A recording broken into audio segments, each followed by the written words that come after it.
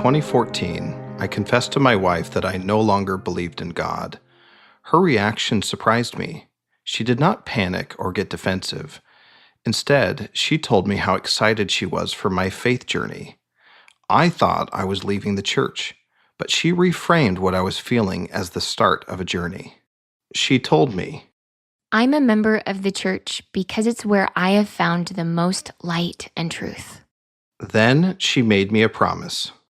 If you can find more light and truth outside the Church of Jesus Christ of Latter-day Saints, I will follow you.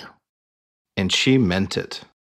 The Light and Truth letter is the culmination of my honest and exhaustive 10-year search for more light and truth. Thank you for reading the Light and Truth letter. My name is Austin Fife, and I am a faithful member of the Church of Jesus Christ of Latter-day Saints. I wrote the Light and Truth letter from February 2024 to July 2024 after a period of reflection. I knew of many faithful Latter-day Saints, me included at one point, who did not want to read material critical to the church because they were afraid to. There are plenty of good reasons to avoid the critics of the church, but fear is not one of them. If you have questions about the truth claims of the Restoration, church history, or the fruits of the church, then this letter may help you. This letter may be insightful if you are a young man or woman preparing to serve a mission for the Church of Jesus Christ of Latter-day Saints, or currently serving.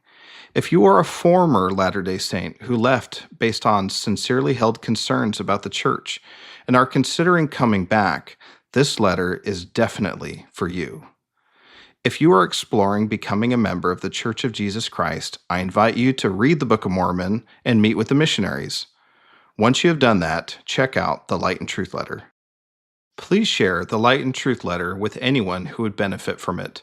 www.lightandtruthletter.org. Hashtag Light and Truth letter. Hashtag Have you read the Light and Truth letter? I do not represent the Church of Jesus Christ of Latter-day Saints.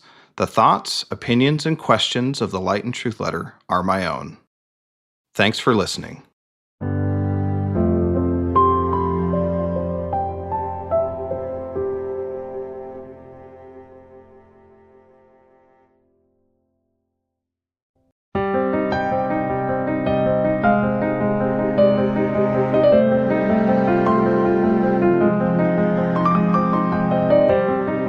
Light and Truth Letter, My Search for More Light and Truth, by Austin Fife.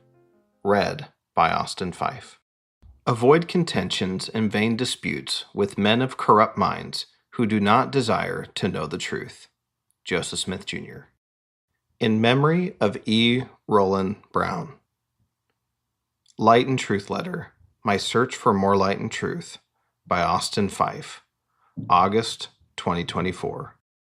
Introduction, an open letter to the CES Letter Foundation, Mormon Stories, and other critics of the Church of Jesus Christ of Latter-day Saints. In January of 2014, I lost my faith. I confessed to my wife that I no longer believed in God, much less a Church of Jesus Christ. The conversation hurt, but it was a long time coming. My loss of faith was gradual, and then, all at once. It felt like my whole world had turned upside down. It hurt. I felt confused and lost. My wife's reaction surprised me. She did not panic or get defensive. Instead, she told me how excited she was for my faith journey. I thought I was leaving the church, but she reframed what I was feeling as the start of a journey. Then she made me a promise. If I could find more light and truth outside the Church of Jesus Christ of Latter-day Saints, she would follow me, and she meant it. It has been 10 years. I have read the CES letters several times and listened to many interviews on Mormon stories. I spent countless hours hearing and reading from ex-Mormons and other critical Christians. I've learned a lot in my honest and exhaustive 10-year search. Over time, I felt unsettled about atheism or agnosticism, and I discovered things that forced me to re-examine my unbelief. As a result of my search for more light and truth, some questions troubled me. The following issues are among my main concerns. Manipulation and fallacies, The coming forth of the Book of Mormon. Book of Mormon, linguistic evidence. Book of Mormon, archaeology, DNA, and anachronisms. Book of Mormon witnesses. Evidence for critical theories. How did Joseph Smith know? Fruits of the Church. Women in the Church. Temples and ancient connections. Testimony and spiritual witnesses. Prophets and ongoing revelation. Church finances. Abuse in the Church. LGBTQ plus issues. Plural marriage. Other questions and concerns. Summary of critical myths. Belief in God. Conclusion. Epilogue. Disclosures. During one 6-month period in 2024, I collected most of the X, Reddit, and other social media or forum-type comments collected in this letter. Some comments have been hard to find again, or the original contributor removed them. I use brackets for clarity purposes without changing the intended meaning. Any particular comment is not important. I see the essence of every comment listed here almost daily on social media. My goal is not to make online commentators feel bad, but to illustrate the arguments of the critics of the Church online. Throughout the letter, I use the Church of Jesus Christ of Latter-day Saints, the Church of Jesus Christ, and the Church interchangeably. I define the Church like Elder D. Todd Christofferson does in his October 2015 General Conference address, Why the Church? Quote, Jesus organized his work in such a way that the gospel could be restored simultaneously in multiple nations and among diverse peoples. That organization, the Church of Jesus Christ, was founded upon apostles and prophets, Jesus Christ himself being the chief cornerstone. The Lord reestablished the Church of Jesus Christ once again through the prophet Joseph Smith. The ancient purpose remains, that is, to preach the good news of the gospel of Jesus Christ and administer the ordinances of salvation. In other words, to bring people to Christ. Close quote. I do not represent the Church of Jesus Christ of Latter-day Saints. The thoughts, opinions, and questions in this letter are my own.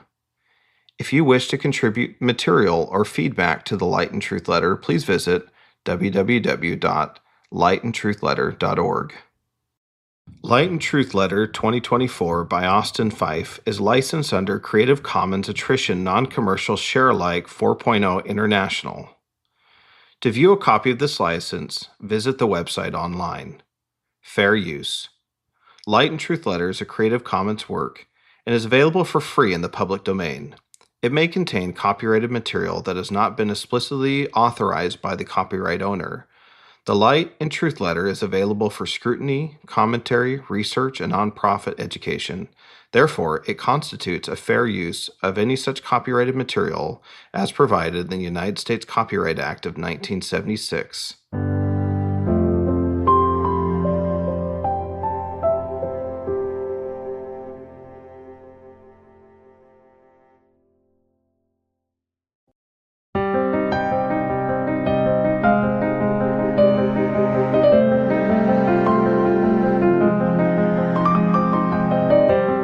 Manipulation and fallacies, questions and concerns. There's something fundamentally immoral to presenting a narrative that people build their entire lives upon. They decide what to do with their education, how much money to give, who to marry, when to marry, how many kids to have, what professions to pursue. There's a massive amount of decisions that you make, in a finite life. And to base that life on a narrative, when not only the narrative isn't what it claims to be, when leaders know the narrative isn't what it claims to be, and intentionally, for as long as they could, withheld the information that would allow people to make an informed decision about how they spend their finite time and resources, that's profoundly immoral. John DeLynn. The past year was the worst of my life. I experienced a betrayal, loss, and sadness unlike anything I've ever known. Do what is right, let the consequence follow, now holds a completely different meaning for me. I desperately searched for answers to all my problems. To me, the answer eventually came, but it's not what I expected or hoped for. Jeremy Reynolds. The church is coming apart at the seams, and we can all see it. Post on X. Why I Left, But Don't Leave It Alone. The Mormon Religion is False. It's made up. It's based on a conman's lies that destroys families and harms people with its lies. Of course, I'm going to help people get out. Post on X. I grew up in the Church of Jesus Christ of Latter-day Saints. I was baptized at 8, a missionary at 19, and married at 22. I graduated from Brigham Young University at 23. I'm a right down the middle, average member of the church. I served in various callings from several wards and stakes across the U.S. I never planned to have a faith crisis. Most people who know me are surprised to hear that I seriously considered leaving the church. In the 10 years since I first admitted that I did not believe in God, I've seen other members leave the fold. Whenever I saw a social media post from a friend or family member outlining their decision to remove their names from the records of the church, it felt uncomfortable. The natural question would always surface: what do they know that I don't? Initially, during my faith crisis in 2014, I identified with the church's critics. I felt like we were a like-minded group of enlightened non-believers. My experience in the church had been so positive that even when my doubts deepened, I was convinced that the church was a force for good in the world. Gradually, that changed. I started to believe the critics. The more I heard from disillusioned members, the more I felt like maybe I was wrong about the Church of Jesus Christ. Maybe the church is much worse than I ever realized. I was ready to leave, but there was a problem. I'm not sure when it happened, but eventually I started noticing a long list of techniques being employed against me by critics of the church. I could begin to see that I was being tricked into accepting false premises and half-truths. That is when I developed serious concerns about how critics make their case. Below is a list of tactics and fallacies I have identified over the years that many critics of the Church of Jesus Christ of Latter-day Saints use, and why each is manipulative or wrong. Manipulation tactic: distrust in authority, assuming that any institutional structure with a hierarchy is up to no good. Example: if the church donated that money, it must have been for nefarious reasons. The attitude that anything positive the church does must have sinister motives.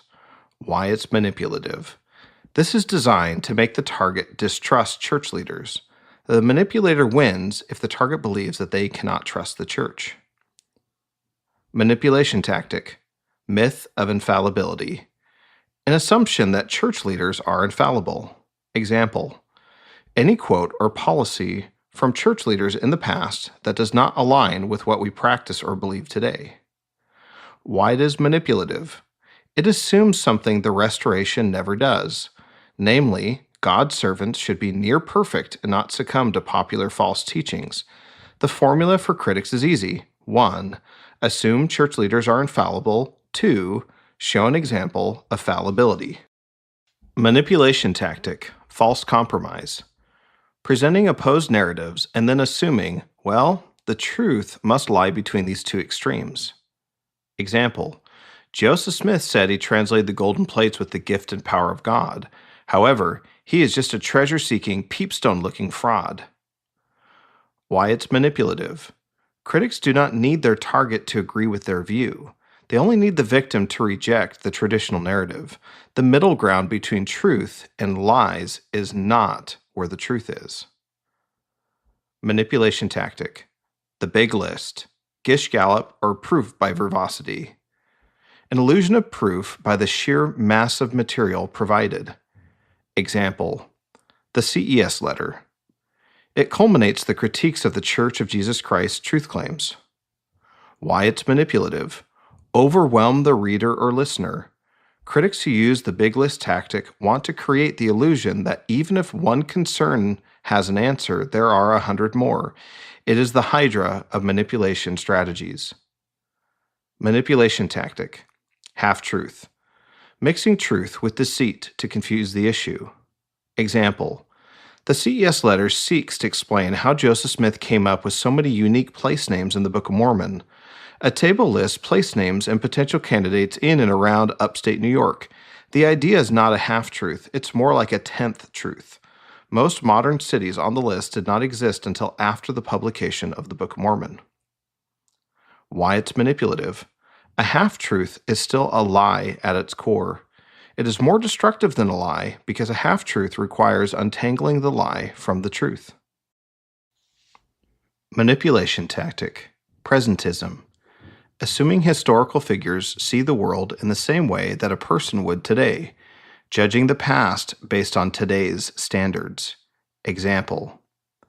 Church leaders phased in the Word of Wisdom from its 1833 introduction to 1921. That was when it became required for a temple recommend. Critics point out that early church leaders did not adhere to the Word of Wisdom as we know it today. Why it's manipulative. Judging people in the past based on today's standards is popular but misleading. Imagine getting speeding tickets for driving 35 miles per hour in a 25 mile per hour zone in your neighborhood, except that the speed limit was only recently changed from 35 miles per hour to 25 miles per hour. If critics lived at the same time as the people they criticize, they would believe and act similarly or worse.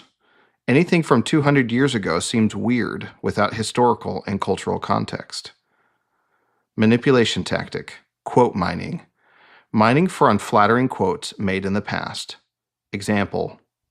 A meme on social media by a critic. Quote, "My wife has borne to me 15 children. Anything short of this would have been less than her duty and privilege." End quote. George F. Richards, Relief Society Magazine, July 1916. Why it's manipulative. It is disingenuous. Scouring a target's social media feed to find anything damaging is similar. Often, these quotes lack context or fall into the presentism category. Manipulation tactic. Meat before milk. Presenting complicated issues without first establishing the fundamental building blocks for understanding. Example. Mormons believe they'll all have their own planet. Mormons believe that they will be the only ones to get into heaven. Why it's manipulative. Critics use this tactic either 1. Do not understand the issue, or more likely, 2. Understand it, but know that jumping to the conclusion first will lead people to avoid engaging the church's sincere claims. Manipulation tactic. Naturalist assumptions. Assuming no supernatural or spiritual forces are in play in the universe. Example. Angels don't appear to men to give them golden plates. Why it's manipulative. Critics who have naturalist assumptions are closed-minded by definition. They are limited in their pursuit of truth.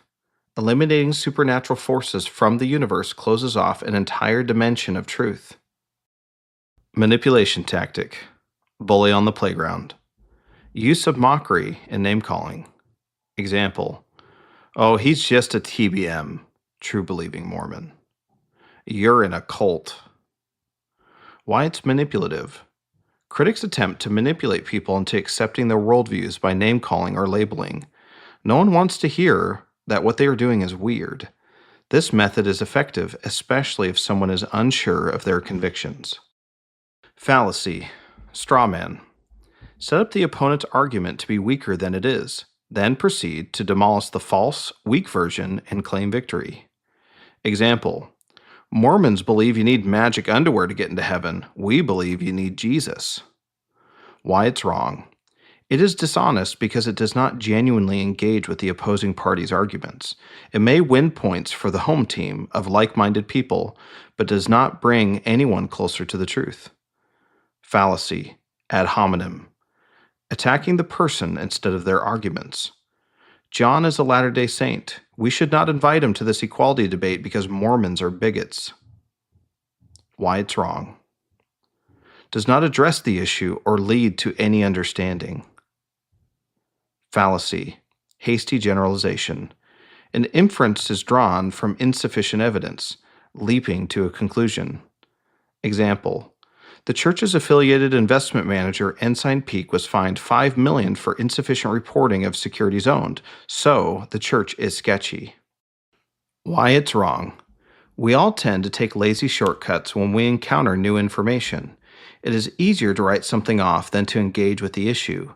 1 or 2 more insights may address the concern. Fallacy. Red herrings. Using an unrelated issue to distract attention away from the relevant question. Whataboutism used by political pundits is a form of using a red herring. Example: the church focuses on moral issues? That's rich considering its roots in polygamy. Why it's wrong. Distracts attention away from the issues without addressing them. Fallacy. Poisoning the well, or bulverism. Attempts to discredit a person before their arguments are even heard. Example: oh, you can't read anything a BYU scholar says because they're on the church's payroll. Why it's wrong. Critics hope their target will not engage in the information that may answer important questions. Fallacy. Double standard. Treating two or more people or circumstances differently even though they should be treated the same. Example: when Christians say, if golden plates are real, then where are they? Atheists use the same logic for the Ten Commandments written on stone tablets. The Book of Mormon witnesses are unreliable. They were Joseph Smith's friends and family. That logic can be applied to the witnesses of Christ's resurrection. Why it's wrong. This shows that the critic is being internally inconsistent. They use an argument when it's convenient for them without applying it equally to other situations, including those that would reflect poorly on their position. Fallacy. Appeal to authority. Claiming that something must be true or false because it is believed or not by someone who's said to be an authority on the subject. Example: there is no archaeological evidence for the Book of Mormon in the Americas. Black and white statements, usually from an unknown expert. These usually start with, there is no evidence, and explain why some aspect of the Book of Mormon is false. Why it's wrong. We are naturally inclined to believe an expert. Faith crisis victims do not have time to be expert archaeologists, historians, chemists, linguists, lawyers, doctors, and authors. It is easier to trust an expert. Critics rely on our belief in experts to make bad arguments. The authority of the source referenced may be unreliable. Note that actual authorities rarely speak in white and black terms. Fallacy. Bandwagon. Claiming something must be true because most people believe it. Example: most Christians believe that the Bible canon is closed, so it must be so. Why it's wrong. This fallacy preys on the tendency to want to follow the crowd. Advertisers and salespeople use this tactic all the time. Fallacy. Appeal to emotion. Seeking to win an argument through the manipulation of emotions, especially in the absence of evidence. Example: the Mormon Church is a bigoted cult. It hates the LGBTQ+ community and destroys people's lives. Why it's wrong. Critics will use inflammatory or prejudicial language to influence their target. When someone speaks passionately, we want to believe that they are telling the truth. Fallacy. The false dilemma, or a dichotomy, the either-or fallacy. Discussing an issue as if there is only two alternatives and no compromises. Example: if you have sincere questions about the gospel, then your family will hate and abandon you. Why it's wrong. Critics use this fallacy to create rifts between a questioning Latter-day Saint and their families and wards. In the example given, the critic is trying to create resentment toward the family and the ward, leading to a self-fulfilling prophecy. Fallacy. Begging the question. False premise. Reaching a conclusion based on a premise that lacks support. Example: the church hid the fact that Joseph Smith used a seer stone in the translation process, thus the church is immoral. Why it's wrong. It subtly takes a giant leap in logic to influence the victim. The victim will likely agree with the conclusion if a false premise is assumed. Even if the target does not agree with the conclusion, the believed false premise itself can generate doubt. Fallacy. Non sequitur. A conclusion or statement that does not logically follow from the previous argument or statement. Non sequitur is Latin for it does not follow. Example: Russell M. Nelson was a member of a college secret fraternity, Skull and Bones. How is he God's prophet? Why it's wrong. A massive leap in logic from the opening statement to the conclusion. The end result is a conclusion that illogically flows from the underlying premise. Fallacy. Argument from ignorance. asserts that a proposition is true because it is not yet proven false. Alternatively, that silence is an admission of guilt. Example: before metal plates with writing in ancient Israel were found, critics would say, "We've never seen ancient people write on metal plates, therefore, the Book of Mormon is false." Why it's wrong. Critics argue that something cannot be because they cannot imagine how it could be. This intellectual shortcut does not seriously consider the totality of available evidence. Fallacy, slippery slope. Assuming catastrophic results from a premise. Example: it is dangerous to accept the doctrine of personal revelation from God. Before you know it, we'll see criminals committing heinous acts claiming revelation from God. Why it's wrong. It is a false idea meant to exploit the target's risk aversion. Fallacy, questionable cause, correlation versus causation. Oversimplification presumes there is a single cause of a more complex phenomenon. It is often used to insinuate that a correlated variable is the cause of an outcome. Example: Utah has a higher than average suicide rate. Thus, the LDS Church makes people more depressed and suicidal. Why it's wrong. In my experience, questionable cause is the primary type of data critics use, aside from personal stories. When the manipulator lacks evidence, his or her only corroboration is questionable correlations. Fallacy, Texas sharpshooter fallacy. This fallacy takes data out of its context and tries to make it appear more impressive than it is. The name of this fallacy comes from an example of a Texas gunslinger who shoots randomly at a barn door. Afterward, a target is painted around each bullet hole. The holes are random, but the painted targets appear to prove that the gunslinger is a great shot. Example: the view of the Hebrews and the late war have some parallels with the Book of Mormon, so that must have been the source for the Book of Mormon. Why it's wrong. To me, this is grasping at straws. Book of Mormon critics tend to compare loose parallels with other books and then exaggerate how they are bullseyes for the source of the Book of Mormon. Fallacy, shifting the burden of proof. Making a claim that needs evidence, then shifting the responsibility for disproof of that claim to another party. Example: Brigham Young conspired to get Joseph Smith killed. Prove that I'm wrong. Why it's wrong. Critics point to weak, coincidental, and often contradictory connections, and then, in place of evidence, they shift the burden of proof back onto the church or the believer. Fallacy, generalization. A claim based on insufficient evidence, drawing a conclusion about a large population using a small, unrepresentative sample.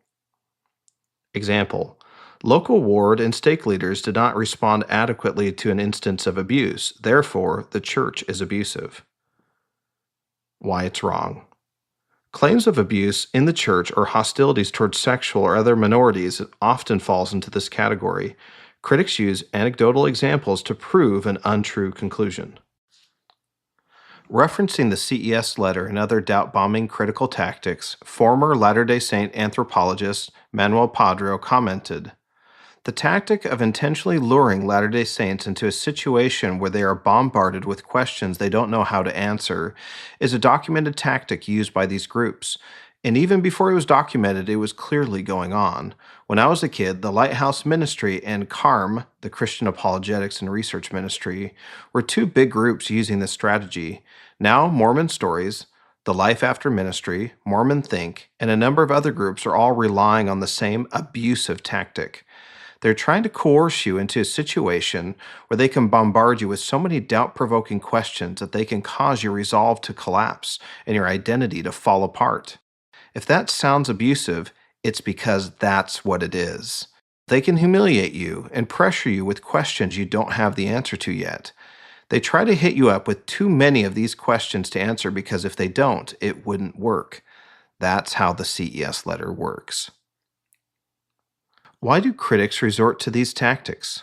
Can't their critiques stand on their own without using inflammatory and abusive rhetoric? The more I learned from critics, the more I saw the manipulative techniques being used against me. Once I started seeing it, I couldn't unsee it. Building up versus tearing down. Any jackass can kick down a barn, but it takes a good carpenter to build one. Sam Rayburn. The sheer hatred in the critical community alarmed me. I could not identify with that. It never felt like we were building something, only tearing down. I owed a lot to the church, and even in my worst faith crisis moments, I felt gratitude for my upbringing. Not all the critics become bitter, and I applaud those who are not. To be united by hatred is a quick and easy way to feel unity, but it is temporary. I could not imagine living my life identifying myself by what I am not, i.e., ex-Mormon. I find so much more purpose in building up. Pessimists rarely build anything meaningful. Above all, I was alarmed by the critics' strategic use of distrust in family. A faithful church member once had a child come to them and identify as LGBTQ+. The child said, "Are you going to kick me out of the house?" The bewildered father sat in stunned silence. What in the world had given his daughter that impression? What church or family home evening lesson gave that vulnerable child the idea that she would be ostracized as she identified as LGBTQ+? The answer is complex, but I cannot help but sense that critics bear some responsibility. Misguided critics imply to their targets that a doubter's family and the church will abandon them. These critics calculate the right things to say to influence the victim, to see things in their ward and family members that may not even be there. They lead the victim into a self-fulfilling prophecy. In psychology, this is called the personal expectancy effect, and using this tactic is wrong. Don't the critics realize that they can create the very thing they warn us about? In the April 2024 General Conference, Dieter F. Uchtdorf said, quote, "Jesus taught, 'Seek and ye shall find.' I believe this simple phrase is not only a spiritual promise, it is a statement of fact. If we seek reasons to be angry, to doubt, to be bitter or alone, we will find them. However, if we seek joy, if we look for reasons to rejoice and to happily follow the Savior, we will find them. We rarely find something we are not looking for. Are you looking for joy?" Close quote. I have interacted with critics for years. Some are well-intentioned and believe they are doing the right thing. From others, I get the impression that misery loves company. It was not enough to leave. Their goal, mission, vision, and conquest is to tear down faith in God, to dismantle belief in the Church of Jesus Christ of Latter-day Saints. At times, I felt like I was listening to someone with nothing more than a personal vendetta to disparage the church. I'm sure some of these folks feel genuinely wronged by the Church of Jesus Christ, and I'm sorry they feel that way. Regardless of their personal grievances, my mission is to find more light and truth. Some critics, like John DeLynn from Mormon Stories, provide coaching services for people who have left the church to help them handle the trauma of leaving their church community. Is that a conflict of interest? Is it right for a critic to actively influence a victim into a faith crisis and then charge for groups and counseling sessions to handle the crisis? I have seen many disillusioned former members share their faith deconstruction stories. Some are emotional messes after their crisis. I wish the best for these folks. I hope they find the peace that they seek. I find it deeply immoral for critics to share half-truths and false narratives with the intent of convincing their victims to turn their lives upside down in a faith crisis. This mortal existence is finite, and eternities are forever. The stakes could not be any higher. Update. In recent years, critics of the church have de-emphasized how much happier they are since leaving the church in favor of a narrative emphasizing how hard it is to leave. This is likely intentional to convince their targets that exiting the church is the hard thing, but the right thing to do. It may also help resolve some cognitive dissonance in leaving. The reality is that while it may initially be challenging to abandon a belief system, it takes deep discipline over a lifetime to be a faithful disciple of Jesus Christ. A few months or years of faith deconstruction does not outweigh the lifelong service of selfless sacrifice to God and mankind.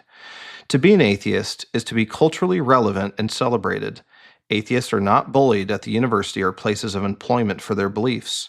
To be a believer is to move against the cultural current of skepticism. Following Christ is hard to do. It always has been. The Internet. The CES letter lambasts the Church of Jesus Christ of Latter-day Saints for encouraging members to use divinely appointed sources when researching challenging gospel questions.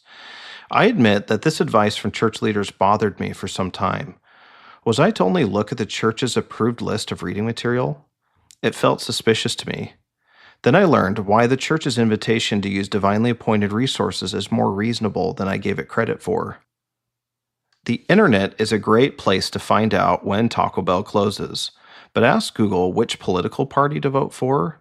Should I be pro-choice or pro-life? How about pro-Palestine or pro-Israel? Is the Mormon Church a cult? Yikes. Anything remotely controversial on the internet is a mess of disinformation and propaganda. False news online travels 6 times faster than the truth, according to a 2018 study by researchers from MIT. A lie online is clean and short. The truth has depth, and it takes time to understand. According to the non-scientific internet adage of Brandolini's law, the amount of energy needed to refute BS is an order of magnitude bigger than that needed to produce it. Short, quick, and easy-to-understand answers are the most appealing at first glance, more so with the advent of social media. When confronted with challenging and unflattering information, it is tempting to accept it. At times, it felt easier for me to say the church was lying and that Joseph Smith was a fraud. Knowing the whole story would take too much effort. When I realized this, I started to see how manipulative critics of the church can be with their use of the internet. They want to capitalize on the natural tendency to want simple answers with little work. Bruce and Marie Hafen elaborate on this problem in their book, Faith is Not Blind. They share a story about a bishop who meets with ward members who have been rattled by a phrase or a story taken out of context or by some event or statement they do not understand in church history. Quote, "They lack the experience to sense the need for more context, or they don't know how to find the context, or, despite feeling shattered, they still sometimes don't care enough to look for it. Their problem is not that they know too much about church history, but that they don't know nearly enough. And they have been conditioned by oversimplifications of social media to expect a short answer to any question. They often aren't interested in a long answer to anything, even if the true, complete story is very complex." Close quote. I was, and in some ways still am, one of those members. I did not know nearly enough, even after engaging with the critics of the church for years. Part of the problem is that I have a job and a family. Who has the time, resources, and capacity to become a historian and scholar overnight? That's the trick. I could feel the critics egging me on to shift the burden of proof onto the church. All the critic has done is shared a half-truth with a negative implication. This tactic has a dark motive and is very effective for propagandists. Over time, I found that the negative narratives spun by critics almost always had a good answer. All I had to do was learn more. Theoretical physicist Werner Heinsberg, quote, "The first gulp from the glass of natural sciences will turn you into an atheist, but at the bottom of the glass, God is waiting for you." Close quote. Alexander Pope, 1709, quote, "A little learning is a dangerous thing. Drink deep, and taste not of the Pherian spring. Their shallow draughts intoxicate the brain, and drinking largely sobers us again." Close quote. Francis Bacon, of Atheism, 1601, quote, "A little philosophy inclineth a man's mind to atheism, but depth in philosophy bringeth men's minds about to religion." Close quote. I have learned that the information is not the problem. The real issue is in the interpretation. Critics tried to convince me that they only shared what the church did not want me to know. When examined carefully, I realized that most everything new the critics shared was relatively innocuous or came from church sources. Ultimately, the manipulation happens in the presentation of data and history, not the data and history itself. Illusions and mirages. Family Isn't it about time to recognize how the church ruins them? Post on X. I left because I finally acknowledged what the church is: an American corporation that hoards wealth and actively harms people who have committed themselves to the faith. It offers empty promises in return for all with which you have been blessed. It divides families while giving lip service to the sanctity of the family. It protects abusers and tramples families. Post on X. What church are these folks referring to? The church described by former members quoted above sounds awful. I do not want to minimize anyone's lived experience, but with all due respect, the church described by critics is not the Church of Jesus Christ of Latter-day Saints. I grew up in the church and have attended several stakes and wards across various U.S. regions and abroad. I've received help and resources and likewise given help and resources to those in need. The church does countless good around the world for individuals, families, and communities. Charity and humanitarian efforts are done with little fanfare and genuinely help people intended. See Welfare Program of the Church under the Church Finances section. Marriages and families tied to the church are incredibly resilient. See Fruits of the Church section. Church members are better off by virtually every meaningful measure. See Fruits of the Church section. If I am honest with myself, I must acknowledge that the church gave me a mission, identity, purpose, light, and truth. Even at my lowest spiritual point, I could not deny that almost everything good in my life was thanks to the church. Without my upbringing in the Church of Jesus Christ, I'm convinced my life would have turned out for the worse, and I was not naive enough to believe otherwise. I get the impression that many critics had or heard of a one-off personal bad experience with the church.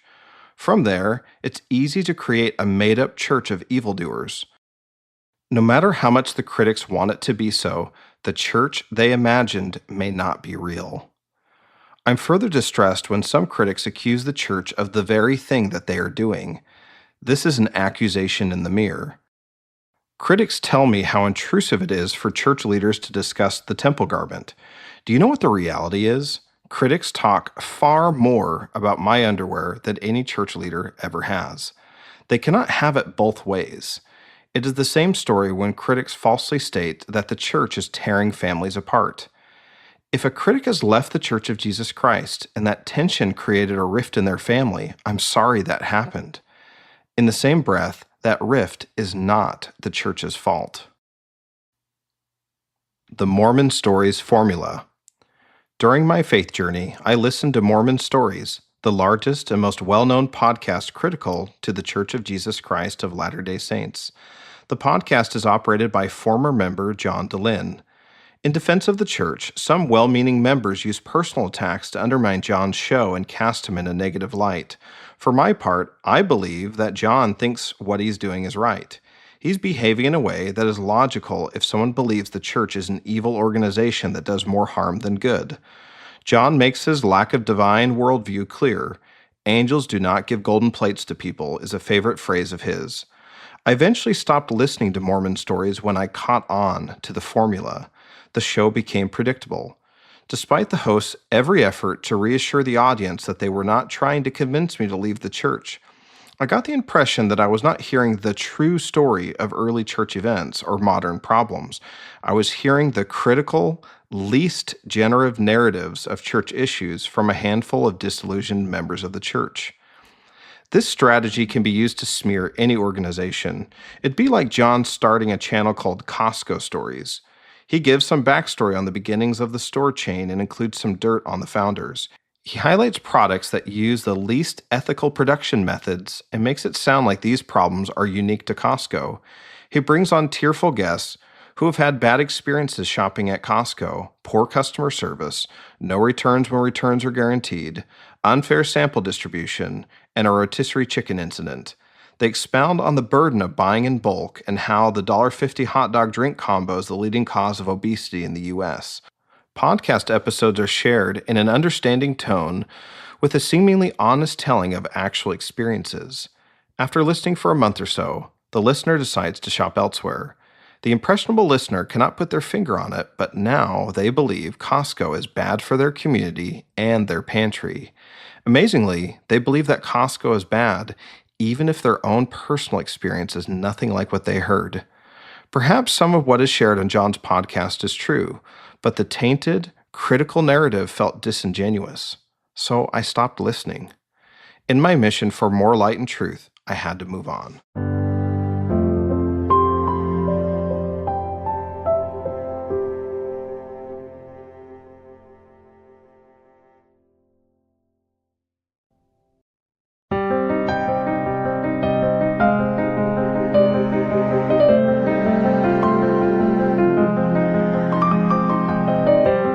The coming forth of the Book of Mormon, questions and concerns.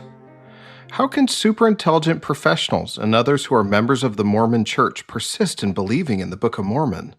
The evidence proving Joseph Smith was a fraud and the Mormon Church is not what it claims to be is overwhelming and even simple.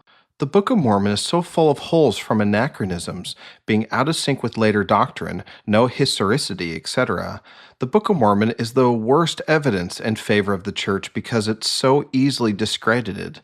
But these incredibly smart people testify that it is true. Reddit user. The totality of evidence against the Book of Mormon suggests it is false beyond any reasonable doubt. Reddit user. The Smiths were poorly educated, ignorant, and superstitious. Abel Chase, 1881. We had a great deal of trouble with it. It was not punctuated at all. They, Joseph Smith and Oliver Cowdery, did not know anything about punctuation. When asked, was he, Joseph Smith, educated? He responded, oh, not at all then. John H. Gilbert, the typesetter of the Book of Mormon. Where did the Book of Mormon come from? The Book of Mormon haunted me when I attempted to leave the Church of Jesus Christ of Latter-day Saints. No matter how hard I tried, I could not develop a working, naturalistic theory explaining the Book of Mormon that made sense. There is a large, divine-sized gap between Joseph Smith in 1829 and the Book of Mormon. Any theory asserted by critics only brought up more questions. Who wrote the Book of Mormon? Joseph Smith was a poor farm boy from upstate New York with a limited frontier education. Until the Book of Mormon, he had never written a book or demonstrated a knack for long dictation. When the original manuscript was finished in the summer of 1829, Joseph Smith was 23 years old. Critics attempt to explain the Book of Mormon with far-fetched and contradictory claims. If not by divine means, how did Joseph Smith come up with the Book of Mormon? If it wasn't from God or Joseph, then where did it come from? Who wrote it? Historians concede that Joseph Smith had metal plates. Where did he get them from? How could he afford gold or brass or lead to make the plates? Could he have assembled them with no experience in metallurgy? Why are there no witnesses to him fabricating plates? If someone else wrote the Book of Mormon, why did no one come forward? Sidney Rigdon was an educated preacher and an early church leader. Critics sometimes say that he wrote the Book of Mormon or provided material for it. If that is true, how was he converted in November 1830 by the book he wrote in 1829? Then he never took credit for it? Others claim that Oliver Cowdery wrote or gave Joseph Smith ideas about the Book of Mormon. If that is true, why did he never admit it? Wasn't he estranged from Joseph Smith and the church for years? If Joseph Smith used other sources, why did he have nothing else with him during the translation process? Source claims for the Book of Mormon. The Book of Mormon translation was completed at the end of June 1829 and published in Palmyra, New York in March 1830. Critics believe Joseph Smith wrote the Book of Mormon himself or plagiarized someone else. The Church teaches that the Book of Mormon is an ancient record from dozens of authors written over a 1,000-year period.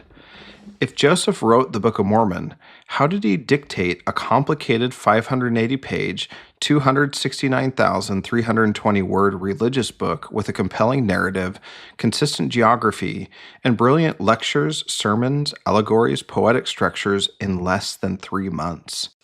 Joseph Smith was not formally educated beyond basic primary education in reading, writing, and math. He had no documented experience writing books and was not known to be a prolific reader. He had no formal preaching experience and was not well traveled. He had limited life experience beyond the hardship of planting and harvesting crops. How could Joseph create a work like the Book of Mormon? In the 173 public Nauvoo discourses, Joseph Smith only referenced 2 Book of Mormon scriptures, whereas dozens of biblical scriptures are quoted. Joseph seems unacquainted with the Book of Mormon, especially compared to the Bible.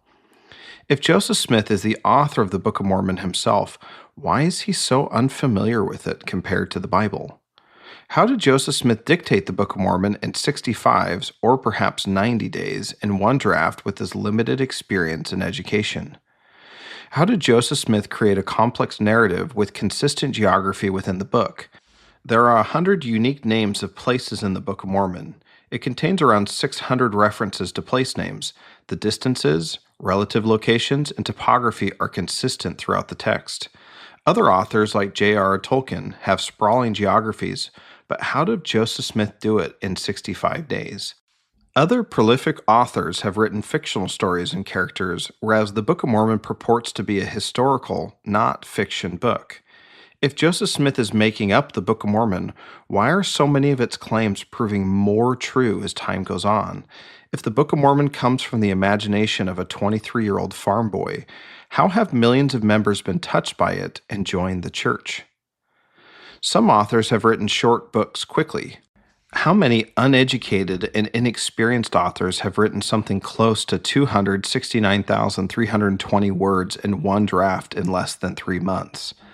Is there any example of a feat remotely close to what critics say Joseph Smith did?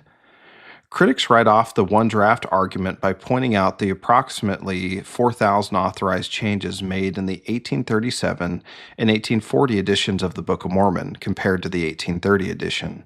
Weren't the vast majority of the changes typographical in nature? The changes were for the purpose of aligning the printer's manuscript with the original translation, correcting spelling, or clarifying the intended meaning.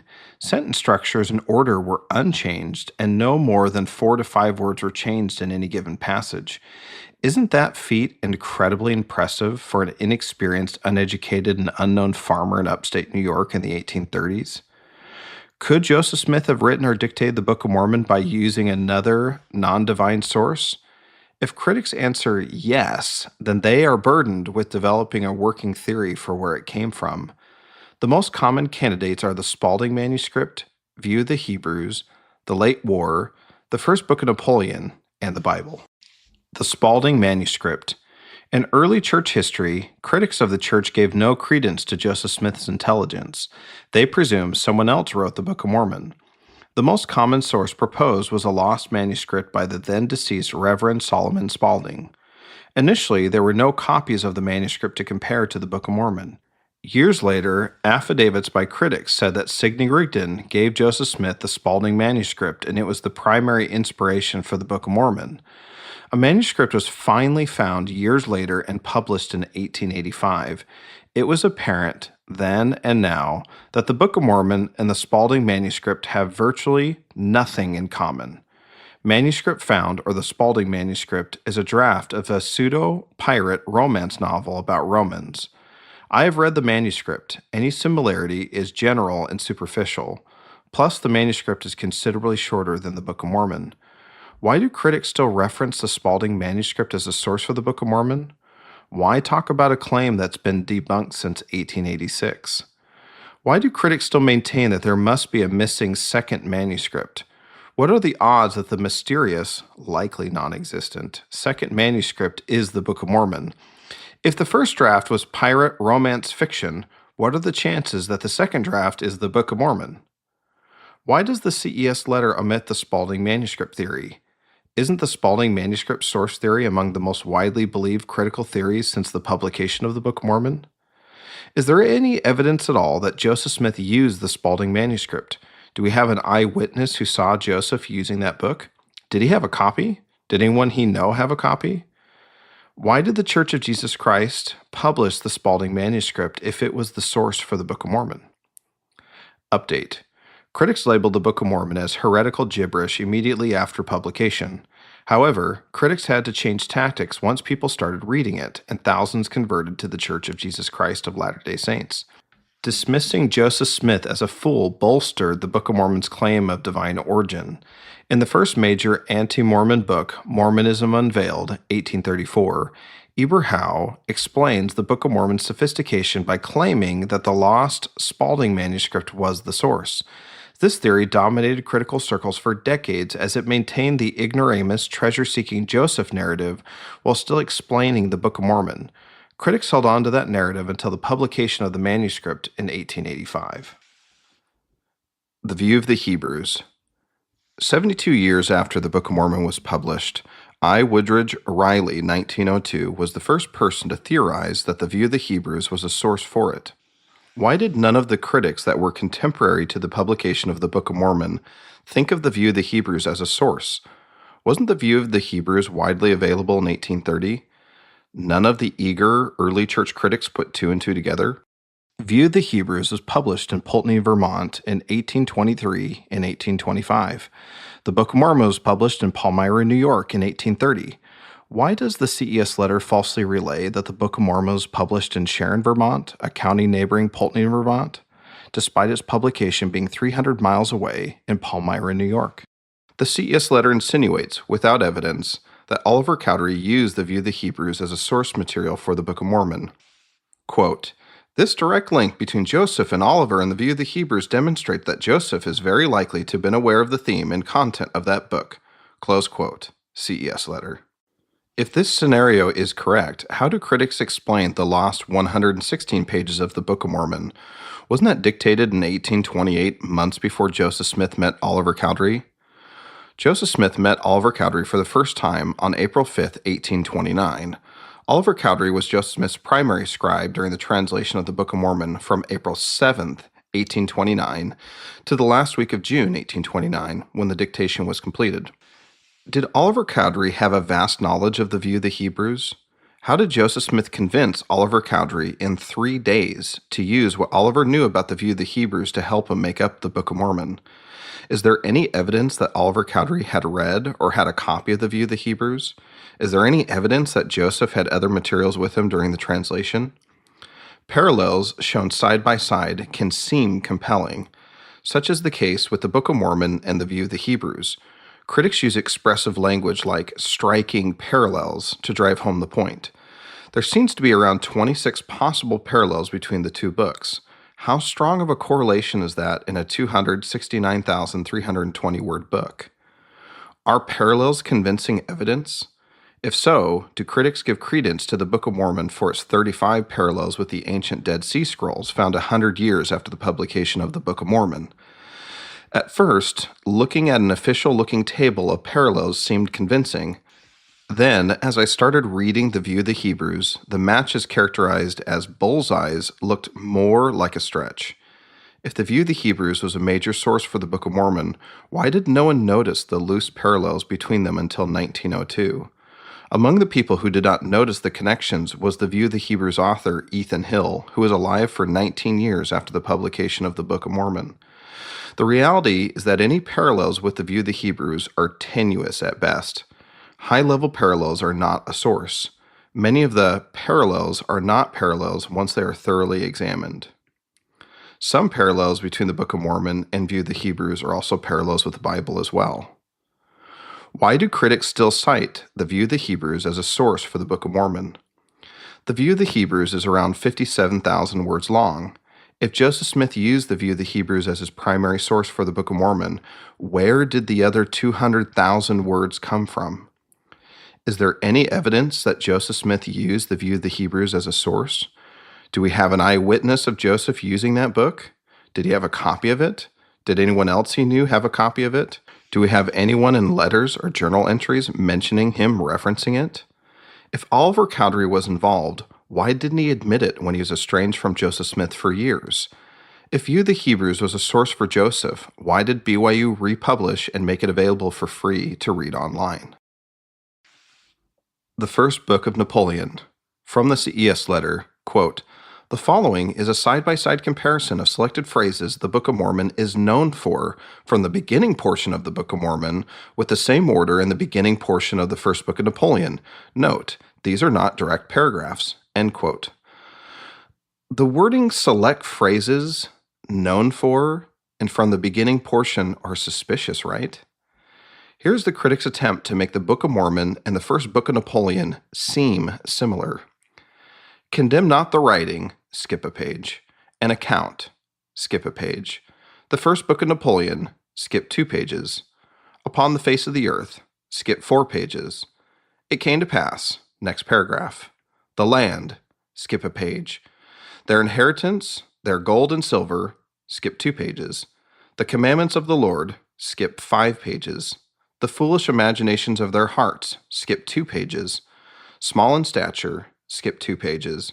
Jerusalem, skip 4 pages. The wickedness and the perverseness of the people. With all due respect, what? Why do Jeremy Reynolds and other critics claim that the beginning of the First Book of Napoleon is similar to the start of the Book of Mormon? Doesn't the critic need to use words and phrases from 25 different pages in the First Book of Napoleon and several from the Book of Mormon to make them look similar? Isn't that connection dishonest? Why include it in the CES letter? If I can select words and phrases from dozens of pages, couldn't I make almost any 2 books seem similar with this logic? Isn't the First Book of Napoleon a quasi-biblical work that describes the French Revolution and Napoleon Bonaparte's rise to power? Isn't Napoleon the central figure of the First Book of Napoleon, whereas Christ is the central figure of the Book of Mormon? Aren't the themes radically different?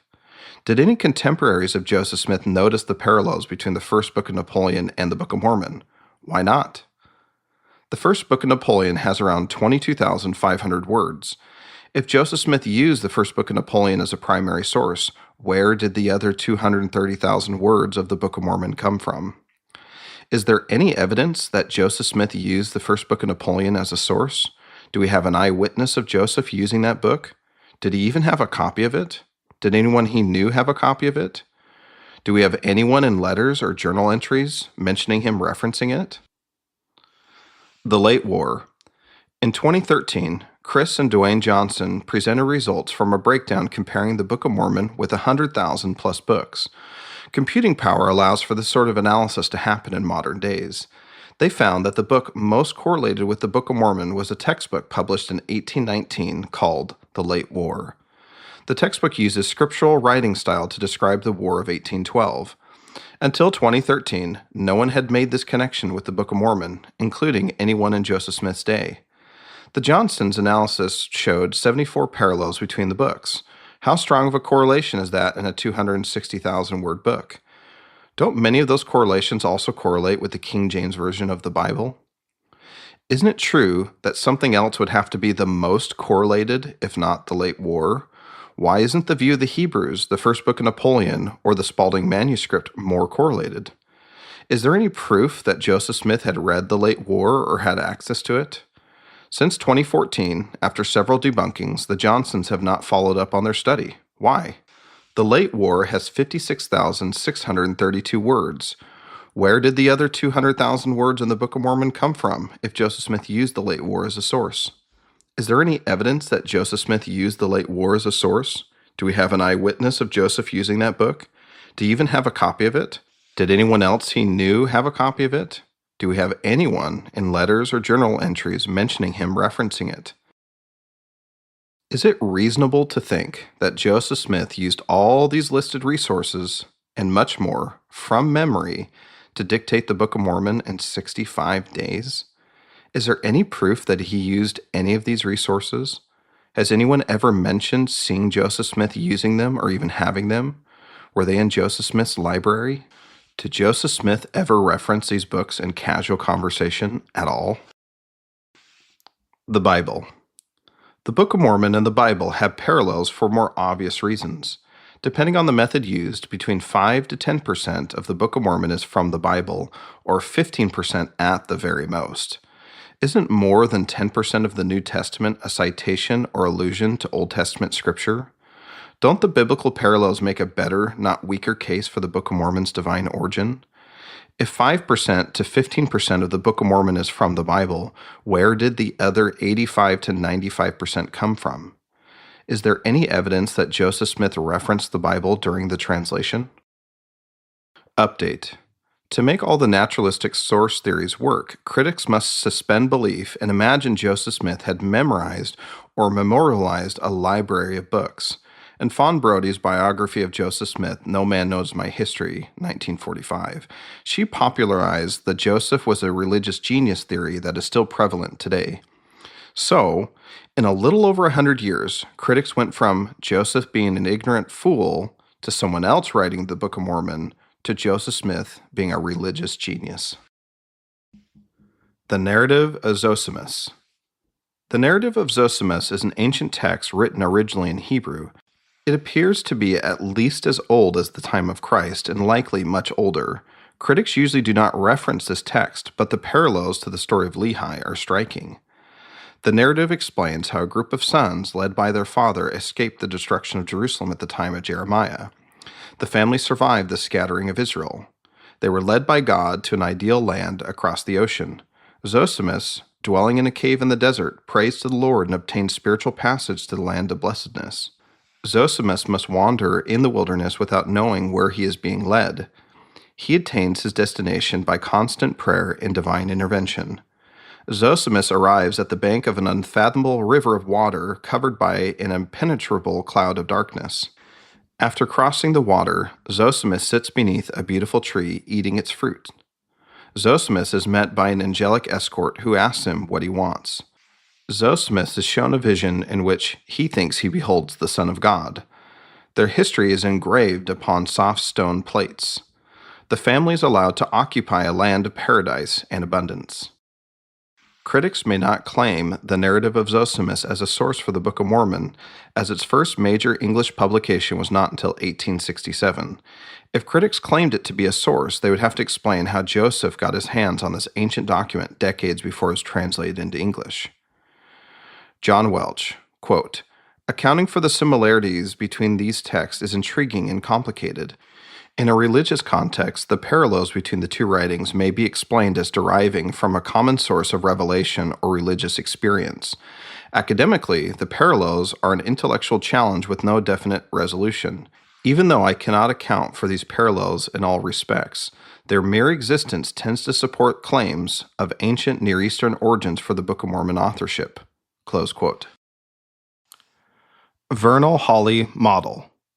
In 1992, Vernal Hawley theorized that Joseph Smith got the names and geography of the Book of Mormon by altering the names of the cities/bodies of water in the Great Lakes area. Below are two maps provided in the CES letter of the Vernal Hawley maps. The insinuation is that Joseph Smith modified names and places from his surroundings. When I first saw these maps, I was unsure what to think. At first glance, in a convincing-looking map, it seemed conclusive. Here's the problem. The whole thing is bogus. According to the geography of the Book of Mormon, virtually everything in the Vernal Hawley map is in the wrong place. Fair Latter-day Saints provides a thorough debunking of the Vernal Hawley map. Below is my attempt to fix the map. Morianton should be by the eastern seashore. Hawley places it near the sea west. Ramah is the Jaredite city for the hill Cumorah, yet Hawley places it in Ontario, much further north than New York. Hawley places Jacobath in the land southward, while in the Book of Mormon it is northward. Ogath in the Book of Mormon is south of Ripley-Ancum, not east of it, as Hawley's map proposes. Angola should be north of Zarahemla, not south. Alma should be north of Lehi-Nephi, not far to the west. The list goes on. Worst of all, many of Hawley's parallels are locations in the Book of Mormon that are only named once and not given a location. Hawley likely leans on Jaredite place names because their location is less clear than Nephite ones. Why do critics use the Vernal Hawley map when it is objectively wrong? There are 86 place names in the Book of Mormon. The Hawley model theorizes that 28 of the names were created by looking at a map and altering the names. Joseph would have needed to take names from 5 U.S. states and 2 Canadian provinces, hundreds of miles away from the upstate New York farmer. Aren't some of the parallels a bit of a stretch? According to the Vernal-Hawley model, Antioch is Anti, Monroe is Moroni, and Ripple Lake is Ripley-Ancum. Is it not true that other parallels are biblical names like Jerusalem, Boaz, Midian, and Jordan? Didn't many of the 28 parallel cities not even appear on 1820 to 1830 maps? Didn't many of the parallel cities not exist at all until after the publication of the Book of Mormon? Angola, New York was established in 1854, 24 years after the publication of the Book of Mormon. Tecumseh did not have a name until 1912, 82 years after 1830. Alma was a small, unincorporated community in Tyler County, West Virginia. It does not appear on the maps Joseph would have used, and it was settled in the early 1830s. Irish migrants named Connor, Canada, after the migrants' hometown in Ireland. The name came in 1865, 35 years after the publication of the Book of Mormon. Jacobsburg was established in 1815, but was too small to appear on maps.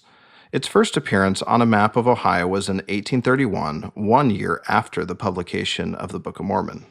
The Kishkimentas Township of Pennsylvania was named such in 1832, 2 years after the publication of the Book of Mormon. Mantua Village, Ohio was incorporated in 1898, 68 years after 1830. Monroe, New York existed in 1830, but was too small to appear on maps of New York in 1822 or 1831. Creation of Manoah was in 1895, 60 years after the publication of the Book of Mormon. Ripple Lake is already a stretch for the waters of Ripley-Ancum. Even so, it is so small that locating it even on modern-day maps is challenging. Plus, it is one of more than 250,000 lakes in Ontario. Did Joseph Smith like the name of a small and obscure body of water hundreds of miles away so much that he kept the first 3 letters of Ripple Lake, added 7 letters, and called it Ripley-Ancum? The following 8 names theorized in the Vernal-Hawley model are also in the Bible. So if Joseph Smith were to copy them, the Bible would be a more plausible source for these names in the Book of Mormon than random towns and lands, sometimes hundreds of miles away. At the same time, if ancient peoples came from the Old World to the New World, they may have named these cities after Israelite names. How did Joseph Smith borrow names from small towns and bodies of water hundreds of miles away that did not exist until after 1830? When I discovered the above facts, I was floored that critics still use the Vernal-Hawley model to criticize the Book of Mormon. Why has Jeremy not removed this section from the CES letter? Jeremy removed the Monroe and Moroni connection, but the rest remains. The original 28 out of 86 connections were not particularly strong in the first place. With only 9% potential connections remaining, 8 out of 86, why do critics still use the Vernal-Hawley model?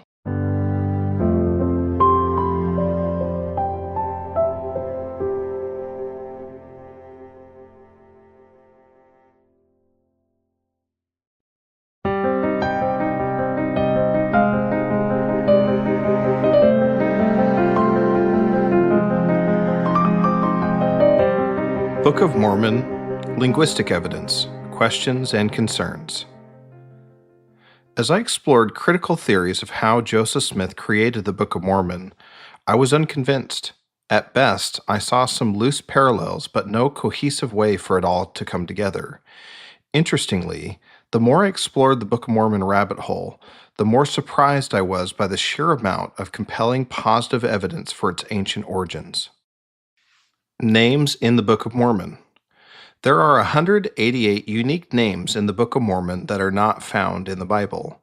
Many of these names are Hebrew or Egyptian in origin, which is to be expected for people who immigrated from ancient Jerusalem in 600 BC.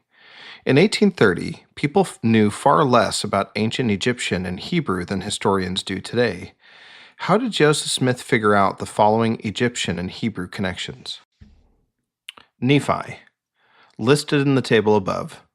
John Gee alternately argues that Nephi could be derived from the ancient Egyptian Nfr, meaning good or beautiful. If so, isn't it interesting that Nephi repeats the theme of goodness throughout his writings? That would make a creative triple pun in the first verse of the Book of Mormon. I, Nephi, having been born of goodly parents, therefore I was taught somewhat in the learning of my father, and having seen many afflictions in the course of my days, nevertheless, having been highly favored of the Lord in all my days, yea, having had a great knowledge of the goodness and the mysteries of God, therefore I make a record of my proceedings in my days. How did Joseph Smith create a triple pun in a dead language in the first verse of the Book of Mormon? Panchi, as listed in the table above. In Helaman 1, Panchi is one of the three sons of Pahoran seeking the chief judgeship. Panchi is the same name as one of the most well-known kings in Egyptian history. Panchi is not mentioned in the Bible. His name and history remained unknown to scholars until the end of the 19th century. Hugh Nibley comments that he was a contemporary of Isaiah and a chief actor in the drama of Egyptian history at a time in which that history was intimately involved in the affairs of Palestine. How did Joseph Smith know about a famous Egyptian king who was unknown to scholars until after Joseph's death? Pahoran, Panchi, and Pakumenai, as listed in the table above. Evidence Central reports that at the beginning of the Book of Helaman, readers encounter a confusing cluster of three similar-sounding names, two men, a father and a son named Pahoran, as well as the son's two brothers, Panchi and Pakumenai, Helaman 1, 2-3. Although this constellation of names would be an unlikely choice for a good fiction writer, Hugh Nibley noticed that it rings true to a record written in Reformed Egyptian, Mormon 9, 32-34. A striking coincidence, Nibley noted, is the predominance among the Egyptian and Nephite judge names with the prefix PA. In late Egyptian, this prefix is extremely common. Each of the SE names, and not just the initial PA, Egyptian the prefix, bears striking resemblance to Egyptian names.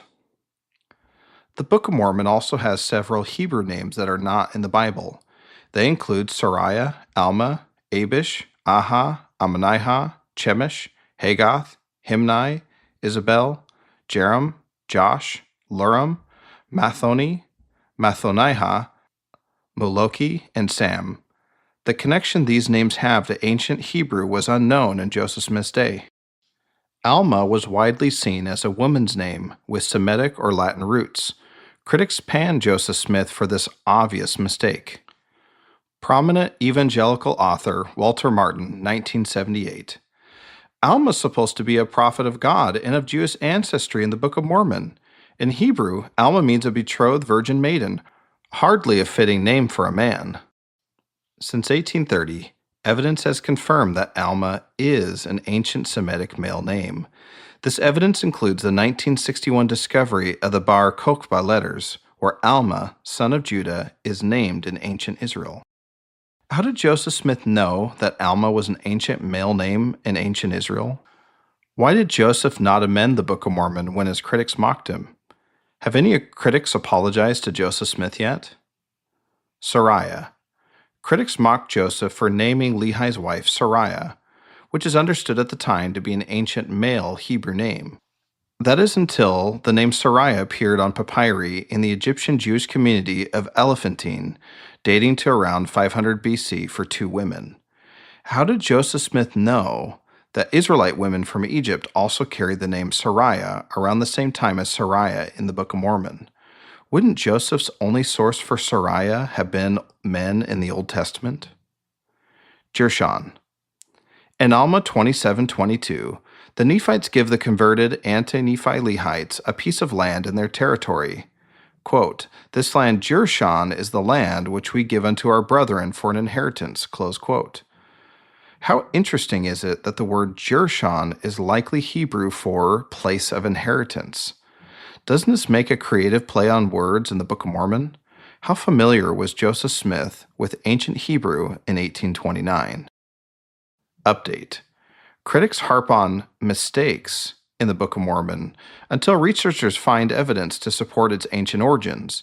As more ancient linguistic connections are uncovered, critics rarely credit the Book of Mormon.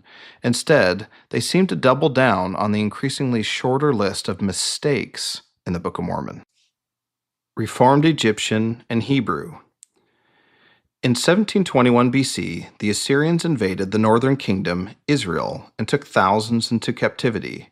From that point on, the northern tribes were lost to history. Thousands sought refuge in the southern kingdom, Judah. 120 years later, it is plausible that Lehi would not have known his lineage from the tribe of Manasseh. In the very first chapter of the Book of Mormon, Nephi informs the reader that he is making a record in the language of my father, which consists of the learning of the Jews and the language of the Egyptians, 1 Nephi 1:2. That is oddly specific. John S. Thompson, Glimpses of Lehi's Jerusalem, 2004, quote, "Such propositions would have likely been scorned in Joseph Smith's day. Doctors of theology in the early 1800s would have based their views on Egyptian-Israelite relations primarily upon the Israelites' seeming disdain for Egyptian culture as reflected in the Bible." Close quote. Scholars are still learning about Egypt's cultural influence in Israel during Lehi's day. Artifacts with Egyptian characters dating back to that period show the widespread usage of Egyptian in Israel. Critics viewed Egyptian and Israelite relations through an 1830s lens. They mocked Joseph Smith for this apparent mistake as they perceived Israel and Egypt to be on more hostile terms. On the surface, an uninspired Joseph Smith would have likely suspected that Hebrew was the language of Lehi. How did Joseph understand Egypt's cultural influence in Israel in 600 BC?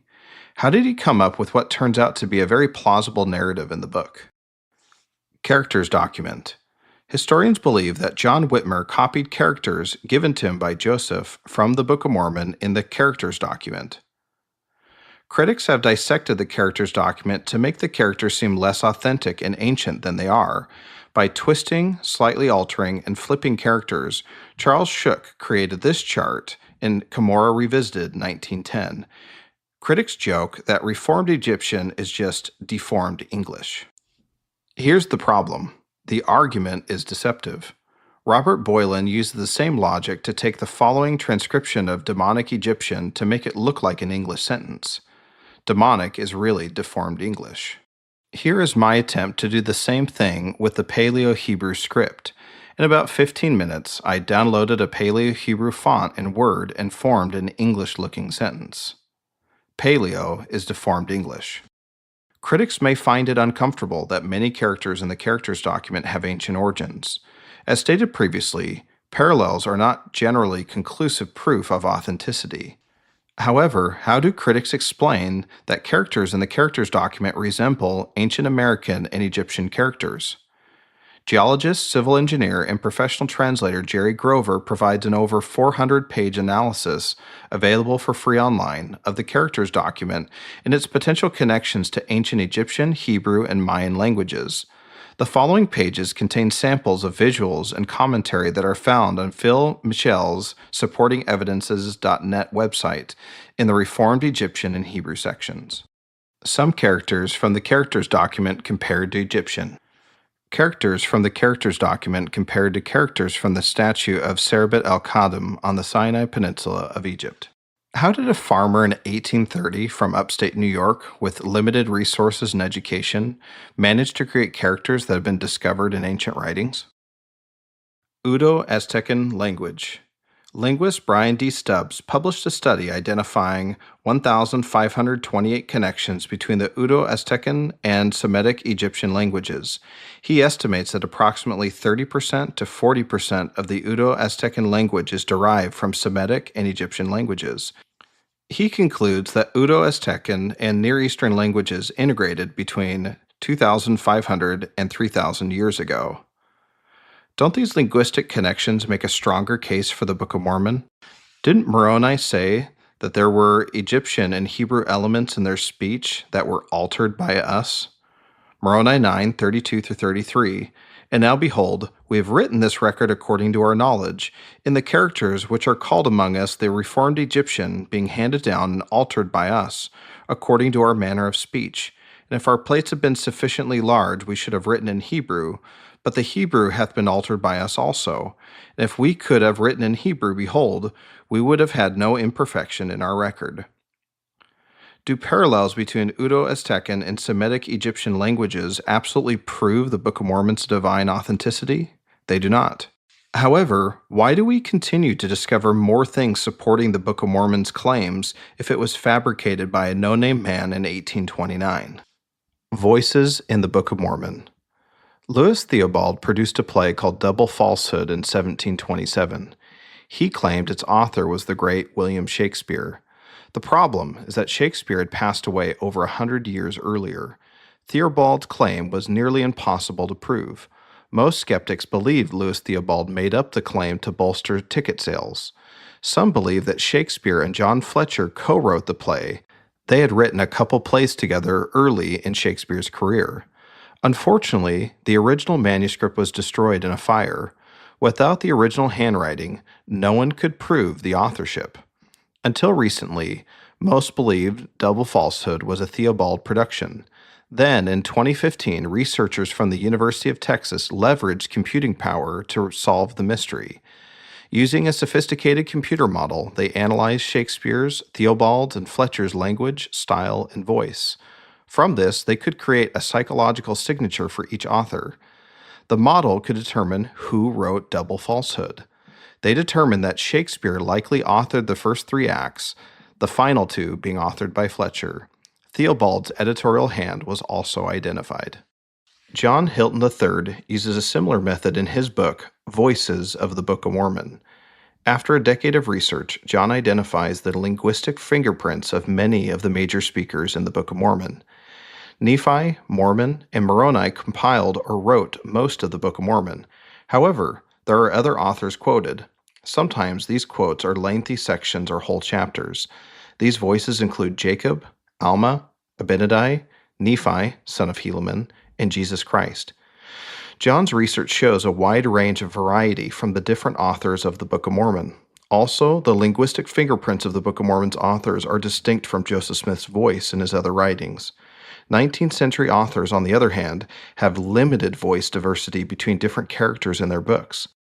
Even characters that differ from others in the same book written by typical 19th century authors usually cluster around a specific range of voice diversity. How did Joseph Smith remember and keep the different voices of the Book of Mormon authors distinct? How did Joseph Smith remember to have Nephi say the phrase, "My soul delighteth," 11 times, while no other author in the Book of Mormon uses that phrase? Why does Jesus Christ use the word baptize more than anyone else in the Book of Mormon?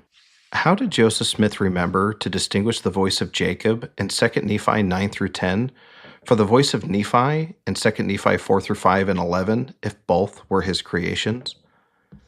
While the voice diversity is impressive, John Hilton also identifies the layers of intertextuality within the Book of Mormon, which adds to its complexity. For example, when Alma was teaching his son Corianton in Alma 39 through 42, he quoted Abinadi's teachings and phrases hundreds of pages earlier from Mosiah 12 through 13 that applied to Corianton's concerns. How did Joseph Smith create a book with so many layers of complexity and intertextuality? With his limited education, in less than 90 days, in one draft, with no manuscripts to consult, off the top of his head, no less? Jonathan Cannon summarizes the various stylometry arguments from the Book of Mormon. His article, Book of Mormon Stylometry in Pictures and Tables, visually demonstrates how impressive the stylometry differences in the Book of Mormon are. Does literary evidence undeniably verify the Book of Mormon's claim of divine origin? Not quite. However, isn't it interesting, compelling, worth exploring? Hebraisms. Ancient Hebrew's unique characteristics are evident even when translated into different languages. Hebraisms are when these features occur in another language. The Book of Mormon contains hundreds of Hebraisms. How? Below are a sample of some of them. And it came to pass. And it came to pass was Joseph Smith's pet. If he had left that out, his Bible would have been only a pamphlet. Mark Twain. The Book of Mormon uses the phrase, "and it came to pass," 1,404 times. The Old Testament of the King James Version uses the same phrase 727 times. And it came to pass is a translation of the Hebrew word wayahai. The King James Version of the Old Testament translates wayahai as, "and it came to pass," and it happened, and became, or and was. Likely, the different phrases are used in translation for variety's sake. In all, there are 1,204 instances of Wayahai in the Hebrew Bible. The Old Testament and the Book of Mormon use "and it came to pass" in the more narrative sections. The more literary sections lack that phrase. As a more narrative text, extensive use of "it came to pass" shows the Book of Mormon's ancient Hebrew fingerprints. How did Joseph Smith figure that out? If-and conditionals. If-and conditionals are a Hebrew literary form not used in modern-day English. It is not present in the Bible or found in other accessible books for Joseph Smith. Linguist Royal Skousen first identified if-and conditionals in the original version in the printer's manuscript of the Book of Mormon. Joseph Smith later removed most of them to make the passages more readable in 1837. The original publication of the Book of Mormon has 15 if-and conditionals. Royal Skousen shares, "In English, it is common to express a conditional idea in the following manner: if you come, then I will come, with then being optional. In Hebrew, this same idea is expressed in another manner: if you come, and I will come. The structure makes perfect sense in Hebrew, but it is not found in English. When Joseph Smith translated 1 Nephi 17:50, he dictated, "If he should command me that I should say unto this water, Be thou earth, and it shall be earth." This non-English construction was removed from this verse by Oliver Cowdery as he copied the original manuscript to produce the printer's manuscript. He deleted the word and making the text read better in English. The sentence now reads, "If he should, it should be earth." Other examples include Helaman 12:13-21 and Moroni 10:4. How did Joseph Smith pick up on this ancient literary if-and conditional when it is not correct English? A one-off could have been a grammatical error, but 15 instances? Chiasmus. Chiasmus was a popular literary device in ancient languages like Greek, Latin, and Hebrew. It is a type of poetic inverted parallelism. Its existence in the Book of Mormon demonstrates a high level of sophistication by Hebrew writers. Chiasmus was not consciously used in American writing until the 1850s. John Welch was the first scholar to identify chiasmus in the Book of Mormon in 1967. There are dozens of chiasmi in the Book of Mormon, though not every one may be deliberate. A statistical analysis from Edwards and Edwards demonstrates that the chiasmus in Alma 36, Mosiah 3:18-19, Mosiah 5:10-12, and Helaman 9:6-11 were likely created by thoughtful design. Here's the chiasmus in Alma 36 as it came from Joseph Smith's lips. Its beauty and complexity make it nearly impossible to believe that he made it up on the fly. Note that Jesus Christ is the center of Alma's redemption story.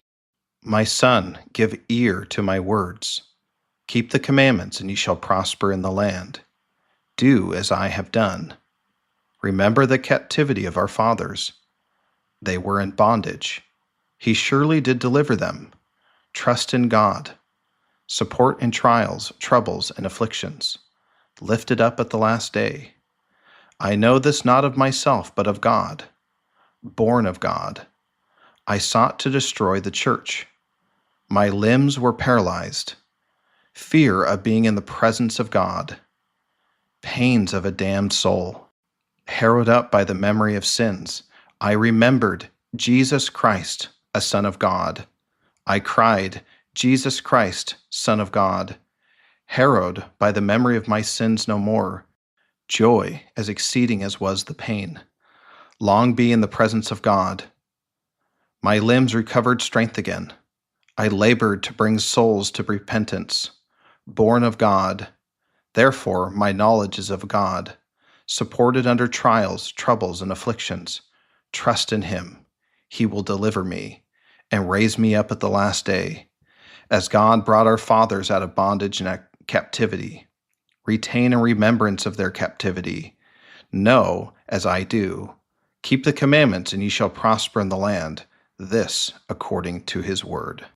Isn't Alma 36 a stunning demonstration of redemption and the power of Christ's atonement? How did Joseph Smith come up with Alma 36, another chiasmus in the Book of Mormon, off the top of his head with zero experience in ancient Hebrew literary forms. Are Hebraisms a bullseye for the Book of Mormon? Not quite. Nevertheless, aren't they at least interesting, worth exploring? Book of Mormon Linguistic Evidence Conclusion. The further along my faith journey I traveled, the less comfortable I was with critical explanations for the Book of Mormon. I marveled at the critics' conspiracy theory-like reconstruction of how Joseph Smith created the Book of Mormon. When I mentally recreated the critic's narrative, I felt like I was left with a scenario more unbelievable than an angel simply giving golden plates to Joseph. Then, as I learned more about the linguistic connections between ancient languages and the Book of Mormon, I was even more baffled by the book. While linguistic evidence for the Book of Mormon was not enough on its own to convince me of the truth claims of the Restoration, I was starting to feel unsettled as a potential atheist.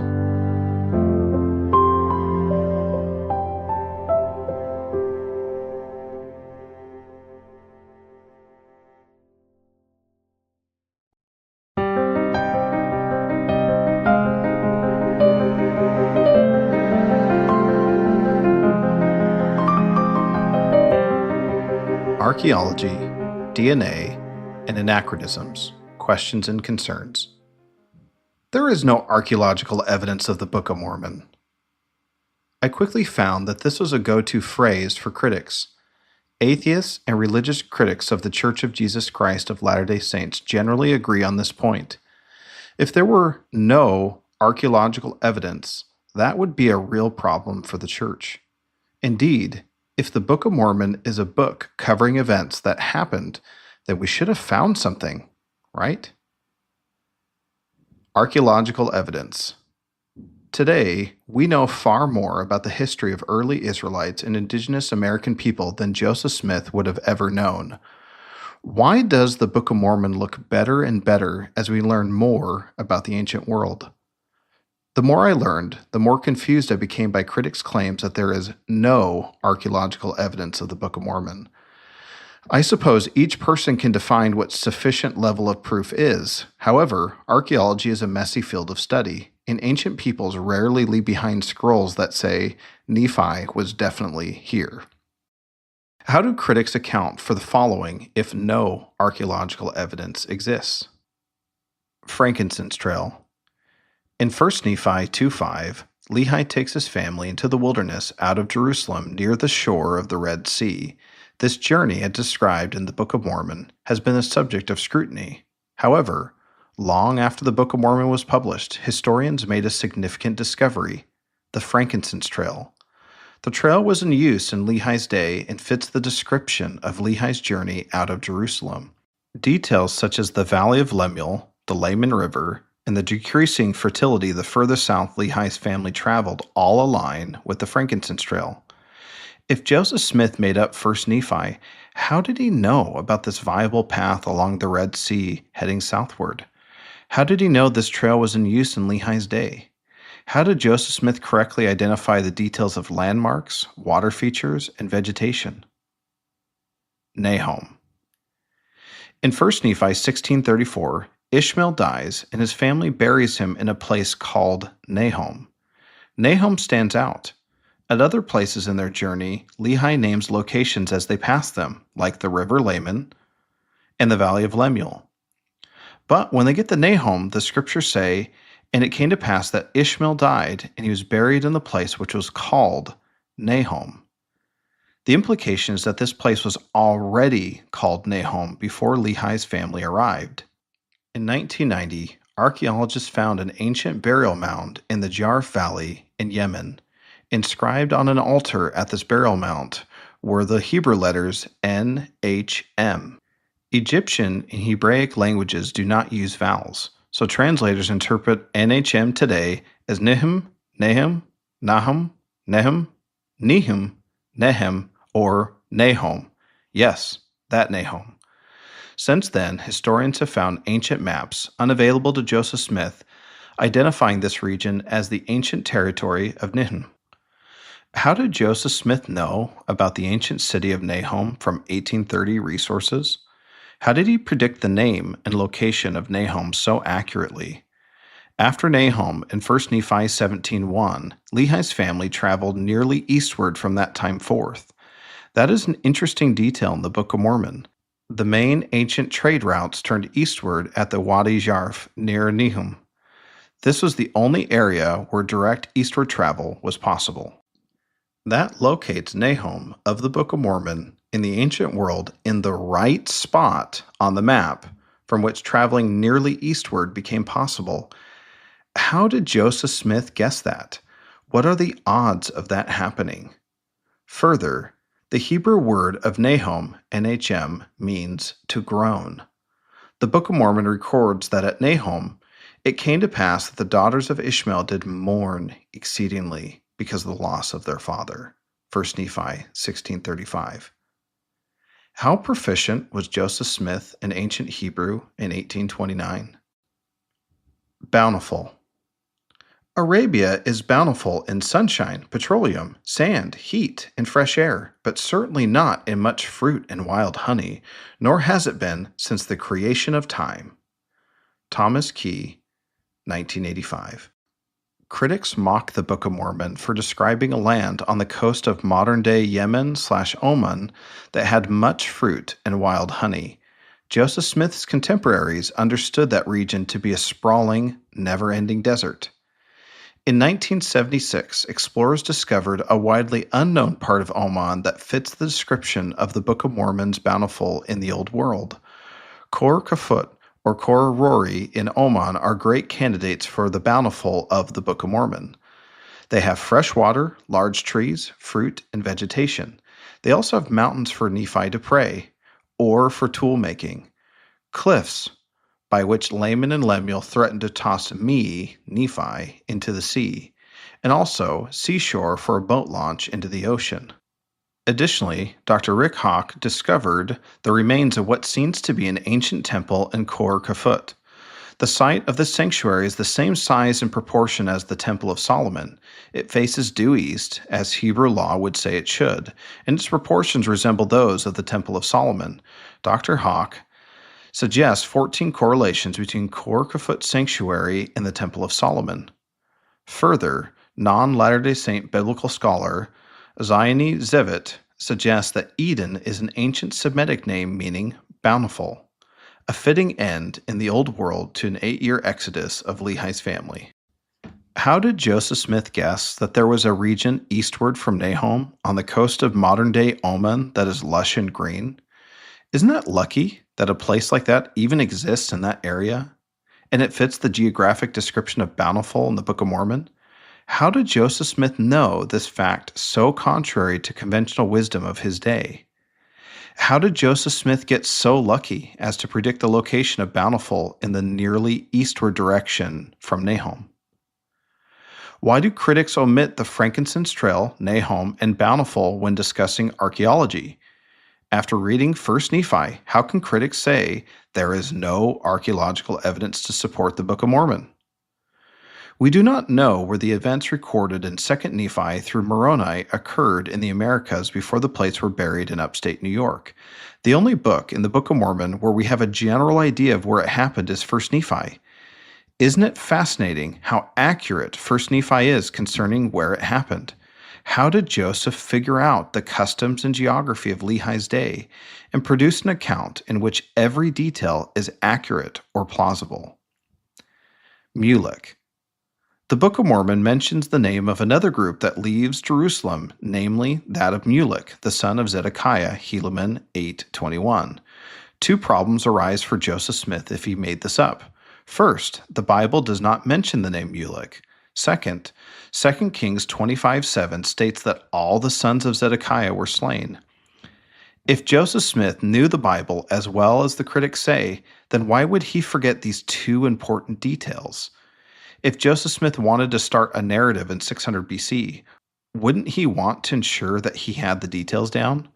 Why does he make up a random name that is not in the Bible? Mulek was a problem for the Book of Mormon until recent decades. Linguistic and archaeological evidence in recent years has vindicated the Book of Mormon. Biblical scholars argue that Jeremiah 38:6 contains two mistranslations. It states that Jeremiah was cast into the dungeon of Malchiah, the son of Hamelech. The original Hebrew, forgive my terrible pronunciation, for Malchiah, the son of Hamelech, is Malikyahu ben Hamelech, which should be translated as Malikyahu, the son of the king. Hamelech was rendered as a proper name when it is, in fact, simply a Hebrew title that means the king. More modern translations have corrected the Hamelech error by referring to Malchiah, the king's son, rather than the son of Hamelech. The point is that Jeremiah 38:6 provides contextual evidence that King Zedekiah had a son named Malchiah or Malikyahu, who possibly was not slain as indicated in 2 Kings 25:7. Further, scholars estimate that Mulek could be an ancient shorthand version of Malikyahu, like Mike is to Michael. The first three consonants are MLK, after all. How in the world did Joseph Smith know that one of the sons of Zedekiah likely survived? How did he make up a plausible nickname, Mulek, for Malchiah or Malikyahu? Is that not a bullseye or close to it for the Book of Mormon? David Noble Friedman, a prominent non-Mormon biblical scholar, was seemingly impressed with the Book of Mormon's naming Mulek as the son of Zedekiah. He reportedly exclaimed, "If Joseph Smith came up with that one, he did pretty good." Also noteworthy is a small clay stamp seal bearing the name Malikyahu ben Hamelech, dating from the late 7th to early 6th century BC. This stamp was discovered in Jerusalem in the 1980s. As discussed, Malikyahu is simply an English variant spelling of Malchiah, and Ben Hamelech is son of the king. This clay stamp provides viable archaeological evidence for the Mulek claim in the Book of Mormon. Does Mulek prove the authenticity of the Book of Mormon? On its own, not really, but it is fascinating. I marveled at linguistic and archaeological evidence like Mulek during my faith reconstruction. I would ask myself, how is it possible that a book made up by Joseph Smith is proving more correct over time? How is he getting so much right? Limitation of archaeology in the New World. Most of the Book of Mormon takes place in an unknown geographic region in the Americas. Potentially, the entire Nephite and Lamanite saga is in a geographically limited area of only a few hundred miles. In the Book of Mormon, distances are described as a few days' journey on foot in any direction. Latter-day Saint researchers debate the location of the Book of Mormon people. Theories include the hemispheric model, North and South America, the limited Mesoamerican model, southern Mexico and Guatemala, and the Heartland model in Mississippi and Ohio River valleys of the United States. Other suggestions include the west coast of South America, the Baja Peninsula, and even the Malay Peninsula or parts of Africa. The Mesoamerican model gets most attention among Latter-day Saint scholars, though there is growing evidence for the Heartland model with the Hopewell Indians. The Church of Jesus Christ of Latter-day Saints has no official opinion on the geography of the Book of Mormon. Renowned Mayan archaeologist, the late George Stewart, admitted in a 2011 interview with National Geographic, there's almost 6,000 archaeological sites, and we've dug at 40 of them. That's less than 1%. He also said, we hardly know anything, really, about the Maya. Ted Callister states, quote, suppose I were to tell you that a man surveyed 2% of the geography of the United States, and then he made the unequivocal assertion that there were no large lakes in the U.S., no Everglades, no mountains above 10,000 feet, no redwood forest, no volcanoes, and no gold mines, because in his 2% survey he did not see any such things. You would likely respond, how foolhardy for him to categorically state that there is no such things when 98% of the U.S. had never been seen by him. Likewise, how foolhardy to unequivocally claim there were no horses, cattle, steel, and Nephite names in the Book of Mormon lands and times when at least 98% of archaeological remains in ancient America have not been unearthed. Close quote.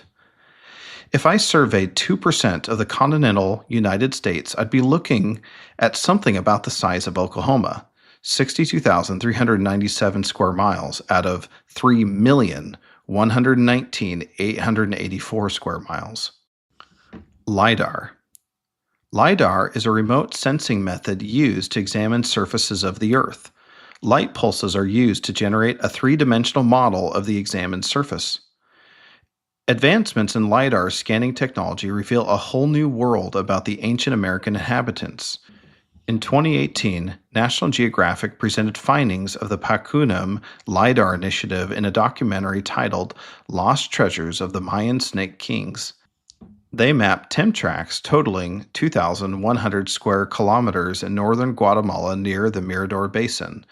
That is an area less than half the size of Utah County.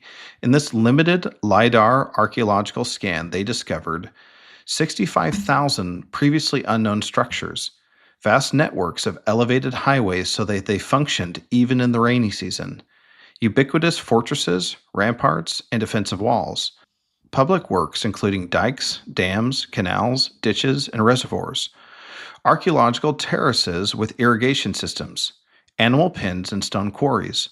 Mayan lowland populations at its pinnacle could have reached 15 to 20 million. This would have been half the population of Europe at the same time, even though the Mayan occupied only 1/30th as much land area. Mayan civilization was much denser, more complex, and more advanced than expected. Maya cities were more interconnected with transportation infrastructure than anyone realized. Food production was at an industrial scale. Land use was intensive, nearing 100% in many areas. Endemic warfare over centuries was the norm.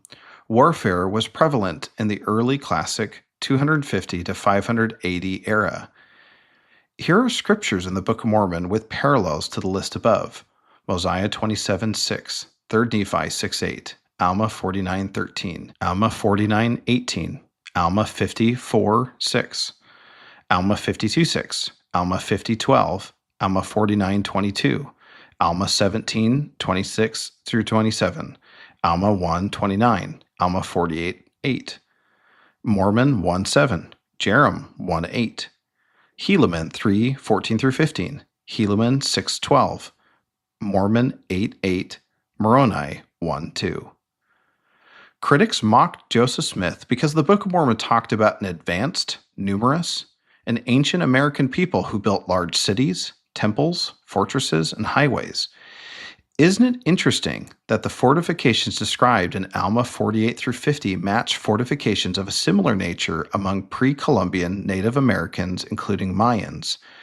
Earth heaped up in a ridge or a wall around the city, and dirt displacement creating a ditch around the outside of the wall, a timber palisade on top of the earthen wall, and towers above the timber picket with bastions atop the tower. How fascinating is it that recent findings validate the depiction of the world in the Book of Mormon? Do any of these findings prove the Book of Mormon's claims? No, they don't. But it is worth noting that a 23-year-old farmer produced a book of scripture with what was considered outrageous claims about indigenous American people at the time, and those claims are proving more correct almost 200 years later. The destruction of indigenous people and culture. I once watched a pseudo-documentary that mocked the Book of Mormon because cities named Zarahemla and Bountiful have not been found in American archaeological digs. Why do critics ignore the following real challenges with Mesoamerican archaeology? 1. Mesoamerican civilizations and others were destroyed. European settlers arrived in the 1500s or so. Researchers estimate that 10 to 40 million indigenous people lived in central Mexico at that time. That number may have been reduced to as few as 700,000 a century later. European diseases like smallpox, measles, and mumps wiped out indigenous populations by 90% or more. Additionally, Spaniards destroyed Aztec and Mayan cities, temples, books, names, and traditions. Claire Bugos reports in an article from the Smithsonian Magazine, after the fall of Tenochtitlan, Cortés and his men forced the surviving Aztecs to destroy their old temples and residences and use the remnants of these razed cities to erect a new city. Further, the Spanish conquistadors renamed ancient indigenous cities with Spanish names. In an independent.co.uk article, David Keyes highlights the limitations of Aztec research. Regarding the Aztecs, he said, "It's mainly their large-scale destruction that has led to them being erased from the world's memory." 2.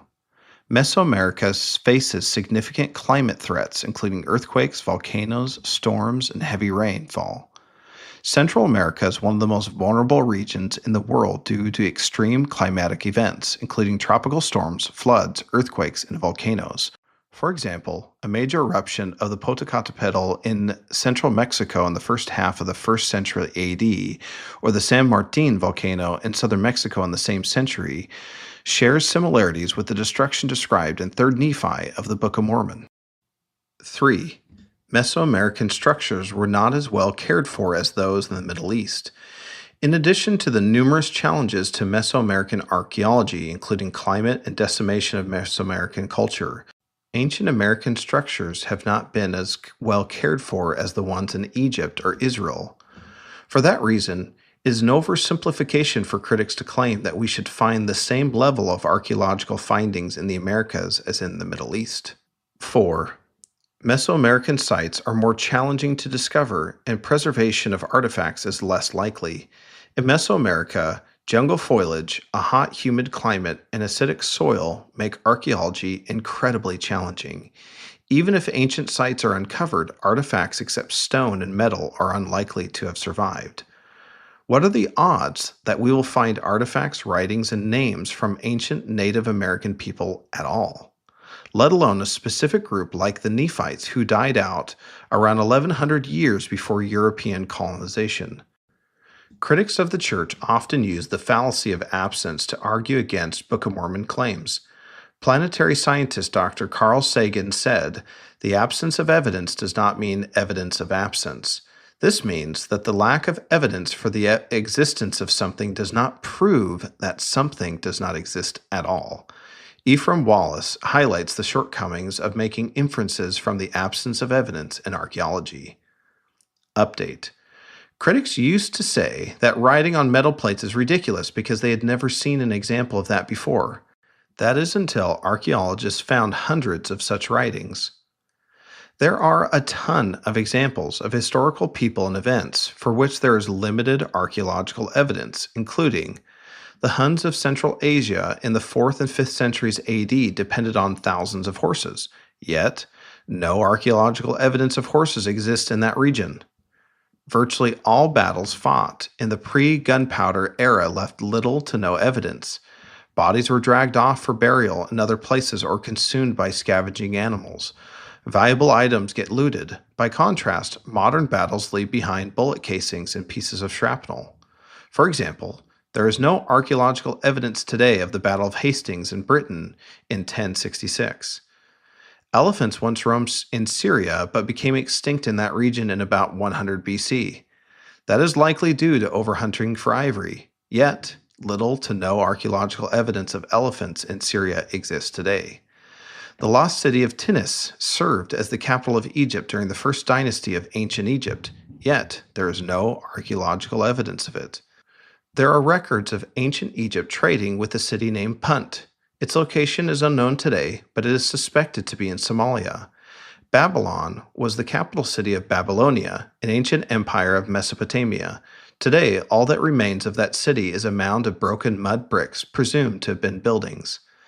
The rainforest vegetation hid the Mayan city of Tikal for hundreds of years, and it was only discovered in 1882.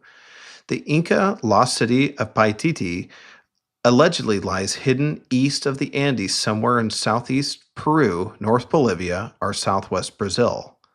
Limited to no archaeological evidence exists for the enslavement of Israel in Egypt or Israel's exodus. Same thing with Jesus' resurrection. Limited archaeological evidence in the New World is less of a win than critics want to admit.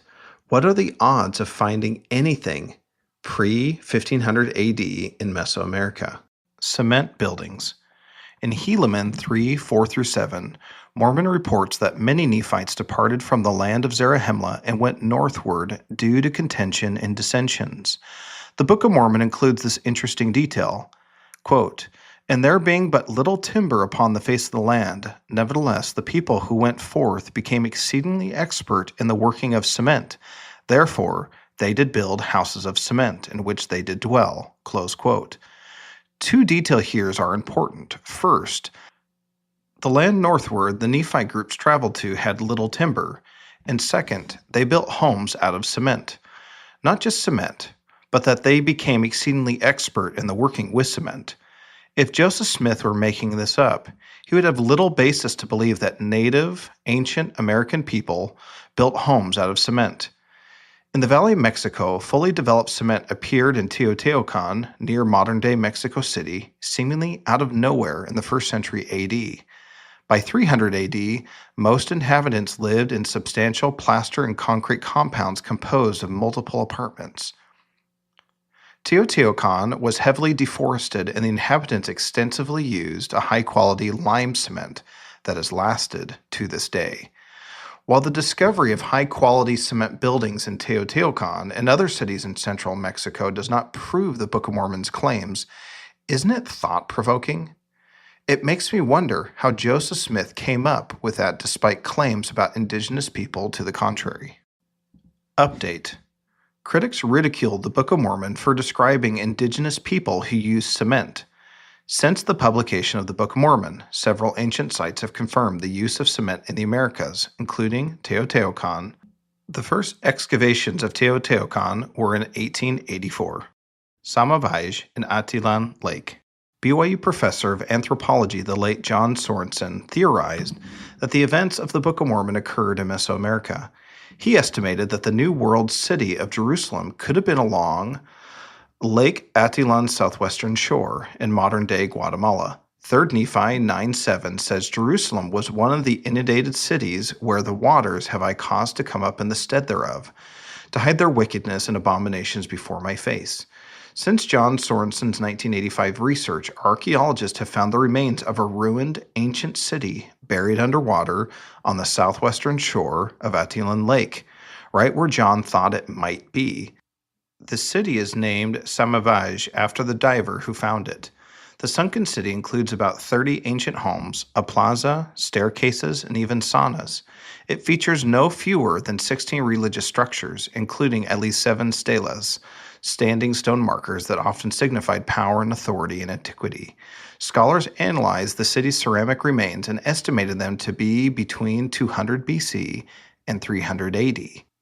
Does this conclusively prove that the Lamanite city of the Book of Mormon, called Jerusalem, is definitely at the bottom of Atitlan Lake in Guatemala?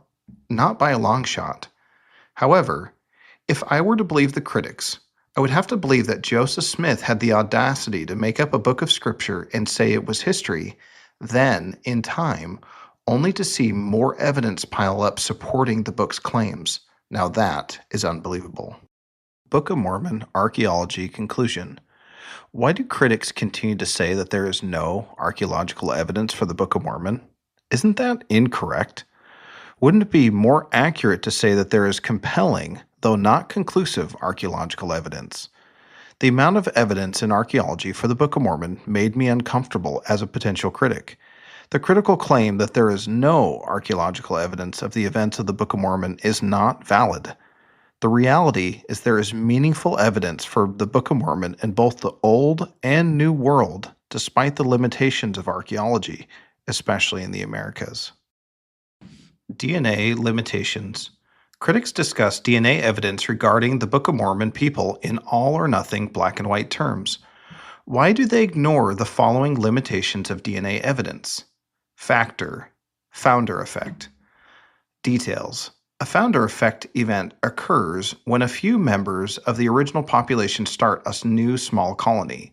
A new small population size present in a larger gene pool may result in the colony either having reduced genetic variation from the original population or a non-random sample of the genes in the original population.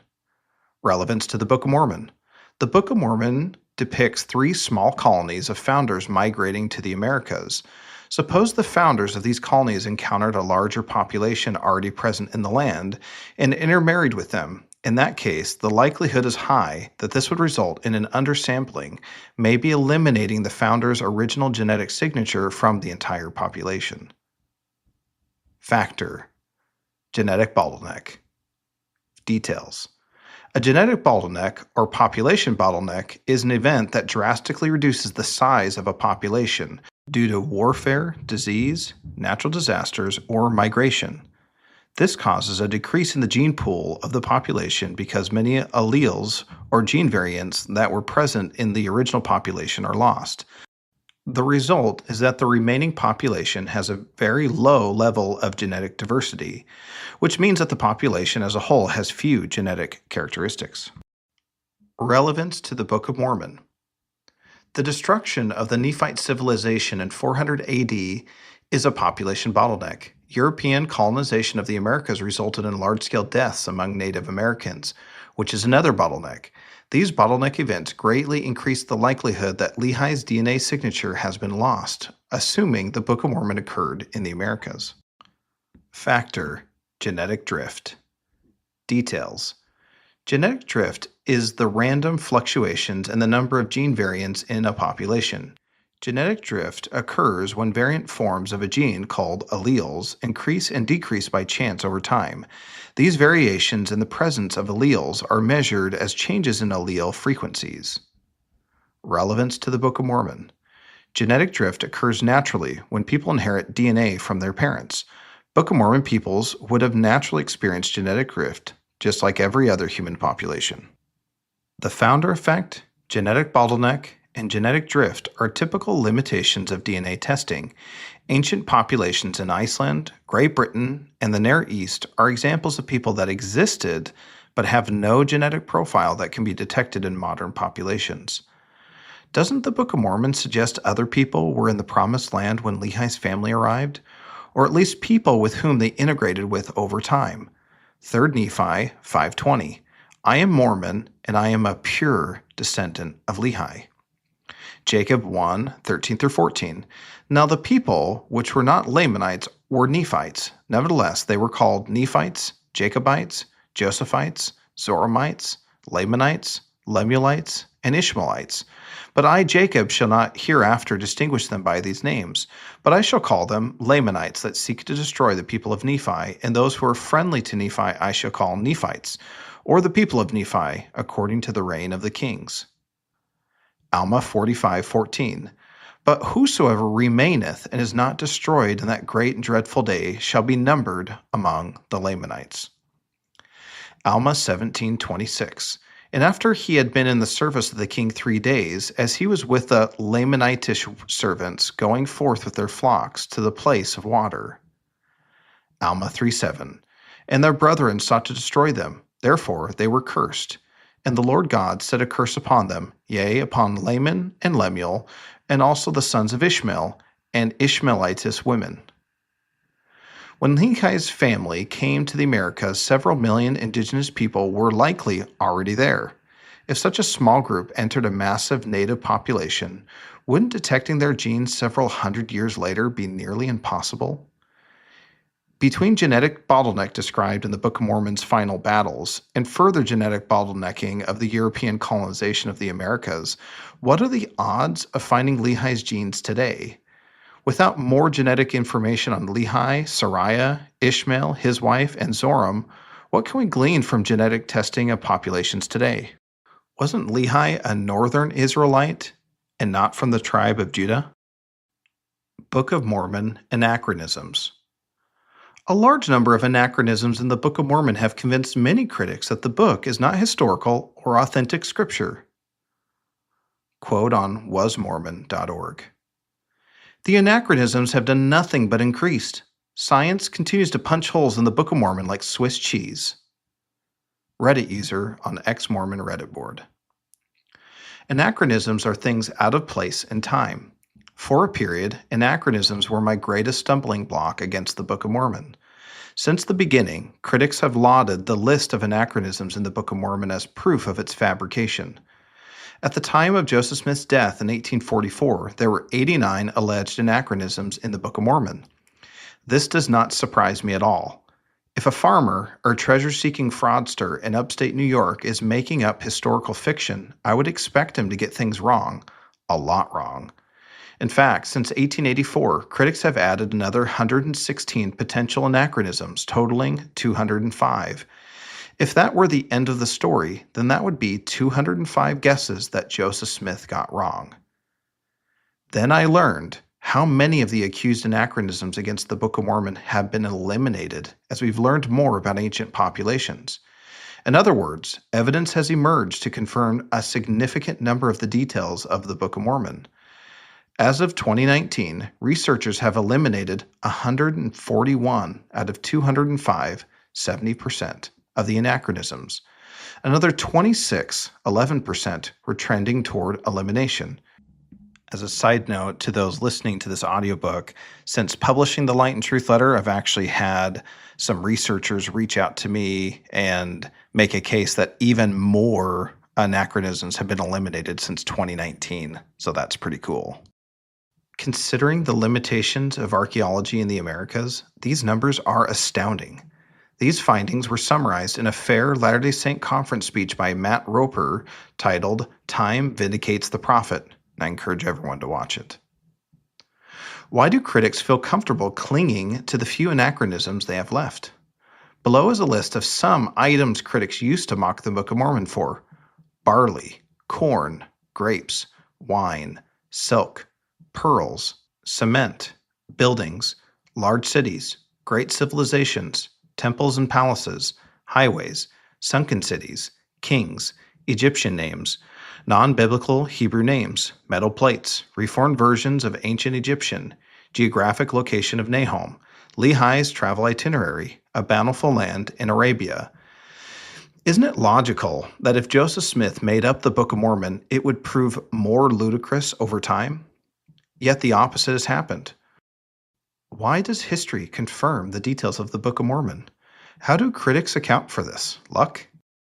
Why do critics only mention the remaining 38 anachronisms, 19%, then ignore the eliminated or trending eliminations anachronisms, 81%? Why did Joseph Smith stick to his story when critics balk the Book of Mormon for its account of sophisticated indigenous people with large cities, highways, and great civilizations? Why didn't Joseph amend the Book of Mormon when critics told him that indigenous people couldn't have used cement, or had pearls, or barley? The critical consensus of Joseph Smith's day was that ancient people did not write on metal plates. Leroy Sunderland said in his 1838 pamphlet, Mormonism Exposed and Refuted, quote, "How could brass be written on?" End quote. In the 1887 book, The Golden Bible, or The Book of Mormon, Is It From God?, Reverend M.T. Lamb states, quote, "No such records were ever engraven upon golden plates or any other plates in early ages," end quote. Unfortunately for those critics, quote, "Today, we have hundreds of examples of ancient writings on metal plates. Ancient metal engraved plates have been found in gold, silver, and bronze, brass in the Book of Mormon. One bronze plate has been dated to the 6th century BC. Some ancient Old World metal plates have been buried in stone boxes, and some early American traditions included records being kept on metal plates, and of ancestors who kept hieroglyphic records on thin gold plates." End quote. Michael Ash, Book of Mormon Anachronisms, Part 4, Metals and Metallurgy, 2003. How did Joseph Smith get so lucky about ancient people writing on metal plates? Why use such an elaborate ploy to convince people he had ancient records if an old scroll would have done the trick? The list of anachronisms is ever decreasing. Does this trouble the critics? Or do they keep holding on to whatever leftover ground they have for as long as they can? The table below summarizes the 200-plus anachronisms historically used as arguments against the Book of Mormon, as shown in Matt Roper's presentation. In the table below, green is an eliminated anachronism, blue is trending toward elimination, and red is not yet eliminated. I can only imagine the enduring faith of some early Latter-day Saints as the anachronisms piled higher and higher. There was only red in 1830, and critics scorned the saints and the prophet. But the story did not end there. Now, Nearly 200 years after the publication of the Book of Mormon, research has eliminated far more anachronisms. Update. Critics acknowledge that a startling number of items once considered anachronistic have been eliminated. This includes many crucial ones like large, sophisticated civilizations. However, many critics still seem content to minimize the items trending toward elimination and maximize the outstanding anachronisms. At the end of the section, you'll find a table, and it starts with how it started, and it shows all red for the 205 anachronisms levied against the Book of Mormon. In the next table, it says how it's going, and it shows in green and blue the eliminated anachronisms and trending toward elimination. And compared side by side, it's pretty faith-promoting.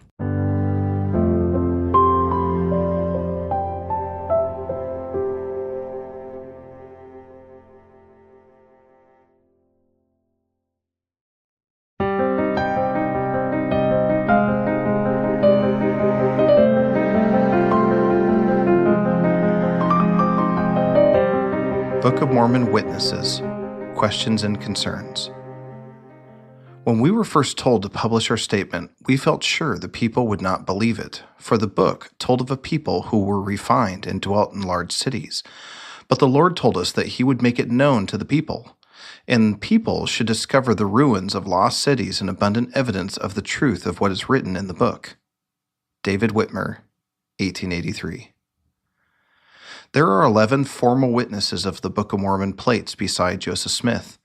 8 of these witnesses had a physical experience with the plates. They handled the plates, hefted them, thumbed through their leaves, and saw the engravings of the plates. The 3 witnesses, Martin Harris, David Whitmer, and Oliver Cowdery, had a very different experience. They had a supernatural visitation of an angel. The angel first appeared to David Whitmer and Oliver Cowdery, and then later to Martin Harris. How do the critics explain away the testimony of the 11 witnesses? How do they explain the non-supernatural physical experience of the 8 witnesses? Then, how do they explain the supernatural experience of the 3 witnesses? If they can theorize one type away, aren't they still stuck with the other type? For example, some critics argue, without evidence, that Joseph Smith fabricated metal plates with convincing ancient-looking engravings to trick the 8 witnesses. If that is true, then how do they explain the 3 witnesses' angelic visitation? Other critics say, without evidence, that Joseph Smith was a master hypnotist. That's how he got David Whitmer and Oliver Cowdery to see an angel and Martin Harris later on to see the same angel. This theory would make Joseph among the greatest, if not the greatest, hypnotist the world has ever known, long before the practice was in use. If I accept the hypnotist theory, aren't I still stuck with the physical, non-supernatural experience of the 8 witnesses? How realistic is it that Joseph Smith had such powerful hypnotic persuasion that he could make people see, hear, and feel visions even without him present? Have the world's greatest hypnotist ever achieved a feat remotely close to that?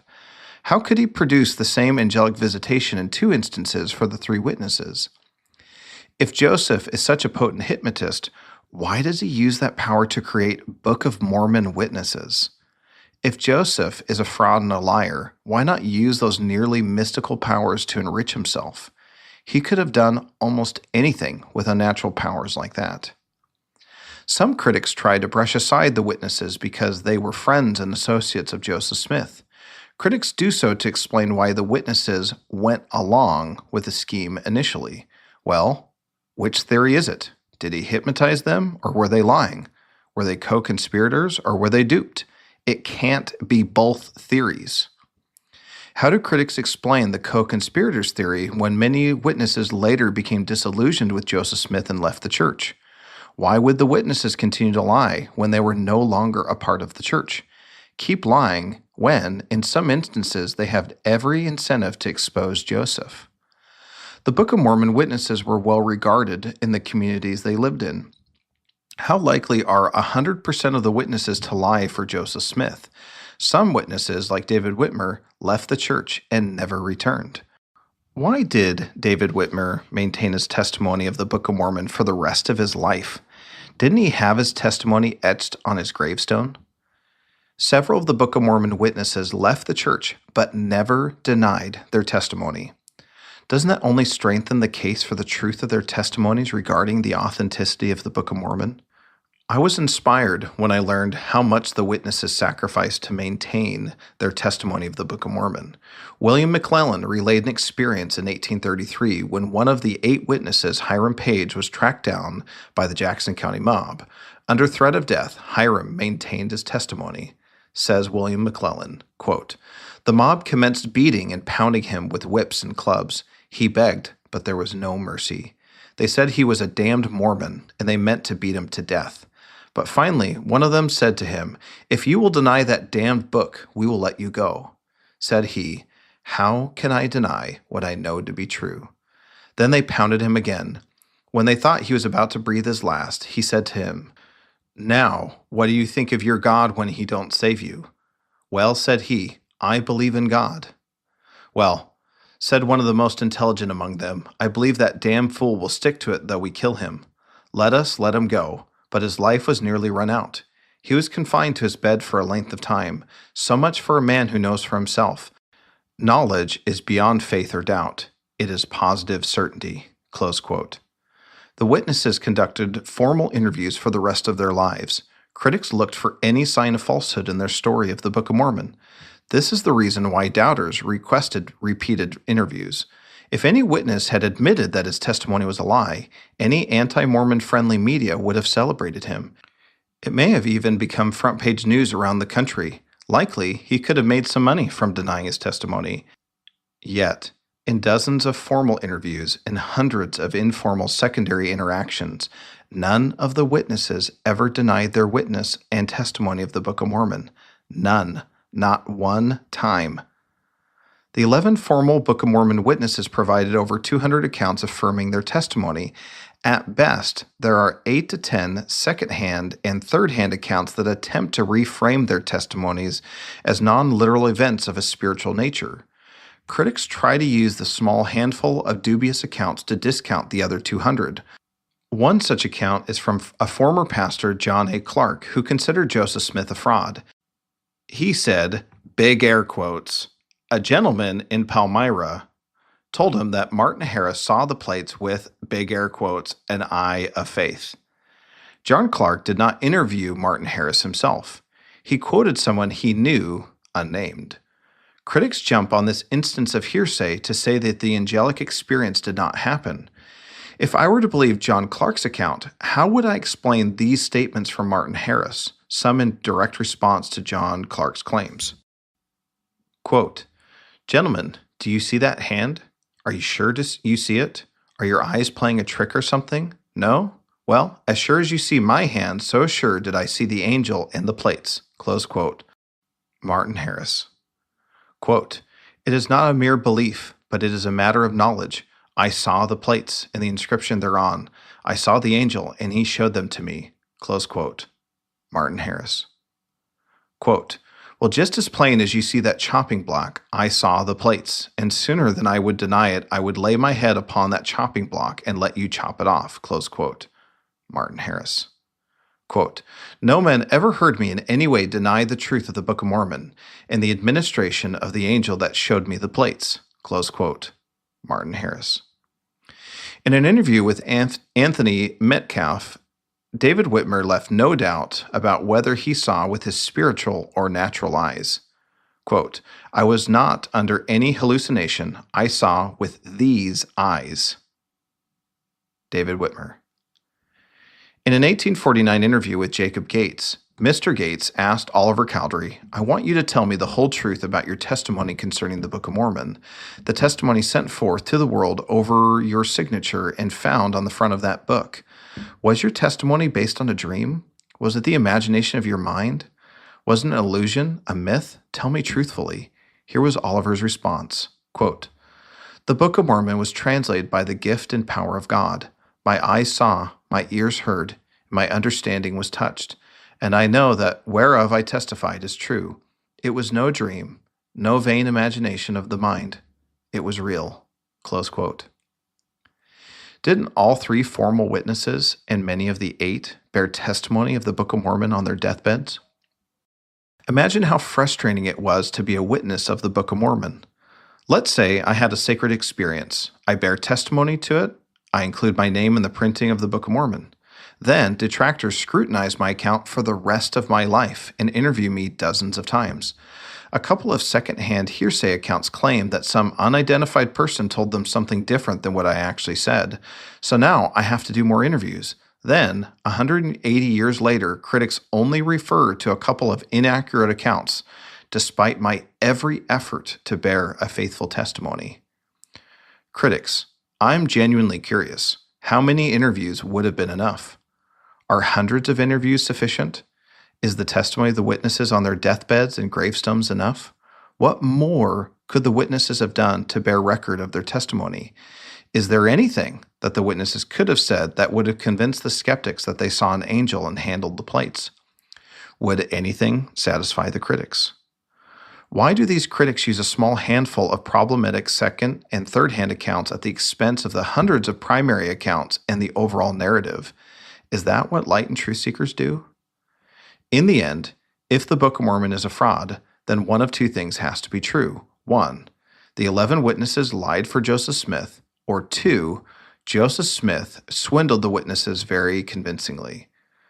Why did the 11 formal witnesses never deny their experience with the plates and the angel if it was a fraud? Why did they reaffirm their testimonies over and over? Why did they continue to lie for Joseph even when some were estranged from the church? If Joseph had swindled the witnesses, how did he fabricate convincing enough plates? How did he get David Whitmer and Oliver Cowdery to see an angel? Then how did he get Martin Harris to see the same angel later that day? The CES letter attempts to discredit the witnesses. Jeremy insinuates that the Book of Mormon witnesses are a bunch of slack-jawed idiots, a band of superstitious buffoons incapable of knowing the difference between handling the plates and imagining handling the plates. Backwater country yokels who were unaware of whether they saw an angel or not. Weren't Oliver Cowdery, David Whitmer, and Martin Harris well regarded in their social circles? Wasn't David Whitmer a city councilman and a mayor for a time in Richmond, Missouri? Wasn't Martin Harris a successful, industrious farmer? Wasn't Oliver Cowdery a clerk, teacher, lawyer, and newspaper editor?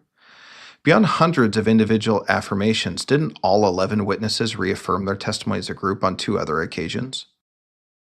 Some witnesses left the church during the Kirtland era and began criticizing Joseph Smith. Critics often reference this quote from Joseph to discredit the witnesses. Quote, such characters as McClellan, John Whitmer, David Whitmer, Oliver Cowdery, and Martin Harris are too mean to mention, and we would like to have forgotten them. Close quote. 2 important points here. First, calling these men mean is a rather mild rebuke. Second, by making this rebuke, Joseph shows absolutely no fear of his witnesses revealing his scheme or recanting their testimony. How can he be so confident? If they are in on the fraud, doesn't he have every reason to keep them in the fold and speak kindly of them? Instead of impeaching the witnesses, as critics suggest, this quote from Joseph does the exact opposite. After learning more about these men, I am moved by their sacrifice to build up the Church of Jesus Christ of Latter-day Saints in the early days. Likewise, I am inspired by the witnesses who left the church yet never faltered in their testimony despite every incentive to do so. Informal witnesses. Beyond the 11 formal witnesses, there are several unofficial witnesses to the Book of Mormon. A summary of some of them is listed below for Mormoner.org. Emma Smith. The plates often lay on the table without any attempt at concealment, wrapped in a small linen cloth, which I had given them to fold them in. Once I felt of the plates, and they thus lay on the table, tracing their outline and shape. They seemed to be pliable like thick paper and would rustle with a metallic sound when the edges were moved by the thumb, as one does sometimes thumb the edges of a book. Lucy Mack Smith. I asked her, Emma Smith, if she saw the plates. She said no, it was not for her to see them, but she hefted them and handled them. Lucy Harris. Martin's wife had hefted the plates and felt them under a cover. William Smith. In the winter of 1829 and 30, the Book of Mormon, which is the translation of the part of the plates obtained, was published. He then showed the plates to my father and my brothers Hiram and Samuel, who were witnesses to the truth of the book which was translated from them. I was permitted to lift them as they laid on a pillowcase, but not to see them, as it was contrary to the commands that they had received. They weighed about 60 pounds, according to the best of my judgment. Catherine Smith Salisbury. When Joseph was bringing the plates home from their hiding place to work on the translation, he was followed by his father's very door at one time by some men who were determined to get Joe Smith's gold plates, as they were called. Ever watchful for her brother's safety, and hearing an unusual commotion outside, Catherine flew to the door and threw it open just as Joseph came running up, panting for breath. He thrust a bundle into her arms, and in a gasping voice whispered hoarsely, "Take these quickly and hide them." Then he disappeared into the darkness. Closing the door, Catherine ran hurriedly to the bedroom where she and Sophronia slept. Sophronia threw back the bedding, and Catherine put the bundle on the bed, quickly replacing the bedding. Both of them lay down on the bed and pretended to sleep. The mob, failing to find Joseph outside, returned to the house to search, but they did not disturb the girls since they appeared to be sleeping. Catherine Smith Salisbury then told me that while dusting up the room where the prophet had his study, she saw a package on the table containing the gold plates, on which was engraved the story of the Book of Mormon. She said she hefted those plates and found them very heavy like gold, and rippled her fingers up the edge of the plates and felt that they were separate metal plates and heard the tinkle of the sound that they made. Josiah Stoll. Witnesses saw a corner of it. It resembled a stone of a greenish cast, should judge it to have been about 1 foot square and 6 inches thick. He would not let it be seen by anyone. The Lord had commanded him not. It was unknown to Smith that witnesses saw a corner of the Bible, so called by Smith, told the witnesses the leaves were of gold. There were written characters on the leaves. Alva Beeman. Joseph then took them, the plates, out and hid them under the old cooper's shop by taking up a board and digging in the ground and burying them. When they were taken from there, they were put in an old Ontario glass box. Old Mr. Beeman, Alva Moses Beeman, sawed off the ends, making the box the right length to put them in, and when they went in, he said he heard them jink, but he was not permitted to see them. He told me so. Harrison Burgess. The next day, while laboring in the field, something seemed to whisper to me, "Do you know the Book of Mormon is true?" My mind became perplexed and darkened, and I was so tormented in spirit that I left my work and retired into the woods. The misery and distress that I there experienced cannot be described. The tempter all the while seemed to say, "Do you know the Book of Mormon is true?" I remained in this situation about 2 hours. Finally, I resolved to know, by exercising faith similar to that which the brother Jared possessed, whether I had proclaimed the truth or not, and commenced praying to God of heaven for a testimony of these things. Suddenly, a glorious personage clothed in white stood before me and exhibited to my view the plates from which the Book of Mormon was taken. Mary Musselman Whitmer.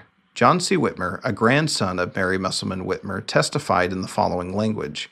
I have heard my grandmother say on several occasions that she was shown the plates of the Book of Mormon by a holy angel, whom she always called Brother Nephi. She undoubtedly refers to Moroni, the angel who had given the plates in charge. One evening, when, after having done her usual day's work in the house, she went to the barn to milk cows, she met a stranger carrying something on his back that looked like a knapsack. At first, she was a little afraid of him, but when he spoke to her in a kind, friendly tone and began to explain to her the nature of the work which was going on in her house, she was filled with unexpressible joy and satisfaction. He then untied his knapsack and showed her a bundle of plates, which in size and appearance corresponded with the description subsequently given by the witnesses to the Book of Mormon.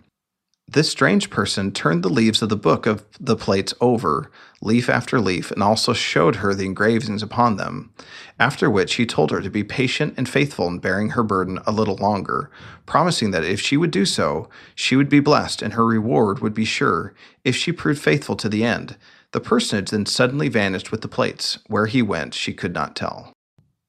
Mary Whitmer's account is fascinating. Several second-hand witnesses describe an experience Mary relayed to them. With a house full of people busy translating the Book of Mormon, she was left to pick up the extra work of cooking, cleaning, and laundry on her own. With the extra house guests, it was especially burdensome. Amidst her frustration, she received a visitation from a stranger who showed her the plates. After showing her the plates, the stranger vanished. The experience helped her endure a little longer. How did Joseph Smith get Mary Whitmer to have an angelic visitation without his intervention or knowledge?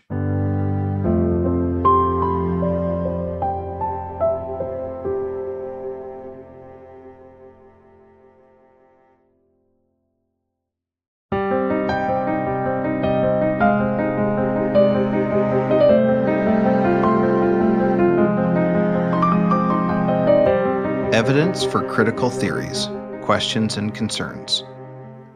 The Book of Mormon is the knot at the end of my faith rope. Lynn McMurray. As a potential critic, I struggled with the skeptics' Book of Mormon source theories because they lacked evidence. No matter my complaints about God or the church, I could not reconcile the Book of Mormon. It frustrated me because I could not explain it. At best, some critics' theories have limited parallels or random coincidences, whereas we have the Book of Mormon. It actually exists. There is a place, a time in history, and a writer or translator. Critics have yet to show sufficient evidence beyond loose parallels that Joseph Smith fabricated the Book of Mormon. The uncomfortable truth for critics is that no negative evidence supports their theories of how Joseph Smith created the Book of Mormon. Where is the evidence that Joseph Smith forged metal plates? Did he have experience and knowledge of metalworking? Did he have the resources? Where are the eyewitnesses who saw Joseph Smith etch characters onto metal plates? Where is the evidence that he had or even knew of any of the books listed by critics as potential sources? Where are the witnesses' statements that Joseph had sources with him during the translation? What evidence is there that Joseph Smith had access to maps of Arabia? Where is the evidence that Joseph Smith was familiar with Hebraisms or an intimate knowledge of ancient Egyptian and Hebrew names? Where is the evidence that Joseph Smith had help from other writers? Where are the co-conspirators admitting that it was all a hoax? How about any of the witnesses ever admitting that they lied? Did Oliver Cowdery, David Whitmer, Martin Harris, and the rest ever confess that the angel and the plates that they saw were pretended? One-off explanations, lacking evidence, of Joseph Smith could have done one thing or another got repetitive and old to me. For example, here's a Reddit thread where a critic tries to undermine the incredible feat of the Book of Mormon. I see these sorts of arguments all the time. Here are a few people who had little formal education but went on to do incredible things. Mark Twain, famous writer, dropped out of school at 12 years old. He still managed to write 28 books, including The Adventures of Tom Sawyer. William Shakespeare, famous writer, dropped out of school at 13 years old. He wrote at least 39 plays. Abraham Lincoln, President of the USA, 1 year of formal education. Henry Ford, inventor and engineer, 8th grade education. If Mark Twain and William Shakespeare could self-educate by reading books, so could Joseph Smith. The issue is that these points only strengthen the Book of Mormon's claim of a divine authenticity. Mark Twain, famous writer, dropped out of school at 12 years old. He still managed to write 28 books, including The Adventures of Tom Sawyer. Didn't Mark Twain write his first book, The Innocents Abroad, at age 41? After working as a newspaper editor for 8 years? Isn't that book less than half the size of the Book of Mormon? William Shakespeare, famous writer, dropped out of school at 13 years old. He wrote at least 39 plays.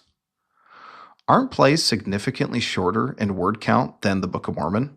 Aren't Shakespeare's plays an average of 22,595 words, whereas the Book of Mormon is 269,000 words? Did Shakespeare write plays in one draft? Abraham Lincoln, President of the USA, 1 year of formal education. Abraham Lincoln was an incredible example of self-education. Is there any evidence that Joseph Smith was a prolific reader like Abraham Lincoln? Henry Ford, inventor and engineer, 8th grade education. Interesting. What does this have to do with Joseph Smith? If Mark Twain and William Shakespeare could self-educate by reading books, so could Joseph Smith. Did any of these brilliant people write a 269,000-word book in one draft in 65 days? Is there any evidence that Joseph Smith read or even had access to a library of books he would have needed before 1829? Here's another example from critic Zelf on the Shelf on X, Twitter. William Faulkner wrote As I Lay Dying in 6 weeks without a single alteration to the draft. Both Clockwork Orange and On the Road were written in 3 weeks. Dr. Jekyll and Mr. Hyde was written in 3 days. Same story as before. Don't these authorship points only strengthen the case for the Book of Mormon? William Faulkner wrote As I Lay Dying in 6 weeks without a single alteration to the draft. Isn't As I Lay Dying 56,000 words? Wasn't it William Faulkner's third published book? Wasn't he college educated and had plenty of experience in writing before this book? Both Clockwork Orange and On the Road were written in 3 weeks. Weren't Jack Kerouac, author of On the Road, and Anthony Burgess, author of Clockwork Orange, already prolific writers before these works? Wasn't On the Road the final version of a book Jack Kerouac had been trying to write for years? Didn't Jack's publisher reject the first manuscript and request Jack to revise it? Isn't Clockwork Orange 53,000 words? Weren't both Jack Kerouac and Anthony Burgess university educated? Dr. Jekyll and Mr. Hyde was written in 3 days. Isn't Dr. Jekyll and Mr. Hyde 28,668 words? Wasn't the first draft of the book written in 3 days, discarded, and rewritten in a version we know today in 3 weeks? Wasn't the author, Robert Stevenson, university educated? Did any of these authors have limited formal education and write a 269,000 word book in one draft in 65 days as their first published work? Brian Hales offers an excellent comparison of authors to Joseph Smith. He compares the author's age, education, book word count, book complexity, and composition timeline. In nearly every category, Joseph Smith is the outlier. When combining all the factors together, no one else is like him. The truth is that there is plenty of evidence for the divine claims of the Book of Mormon. I grew leery of critics minimizing positive evidence for the Book of Mormon while maximizing unsubstantiated negative theories. The evidence for the Book of Mormon is persuasive. However, it is also not irrefutable. Yet, isn't the archaeological evidence interesting? Doesn't the Hebraisms and other linguistic evidence make a case for the Book of Mormon?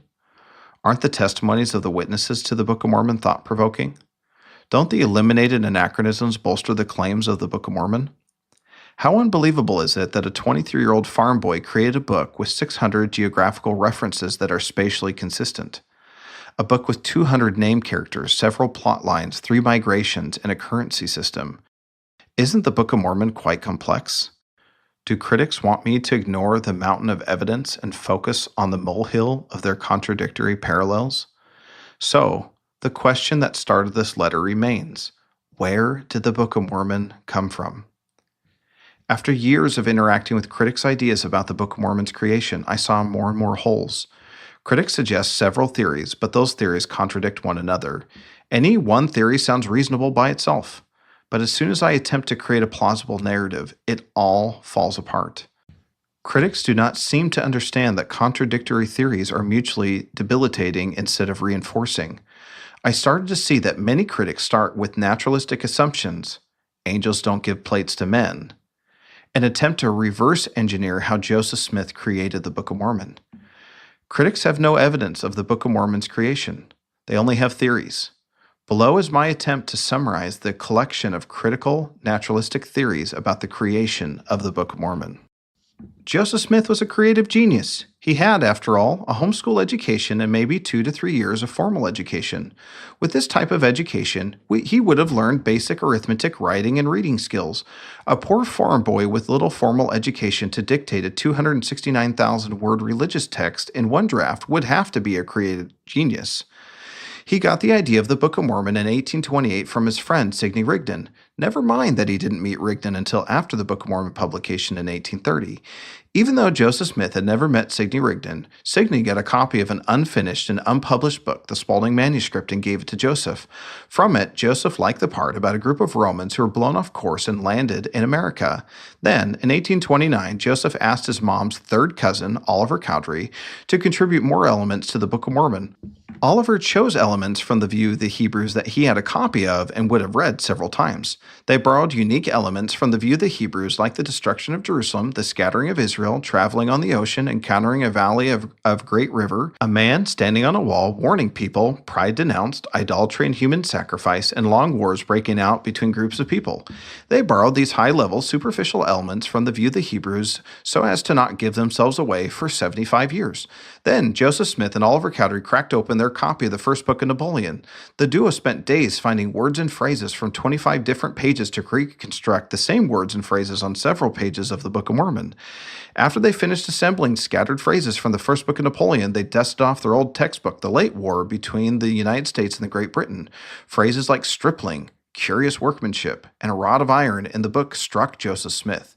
He used the phrases in completely different contexts in the Book of Mormon because he liked them so much. Then Joseph Smith wove in scriptures from the Bible and zingers from his local pastors. Hebraisms came naturally to him as a creative genius. He inserted several Hebraic chiastic poetic structures, though that style was not in use in his day. He included a beautiful and complex 30-verse chiasmus in Alma 36 with Jesus Christ at the center of the poem. Ancient literary forms came naturally to him as a creative genius. He had access to ancient maps no one had access to with the words Nahum or Nahum in Arabia. With those same maps, he understood the geography of the Red Sea in Arabia at the time of Lehi's journey in 600 BC. He correctly guessed the existence of a bountiful land in modern-day Oman with trees, fruit, honey, ores, cliffs, and seashores. Joseph was familiar with the circumstances of ancient Israel around 600 BC long before scholars were. He had enough experience in olive tree cultivation in upstate New York, although no such cultivation is known of, to write the allegory of Jacob 5. He had a complex map of the Promised Land in his mind to give the Book of Mormon consistent geography. The Book of Mormon contains 345 names, including 86 place names. Some of those names he took from the Bible. From others, he used names of places around upstate New York that didn't even exist yet. The rest he made up. He borrowed Moroni and Comoro from a favorite pirate book about Captain Kidd. The parallels between Hebrew and Egyptian on one hand and the unique names in the Book of Mormon on the other hand are coincidental. He defied the consensus beliefs of his day about ancient American people, which later turned out to be true because he had good instincts. His book outlined a civilized society with great cities, temples, large armies, etc. Luckily, most of his guesses have panned out that way or are trending that way. Fortunately, archaeologists eliminated anachronisms like cement and barley in the Americas and metal plates. Joseph forgot that Alma is a woman's name in Latin when he named a male prophet Alma in the Book of Mormon. Luckily for him, researchers later discovered that Alma was an ancient Hebrew male name. In the Book of Mormon, Joseph could dictate different literary styles. He created at least 8 distinctive voices and styles for Nephi, Jacob, Alma, Abinadi, Nephi, son of Helaman, Mormon, Moroni, and Jesus Christ. All these styles were different from his own. Joseph had to fill in the gaps because the source material available to him contributed so little to the Book of Mormon. He filled the rest of the Book of Mormon with beautiful sermons, allegories, parables, doctrines, and principles, teachings with the complexity and simplicity necessary to touch millions of people for almost 200 years. The doctrines outlined in the Book of Mormon resolve some of the most complex theological issues in Christianity. He was familiar with the literature on those issues. As a creative genius, he was good at solving spiritual problems on the fly. Mostly homeschooled, Joseph Smith received the education required to dictate the Book of Mormon. He pulled this off by studying the Bible, receiving tutoring from his brother Hiram between long hours working on the family farm, participating in local religious activities, family storytelling gatherings, a brief stint as an exhorter at Methodist meetings, and possible involvement in a local juvenile debate club. Joseph Smith had the requisite ancient maps. He had mounds of books, mostly memorized or available during the translation. He had time to read up on all the material when he was 7 years old and bedridden after his leg surgery in 1813. He hid this source material, perhaps inside his hat. He either hid all the source material from his scribes and other interested parties, or they were part of the scheme too. Because of the excitement about the gold plates, Joseph Smith had to translate quickly. He managed to write the Book of Mormon in a short deadline because he worked great under pressure. The Book of Mormon prophesies that there would be 3 witnesses. Fortuitously, Joseph Smith found 3 men willing to lie to fulfill the prophecy. Oliver Cowdery, Martin Harris, and David Whitmer were so involved in the scheme that they never admitted it, even after their estrangement from the church. The witnesses maintained the narrative even when they, later in life, had every incentive to call out any falsehood in the coming forth of the Book of Mormon. Other witnesses also maintained the narrative of the plates for the rest of their lives, despite their knowledge of its forgery. Joseph Smith was unfamiliar with the Book of Mormon passages because he was so creative. He was so brilliant that he could not recall what he had made. He received comfort from its pages for the rest of his life because it was that good. The Book of Mormon is multivalency. That is because Joseph Smith was a creative genius. Whew. Isn't creative genius code for I have no idea? Critics, is it not fair to say that the Book of Mormon is an anomaly at the very least? The circular visual below is the best critical natural explanation I've ever heard for how Joseph Smith created the Book of Mormon. How much education experience did Joseph Smith have? Enough to write the Book of Mormon. How much education experience was required to write the Book of Mormon? Whatever education Joseph Smith had. How much education experience did Joseph Smith have? Enough to write the Book of Mormon. How much education experience was required to write the Book of Mormon? Whatever education experience Joseph Smith had. And on and on and on. Once I accepted that an angel gave Joseph Smith metal plates and that he translated those plates by the gift and power of God, everything started to make sense to me. When I believed that Joseph Smith was a fraud, pious or not, I could not reconcile that belief with the evidence. Those theories only left me more confused. If critics accept the possibility of the divine, everything else in the evidence will start to make sense to them. For the sincere critic, the Book of Mormon should be a wonder. It seems to emerge from nowhere. People have readily assumed the Book of Mormon was within Joseph Smith's writing ability when it's actually questionable how well it was within his reading ability. Latter-day Saint historian Don Bradley. All the scriptures, including the Book of Mormon, will remain in the realm of faith. Science will not be able to prove or disprove Holy Writ. However, enough plausible evidence will come forth to prevent scoffers from having a field day, but not enough to remove the requirement of faith. Neal A. Maxwell. For 179 years, this book has been examined and attacked, denied and deconstructed, targeted and torn apart like perhaps no other book in modern religious history, perhaps like no other book in any religious history. And still it stands.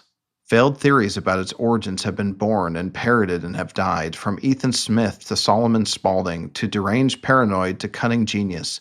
None of these frankly pathetic answers for this book has ever withstood examination, because there is no other answer than the one Joseph gave as its young unlearned translator. In this I stand with my own great-grandfather, who said simply enough, no wicked man could write such a book as this, and no good man would write it, unless it were true, and he were commanded of God to do so. Jeffrey R. Holland. I do not find it possible to doubt that Joseph Smith was an authentic prophet. Where in all of American history can we find his match? I can only attribute his genius or Damien to his uncanny recovery of elements in ancient Jewish theurgy that had ceased to be available either to normative Judaism or to Christianity, and that survived only esoteric traditions unlikely to have touched Smith directly. As an unbeliever, I marvel at his intuitive understanding of the permanent religious dilemmas of our country. Non-Latter-day Saint American literary critic, Yale Professor of Humanities, Harold Bloom. The Book of Mormon should rank among the greatest achievements of American literature. Non-Latter-day Saint historian Daniel Walker Howe. When reviewing the totality of evidence, I've concluded that the Book of Mormon should not exist naturally for two reasons. 1. Joseph Smith's education and experience. The hypothetical plausible scenario: a gifted writer or orator with decades of experience could maybe write something like the Book of Mormon. Perhaps a scholar with extensive education in writing, dictation, and religion could do it. At a minimum, they would need sufficient education and experience in ancient Egyptian and Hebrew languages, Israelite traditions, Arabian geography, Mesoamerican culture, battle tactics, and olive tree cultivation. They would need to be clever enough to create distinct voices in their religious text, even though other famous authors during that same period could not do that. They would need mounds of source material, including ancient maps beyond their ability to access. They would need to reference these various sources often. The hypothetical, historical religious book would take years, countless drafts, and multiple editors. The reality: Joseph Smith was 23 years old when he translated the Book of Mormon in one draft in about 65 days. Despite the critics' attempt to explain how he did it, their models do not fit the facts. In addition to being young and inexperienced, Joseph was not inclined toward books, and did not have much experience in writing. We have no documented public sermons he gave before 1829, and contemporary critics in his day labeled Joseph as an ignoramus. Update. Critics held on to the uneducated farmer Joseph writing a nonsense Book of Mormon narrative until people started reading it. When that happened, it quickly became apparent how complex the Book of Mormon was. So, over the years, critics have shifted their story to the genius theory that is more common today. 2. Widely believed information and limited available resources in 1829.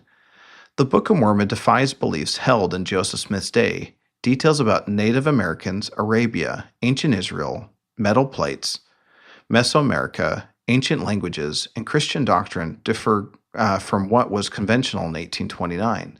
The Church's critics have ridiculed the Book of Mormon for almost 200 years, even though the evidence keeps piling up in favor of the Book of Mormon and Joseph Smith's claims. When a critic mocks some aspect of the Book of Mormon, it only bolsters its divine origin because time proves critical theories wrong. Critics seem content holding on to an increasingly smaller list of unanswered questions as time passes. The resources that support the Book of Mormon, which were not available to Joseph Smith, are staggering. Since 1966, most critical claims against the Book of Mormon have been debunked. Joseph Smith was either a prophet of God or the world's greatest guesser. Critics, what stronger evidence could you have? What does evidence look like? What is good enough evidence? It is not just that the Book of Mormon teaches us truth, though it indeed does that. It is not just that the Book of Mormon bears testimony of Christ, though it indeed does that too.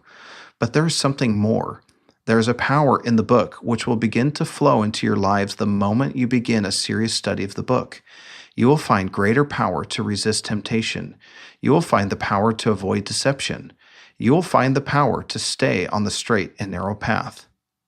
Ezra Taft Benson.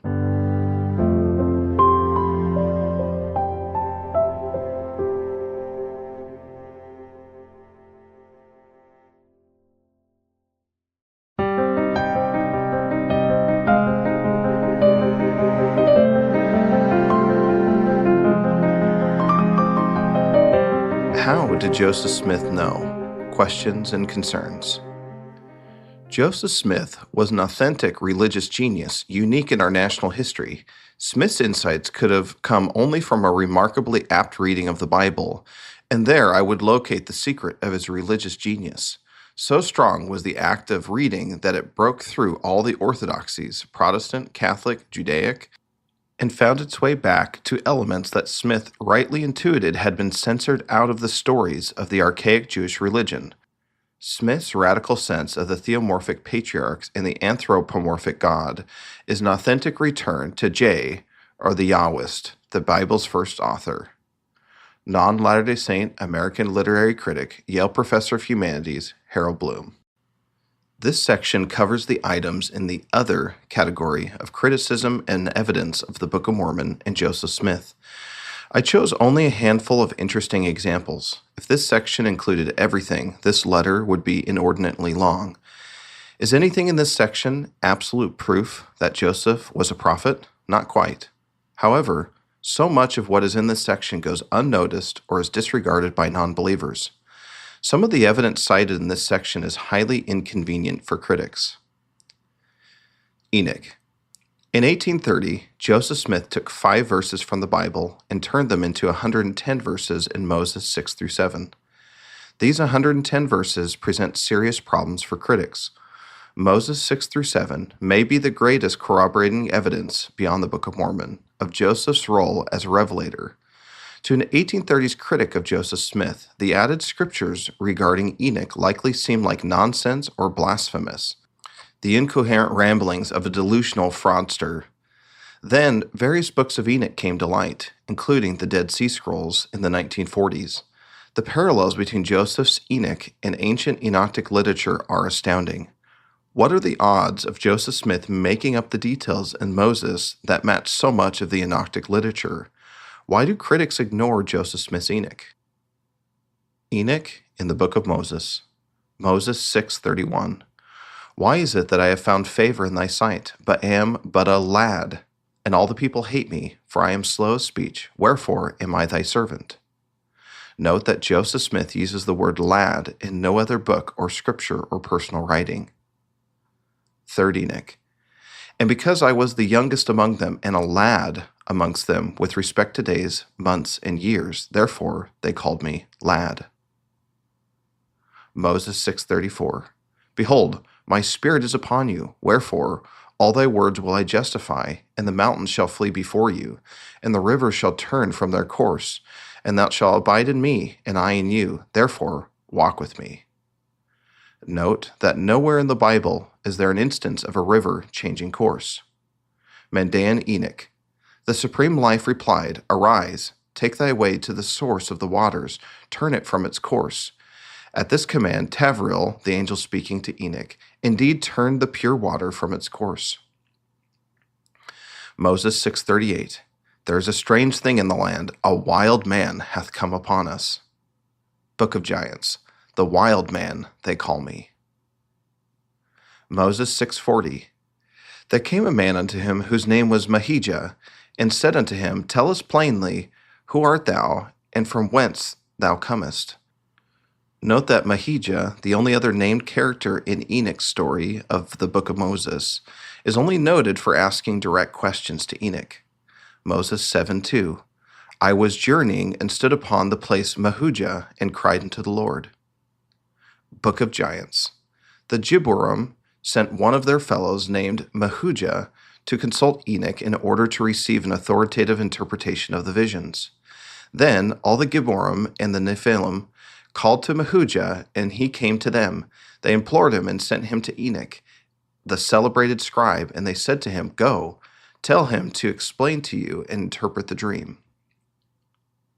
Moses 6:32.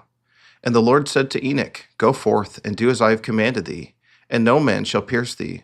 Open thy mouth, and it shall be filled, and I will give thee utterance. Mandaean Enoch. Little Enoch, fear not. You dread the dangers of this world. I am come to you to deliver you from them. Fear not the wicked, and be not afraid that the floods will rise up on your heads, for their efforts will be in vain. It shall not be given them to do any harm to thee. Moses 6:32. And the Lord said to Enoch, Go forth and do as I have commanded thee, and no man shall pierce thee. Open thy mouth, and it shall be filled, and I will give thee utterance. 2 Enoch 39:5. It is not from my own lips that I am reporting to you today, but from the lips of the Lord I have been sent to you. For you hear my words out of my lips, a human being created exactly equal to yourselves, but I have heard from the fiery lips of the Lord. Moses 7:13. The roar of the lions was heard out of the wilderness. Book of Giants. The roar of the wild beasts has come, and they bellowed a feral roar. Moses 6:46. A book of remembrance we have written among us, according to the pattern given by the finger of God, and it is given in our own language. Book of the Giants. Correspondingly, in the Book of Giants, a book in the form of 2 stone tablets is given by Enoch to Mahujah to stand as a witness of their fallen state and a betrayal of their covenants. Jubilees 10:17.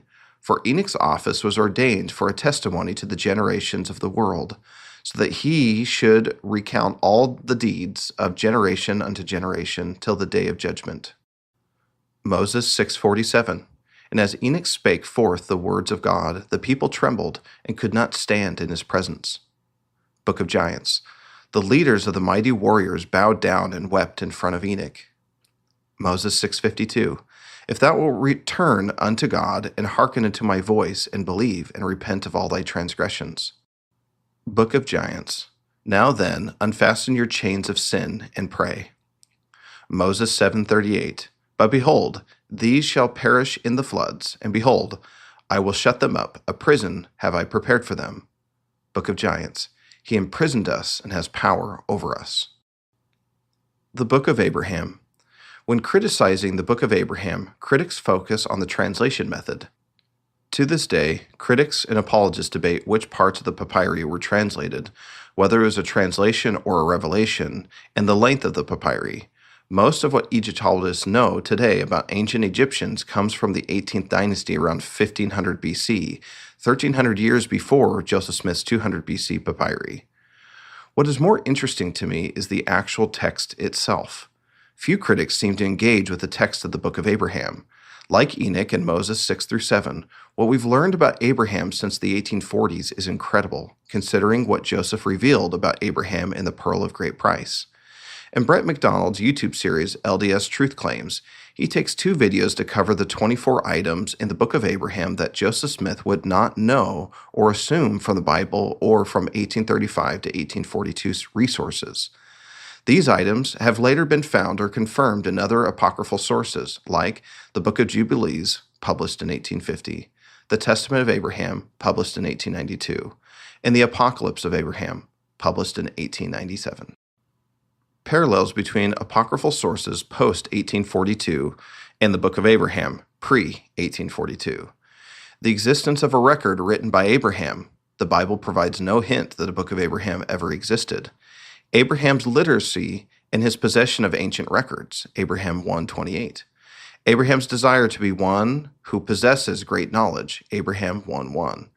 His desire to be a high priest, holding the priesthood, is described as the right belonging to the fathers, Abraham 1:1-3. His successful quest to find God, Abraham 1:1-3 and 2:12. The rebellion of his fathers, who had once received the priesthood but turned to idol worship according to Egyptian practices, Abraham 1:4-10.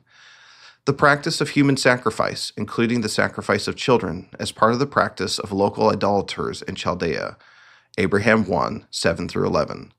The killing of people who refused to worship idols of stone or wood, Abraham 1:11.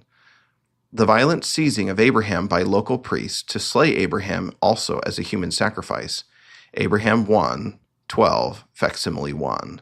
The role of Terah, Abraham's father, in seeking to have Abraham killed, Abraham 1:30.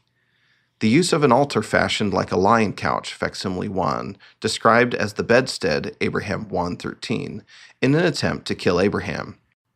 Description of canoptic jars in front of the altar in facsimile 1 as representing pagan gods, Abraham 1:13, and a reference to the god of Pharaoh, Abraham 1:6. The miraculous delivery of Abraham from death by the power of God, who sent an angel to free Abraham after Abraham cried to the Lord, Abraham 1:15-13. The destruction of the altar and idols by the Lord, Abraham 1:20. Abraham's possession of sacred records from the past, Abraham 1:28-31. A famine in Chaldea before Abraham went to Canaan, Abraham 1:29-30-1. The repentance of Terah, Abraham's father, and his subsequent return to idolatry after the famine abated, Abraham 1:30-5.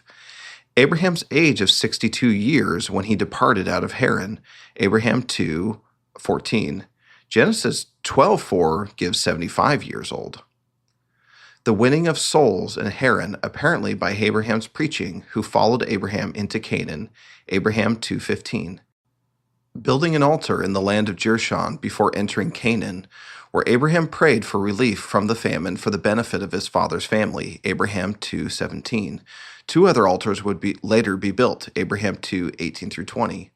Abraham's possession of the Urim and Thummim given to him by God, Abraham 3:1. Abraham's knowledge of stars, planets, and astronomy was obtained through revelation, Abraham 3:1-18. Abraham teaching astronomy in Egypt. Revelation to Abraham about the premortal existence of spirits or intelligences in the presence of God, including information on a great council in heaven where plans were established for this earth and our mortal trial here, Abraham 3:18-28. Why do critics exclude the text of the Book of Abraham in their criticism of it? Deuteronomist reforms. In the Old Testament, 2 Kings 22-23, King Josiah instituted several reforms around 620 BC. Non-Latter-day Saint biblical scholar Margaret Barker highlights the complicated consequences of the reforms. King Josiah and his reformers, the Deuteronomists, changed the Israelite religion and temple worship forever. In Lehi's day, the book of Deuteronomy would have been a newer book to him. The reforms potentially removed elements from the temple and religion that alluded to a sacrificial Messiah, the divine feminine, the tree of life, or menorah, and the destruction of Jerusalem. How did Joseph Smith understand the complex religious issues in Lehi's day, a generation after the aggressive King Josiah reforms? Isn't it interesting that Lehi focuses on the destruction of Jerusalem, the tree of life, and a suffering Messiah, the teachings that had been potentially recently removed from the Israelite religion? The original temple tradition was Yahweh, the Lord, was the Son of God, the Most High, and was present on earth as the Messiah. This means that the older religion in Israel would have taught about the Messiah, Thus, finding Christ in the Old Testament is exactly what we should expect, though obscured by incorrect reading of the Scriptures. This is, I suggest, one aspect of the restoration of the plain and precious things which have been taken away. 1 Nephi 13:40. Margaret Barker. How did Joseph Smith nail the family dynamic between Lehi, Nephi, and Laman and Lemuel? Laman and Lemuel complained that Lehi was a visionary man. Then they claimed that the Jews in Jerusalem were righteous because they followed the law. Wouldn't that be precisely what they would say if they were in the Deuteronomist camp? How did Joseph Smith guess the tension between the Deuteronomists and the traditionalists like Lehi? Does this prove the Book of Mormon is an ancient record of people from Jerusalem who left and came to the Americas? It does not. But how did Joseph Smith keep getting these details right decades before scholars knew them? Sacrifices outside of Jerusalem. Why does 1 Nephi talk about offering a sacrifice unto the Lord in the wilderness? Doesn't Deuteronomy 12 state that sacrifices are only offered at the temple? After the Deuteronomist reform, sacrifices are only offered at the temple. So it's curious that Lehi, as soon as he was 3 days in the wilderness, built an altar of stones and made an offering unto the Lord. 1 Nephi 2, 6-7. Why would Joseph Smith include this detail? An ancient document called the Temple Scroll was found among the Dead Sea Scrolls. It came to light over 100 years after the publication of the Book of Mormon. How crazy is it that the Temple Scroll reiterates that sacrifices outside the temple are allowed if getting back to Jerusalem is more than a 3 days journey? You shall not slaughter a clean ox or sheep or goat within all your towns near to my temple within a distance of 3 days' journey. Nay, but inside my temple you shall slaughter it, making it a burnt offering or a peace offering, and ye shall eat and enjoy before me at the place on which I shall choose to put my name. The Temple Scroll, 11 QT 52, 13-16. How did Joseph Smith figure this out? Thieves versus robbers. In modern English, the words thief and robber are generally used interchangeably. Not so in the ancient Near East. Anciently, there was a significant legal difference between how to handle a thief and a robber. In the Book of Mormon era, a thief was someone within the community who stole from his or her neighbor. A thief would be subject to a system of local laws and punishments. By contrast, a robber is an outsider. An outsider may pose a threat to the community. Thus, a robber may require military intervention.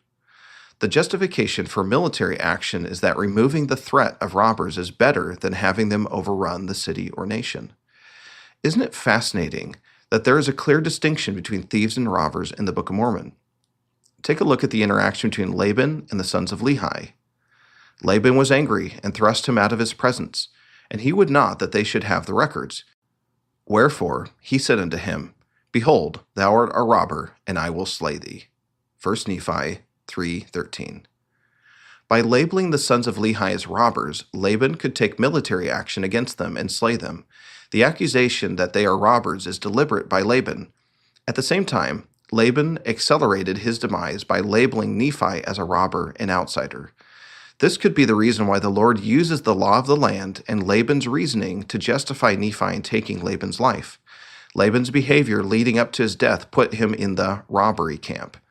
The Lord's statement to Nephi makes Laban an outsider by contrasting him with the nation of Lehi. The Lord tells Nephi, It is better that one man should perish than a nation should dwindle and perish in unbelief. 1 Nephi 4:13. How did Joseph Smith understand ancient Israelite laws regarding thieves and robbers?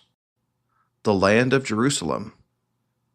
In the Bible, Jerusalem is only portrayed as a city.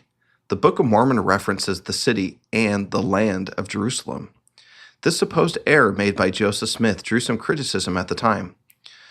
Quote, There is no such land, no part of Palestine bears the name of Jerusalem except the city itself, close quote. Origen Bachelor, 1838. Since the 1830s, several ancient artifacts, including the Amarna letter, discovered in 1887, and the Dead Sea Scrolls, found in the 1940s, have confirmed that Jerusalem was both a city and a land. Behold, wrote Abdi Heba, the king of Egypt has set his name in the land of Jerusalem forever, so he cannot abandon the lands of Jerusalem. Tumbaga. A set of pure gold plates the size and dimension of the Book of Mormon plates would have weighed around 100 pounds. Yet witnesses who hefted the Book of Mormon plates claimed they weighed more like 40 to 60 pounds. Tumbaga is a metal alloy used in ancient South and Central America. It usually consists of copper and gold. Geologist Jerry Grover estimates that Tumbaga plates would have weighed approximately 54 to 58 pounds. Plus, a gold and copper alloy would be easier to write on than pure soft gold. Is Tumbaga why some witnesses describe the plates as having the appearance of gold? Is Tumbaga the reason why William Smith said that they were a mixture of gold and copper? Casting arrows. The Book of Mormon contains a handful of references to bows and arrows. Nephi breaking his bow is the first example. Curiously, the Book of Mormon sometimes refers to arrows being shot, and at other times to arrows being cast or thrown. In Alma 49, Nephites had dug up a ridge of earth around them, which is so high that the Lamanites could not cast their stones and their arrows at them. Verse 4. Nephites prepared to destroy all such as should attempt to climb up to enter the fort by any other way, by casting over stones and arrows at them. Verse 19. But behold, in these attempts they were swept off by the stones and arrows which were thrown at them. Verse 22. Why would Joseph Smith mix the words thrown and cast into the Book of Mormon references to use of arrows? Below is an artist's depiction of an ancient American weapon, the atlatl, used in Aztec and Mayan cultures as early as 4000 BC. Jacob chapter 5. The longest chapter of the Book of Mormon is an allegory where the Lord of the vineyards tends to his olive tree vineyard. The chapter compares the handling and caring of the orchard to the scattering and gathering of Israel. The description of olive tree maintenance is detailed by an experienced hand. Even in areas where the allegory splits from botanical rules are instructive. When did Joseph Smith become so acquainted with olive tree cultivation that he could make up the allegory? Is there any evidence that he, his family, or his neighbors grew olives in upstate New York or Vermont? Jacob 5 quotes this allegory from a non-biblical ancient prophet named Zenos. After the publication of the Book of Mormon, critics scorned Joseph Smith for the seemingly made-up story and prophet. No other author in the Bible references the olive tree allegory or the prophet Zenos. Interestingly, though, in 1887, scholars discovered an early Christian apocryphal writing called the Apocalypse of Peter. Some early Christian churches considered it part of the New Testament scripture. Below is an excerpt from the Apocalypse of Peter, in which Peter asked the Lord more about the fig tree, which he cursed, in Mark 11:11 through 21. Hint, swap out fig tree for olive tree. And I, Peter, answered and said unto him, Interpret unto me concerning the fig tree, whereby we shall perceive it. For throughout all its days doth the fig tree send forth shoots, and every year it bringeth forth its fruit for its master. What then meaneth the parable of the fig tree? We know not. And the master, Lord, answered and said unto me, Understandest thou not that the fig tree is the house of Israel? Even as a man that planteth the fig tree in his garden, and it brought forth no fruit. And he sought the fruit thereof many years, and when he found it not, he said to the keeper of his garden, Root up this fig tree, that it make not our ground to be unfruitful. And the gardener said unto God, Suffer us to rid it of weeds, and dig the ground round about it, and water it. If then it bear not fruit, we will straightway remove its roots out of the garden, and plant another in place of it. Hast thou not understood that the fig tree is the house of Israel? Guerrilla warfare. Daniel Peterson identifies the authenticity of guerrilla warfare in the Book of Mormon in his 1990 book, Warfare in the Book of Mormon. Combat depicted in the Book of Mormon differs significantly from the type of warfare familiar to Joseph Smith. Only a couple of generations removed from the Revolutionary War, Joseph seems to romanticize the formality of warfare typical in the late 18th to early 19th century era, namely, two opposing armies in official uniforms. The Book of Mormon, however, accurately depicts genuine guerrilla warfare. Book of Mormon warfare operates on principles of stealth, surprise, hidden base camps, small-scale skirmishes, strategic retreats, favorable terrain, and submersive propaganda. How did Joseph Smith think of the authentic warfare tactics of the Gadianton robbers? Is there any evidence that he was familiar with different types of warfare? Ether's genealogy. We learn from several witnesses that Joseph Smith had no manuscript or sources while translating the Book of Mormon. Emerson said, After meals or after interruptions, Joseph would at once begin where he had left off, without either seeing the manuscript or having any portion of it read to him. This was the usual thing for him to do. How did Joseph Smith remember a list of 30 Jaredite kings and names in the book of Ether, chapter 1, and then remember to discuss each king and name in reverse order in Ether 6 through 11? Isn't this feat incredible if Joseph Smith was making up the Book of Mormon off the top of his head? 100 different names for Christ. The Book of Mormon contains at least 100 different names and titles for Jesus Christ. How did Joseph Smith do that? Isn't the variety in how the names are woven into the text incredibly impressive for someone making up the book on the spot? Susan Black illustrated the variety in a 1978 Ensign article, which I've recreated below. Nephi's bow. Isn't it interesting that when Nephi's steel bow breaks, he does not use his old arrows with his wood bow? He makes an arrow from the same wood as his new bow, 1 Nephi 16:23. Anyone unfamiliar with archery would not include that tidbit. However, including that subtle detail hints that this is a recorded event. Nephi's arrows from the steel bow would not have been suitable for his wood bow. Conclusion of How did Joseph Smith know? In my opinion, no one item listed above and many more unlisted proves Joseph Smith's claim of divine intervention. However, Joseph's ministry becomes more unbelievable in a natural sense when triangulating the affirmative signs. I've grown surprised at how the critical community widely ignores items like Enochic literature, Jaredite kings, the land of Jerusalem, and the sacrifices allowed 3 days out from the temple. I kept getting the nagging feeling they were looking for ways to doubt, instead of looking at the whole picture. There are plenty of reasons to question the Restoration's truth claims. That said, it is also true that simply writing off the faith-promoting elements is not becoming of a light and truth seeker.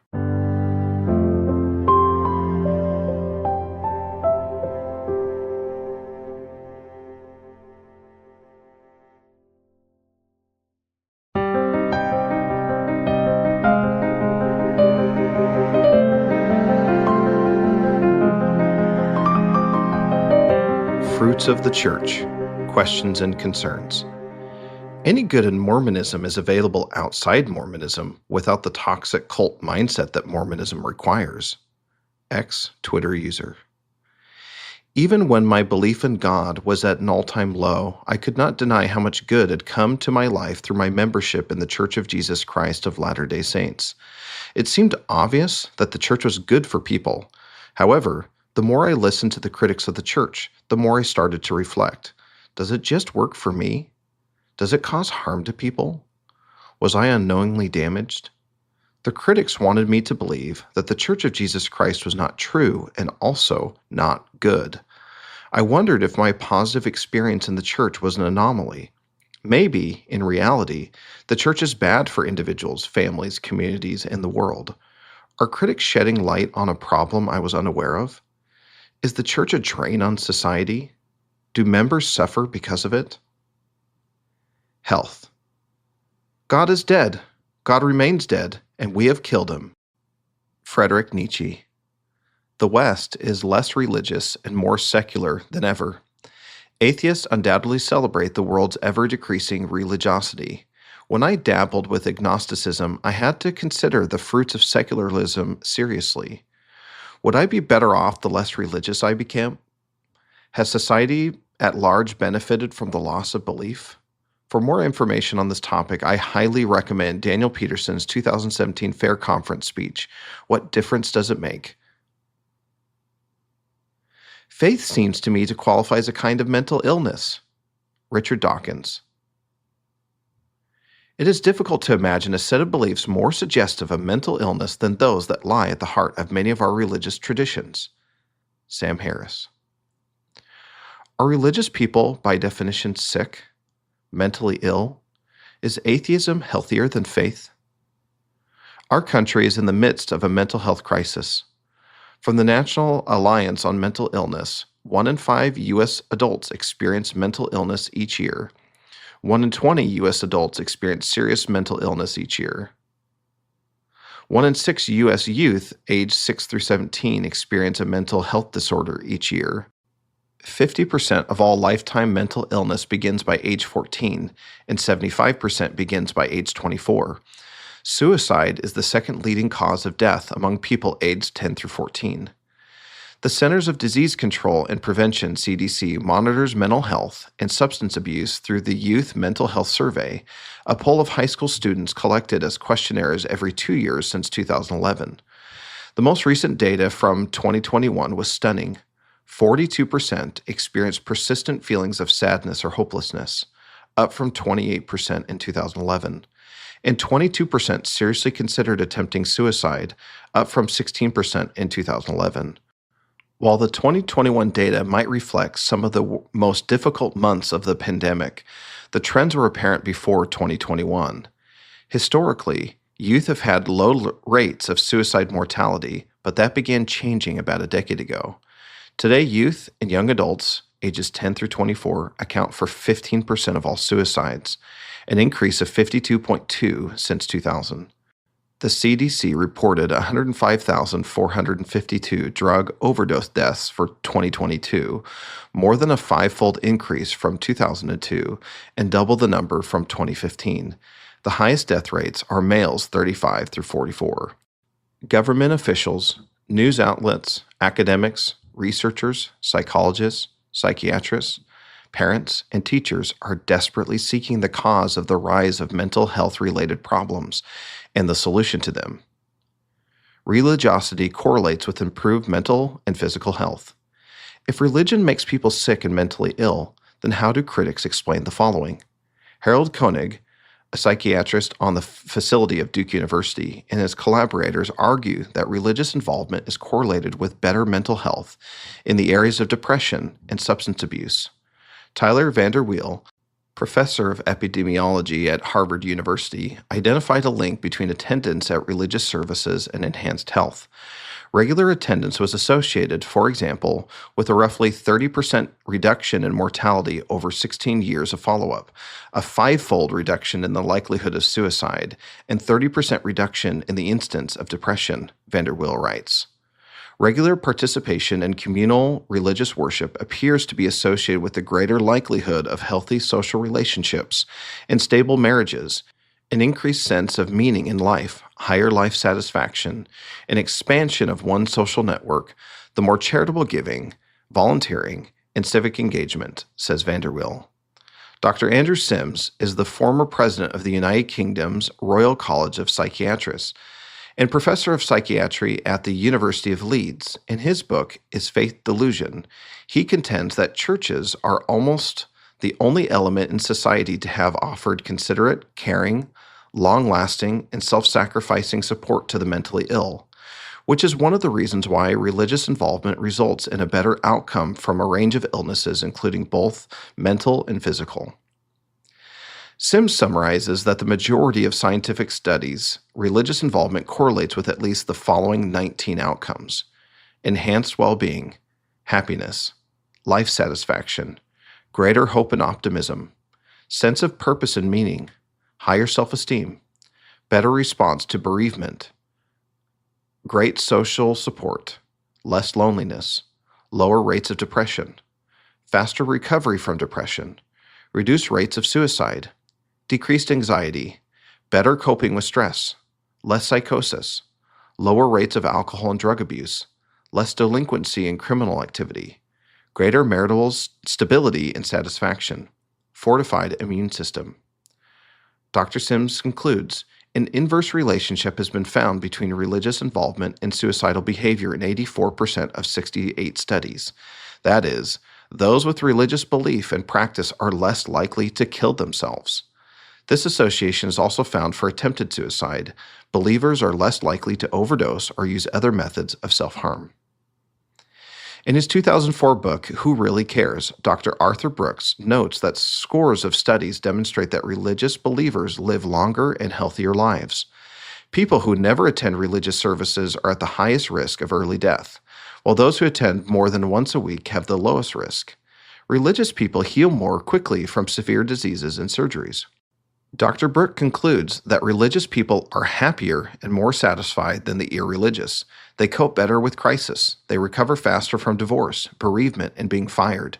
They enjoy higher rates of marital stability and marital satisfaction.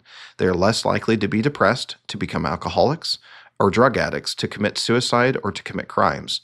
Elderly religious people are much less likely to be depressed, but even if they are depressed, they are less so than their unbelieving counterparts. The Heritage Foundation conducted a large-scale study in the mid-90s and summarized their results in the report Why Religion Matters: The Impact of Religious Practice on Social Stability. Among their findings, they discovered the following 15 benefits of religious practice: marital happiness and stability, stronger parent-child relationships, greater education, higher levels of good work habits, greater longevity, better physical health, higher levels of well-being and happiness, higher recovery rates from addiction to alcohol and drugs, higher levels of self-control, higher levels of self-esteem, better coping skills, more charitable giving, more volunteering, higher levels of community cohesion, more social support for those in need. The Heritage Foundation concluded, no other dimension of life in America, with the exception of stable marriages and families, which in turn are strongly tied to religious practice, does more to promote the well-being and soundness of the nation's civil society than citizens' religious observance. What about religious participation contributes so much to mental and emotional health? Do atheists have a better program than religion to promote well-being? In America's Blessings, How Religion Benefits Everyone, including atheists, Rodney Stark suggests that the evidence shows overwhelmingly that religion protects against mental illness. For example, persons with strong, conservative religious beliefs are less depressed than those with weak and loose religious beliefs. They are happier, less neurotic, and far less likely to commit suicide. Rodney Starks finds at least the following 9 benefits that religious people enjoy over their irreligious counterparts: greater satisfaction with marriage and spouse, less likely to have extramarital affairs. Men are significantly less likely to abuse wife or children. Mother-child relationships are stronger. Greater teenager satisfaction with their families.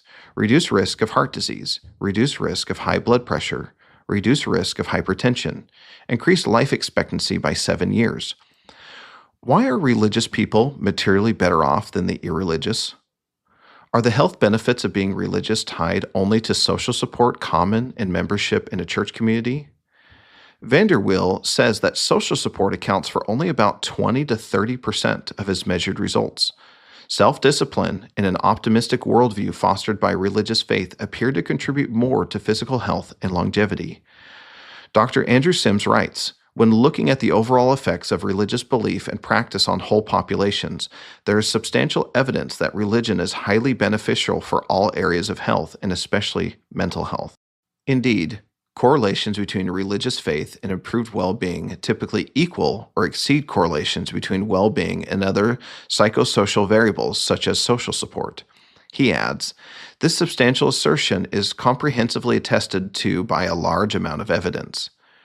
Religion professor at the Catholic University of America, Stephen Craney, sums up the body of religious and mental health research when he said, the relationship between happiness and religiosity is so established that many research papers take it as a given starting point. The happiness-faith relationship is strong enough that it shows up almost any way you slice the data or ask the question. Religiosity has also been found to be associated with other positive emotions that are precursors to happiness, such as optimism, hope, gratitude, and self-esteem. Is it too much to say that we could all use a little more Jesus? Doesn't all this suggest that religious observance significantly contributes to human wellness and flourishing? How do critics suggest that I offset the loss of the overwhelmingly positive benefits of church and religious observance to myself and my family when they suggest I leave the Church of Jesus Christ? Do critics have a better program than the church to support well-being? Where is it? How do I join? Does it work? I suppose it's up to each person to define what good fruits and bad fruits look like. From my perspective, more depression, less reported happiness, less marital happiness, shorter and less healthy lives, less gratitude, and so many more seemingly negative consequences are bad. Yet, these appear to be the consequences of unbelief. A big category like happiness has complicated inputs and outputs. With that said, to assume that declining religiosity has no effect or a positive effect on happiness seems far-fetched to me. If the world is less religious than ever, why does it seem that people are worse, not better off? Benefits to society. Austin, I was tired of talking about helping people and wanted to actually do it. Private conversation with a dear friend and mentor who left the church. Some critics argue that church members are good at caring for their own but blind to the issues outside their church walls. So, do Latter-day Saints and other religious organizations only care for themselves? Are their examples of charity and self-sacrifice only beneficial to their tribe? Arthur Brooks has studied patterns in charitable giving and service for many years and is widely recognized as perhaps the preeminent authority on the subject. In his 2006 volume, Who Really Cares?, he summarizes several insightful findings made when comparing religious churchgoers to their non-religious, non-churchgoer counterparts. Among these findings include these 10. Religious people give more to charity than non-religious people. Religious people donate more money, and not merely to their religious organization. Religious people are more likely to give money to friends and family. Religious people are far more likely to give food or money to the homeless. Religious people are more likely to donate blood. Religious people are more likely to return money that they got from a cashier's mistake. Religious people are more likely to express empathy for the less fortunate. European churchgoers are 15% more likely to volunteer for non-religious charities. If a non-churchgoer was raised in a religious home, they are more likely to donate to charity than non-churchgoers who were not. In the US and Europe, churchgoers are more likely to give to charitable causes than their secular counterparts.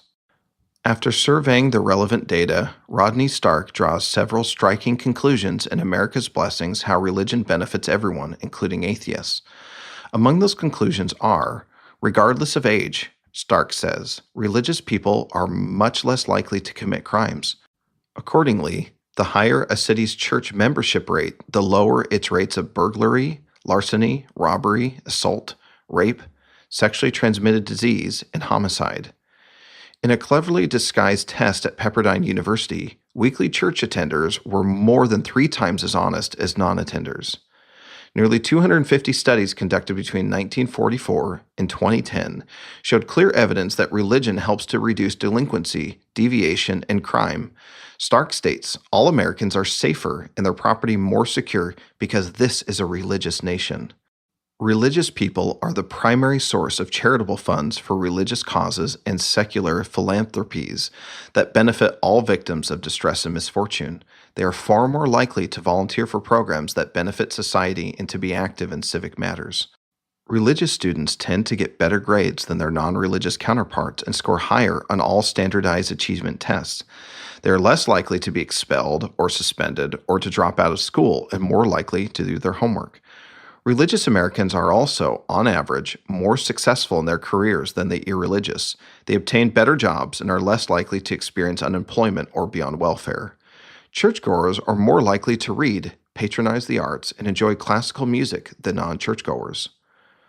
Dr. Robert Putnam, in his book Bowling Alone, concludes that churchgoers, compared to others, are more likely to do or participate in the following: visit friends, entertain at home, attend club meetings, sports groups, professional and academic societies, school service groups, youth groups, service clubs, hobby or garden clubs, literary, art, discussion, and study groups, school fraternities and sororities, farm organizations, political clubs, nationality groups.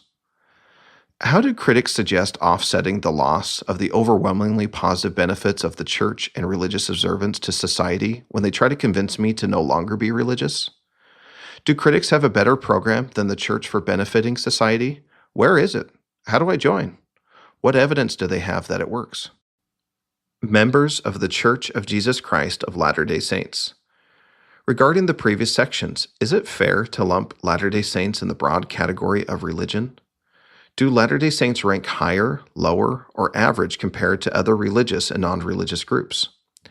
Latter-day Saints are highly religious. In the 2014 Religious Landscape Survey by Pew Research, Latter-day Saints rank higher in religiosity than any other group.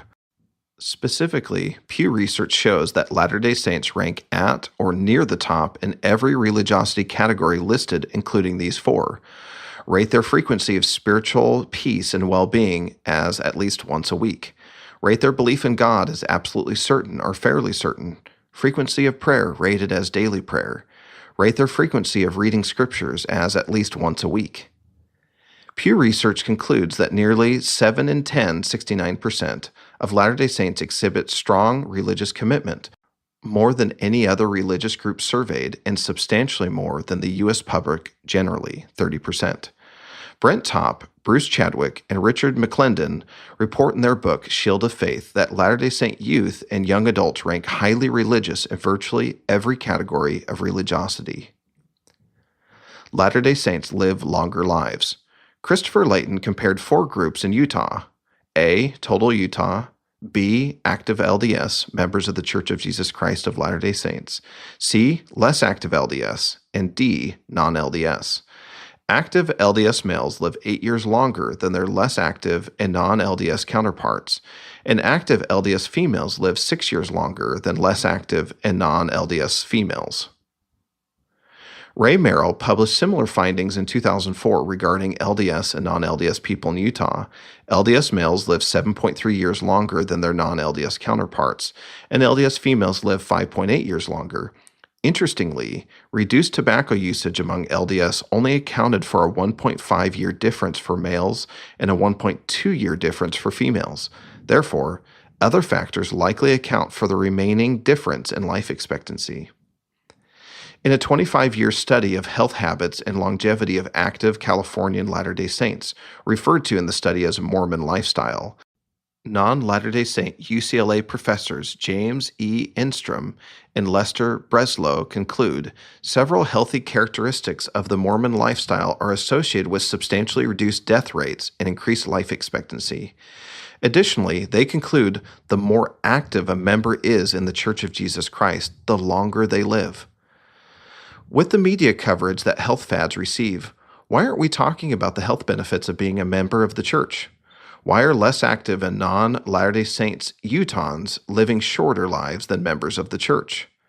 Members of the Church of Jesus Christ of Latter-day Saints living longer seems to be common knowledge, and the only type of rebuttal I've seen from critics goes something like this: I don't know if how Mormons live really means living. Life expectancy may be longer, but we sure have fewer life experiences. Reddit user in response to the question, do Mormons really live longer? I think it just feels longer if you're Mormon. Reddit user in response to the question, do Mormons really live longer? What do these critics think I'm missing out on by being a devout member of the Church of Jesus Christ of Latter-day Saints? Latter-day Saint teenagers and young adults are better off by nearly every meaningful measure. Some former members of the Church of Jesus Christ have commented that their parents and the church were too strict. Are the high standards of typical Latter-day Saint homes damaging our youth? As a faithful member of the Church of Jesus Christ of Latter-day Saints, am I setting up my children to fail in the future? Psychologist Diana Baumbreen developed a highly regarded theory for parenting styles in the late 1970s. Of the 4 parenting styles, she found that children raised in authoritative homes were the most likely to be socially confident, friendly, self-disciplined, cooperative, and achievement-oriented. Parents with an authoritative style are nurturing and supportive, but firm limits are set for their children. Boundaries and rules are well defined. In a 2006 manual titled Strengthen the Family for the Church of Jesus Christ of Latter-day Saints, Session 1 is dedicated to encouraging authoritative parenting. It states, quote, the parenting principles taught in this course most closely resemble those of authoritative parenting. This approach is most consistent with the scriptures and teachings from church leaders. According to this standard, parents teach and guide their children by persuasion, patience, and love. Doctrine and Covenants 121, 41 through 44. They are willing to discuss their decisions with their children and explain their reasons for those decisions. They are also willing to reprove their children when guided by the Spirit and give them the guidance they need. Close quote.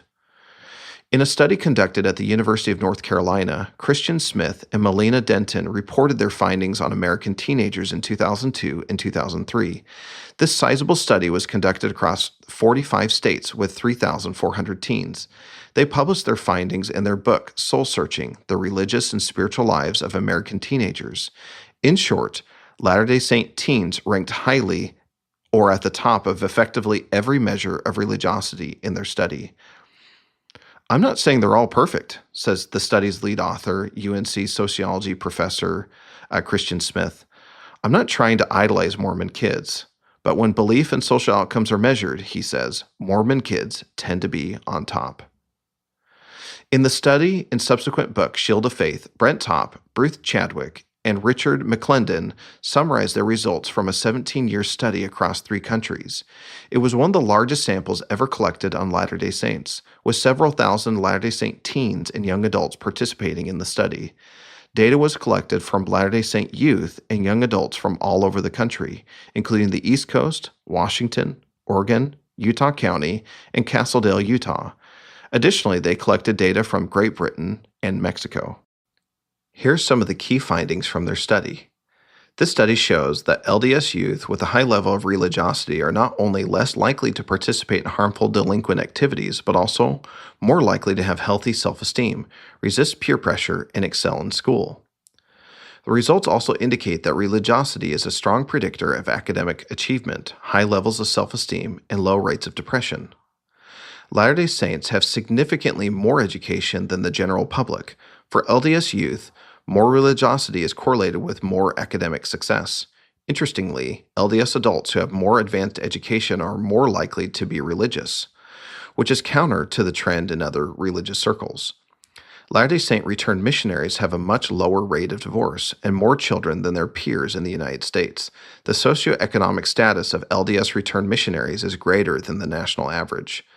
Latter-day Saint men and women with higher rates of religiosity experience significantly lower levels of depression than the average American. The religious LDS lifestyle acts as a buffer against depression. Higher amounts of private religious behavior, such as private prayer, as well as public behavior like church attendance, are negatively correlated with depression, meaning the more religious you are in the Latter-day Saint faith, the odds are that you will be less depressed. What organization or group would I rather raise my children in? If my priority as a parent is better mental and physical health for my children, isn't more active membership in the Church of Jesus Christ of Latter-day Saints a viable choice? If I understood all this 20-plus years ago as a youth, wouldn't I likely have wanted to choose to put myself in the best possible position for better emotional and physical health? Do critics have a program that better promotes youth and young adults' health and well-being than the church? Where is it? How do I join? Does it work? Do critics have more light and truth to offer? Latter-day Saint marriages are more stable. Multiple studies and survey data sets ranging from 1985 to 2024 consistently show that Latter-day Saints have the lowest or among the lowest divorce rates compared to both religious and non-religious groups. Rate of divorce in 1985, 14% LDS men and 18.8% LDS women, compared to 19.8 Catholic men, next lowest average, and 44.7% non-religious women, highest average. They also report 6% divorce rate for temple marriages. In a 1993 study, LDS marriages had the lowest probability, 13%, of marriage dissolution of any other religious denomination, with no religious affiliation having the highest probability at 36%. As reported in 2010 in the Shield of Faith, returned missionary men had a 9% divorce rate, and returned missionary women had a 15% divorce rate. The U.S. men's average was 38%, and the U.S. women's average was 48%. In a 2023 study of 2,625 current members and 1,183 former members of the church, the divorce rate for temple marriages was 3 times lower than the national average. Further, former Latter-day Saints are twice as likely to experience divorce than active Latter-day Saints. In the previously referenced Pew Research 2014 Religious Landscape Study, they found 66% of Latter-day Saints are married. By far, this is the highest of any group surveyed. Latter-day Saints average 3.4 children versus 2.2 for the average Christian. 64% of those raised in a Latter-day Saint household still identify as Latter-day Saints as adults, better than all other Christian denominations. Reported in the study was that among the 350 families, no religious group was more effective in passing on their religious identity and beliefs to their children than Mormons.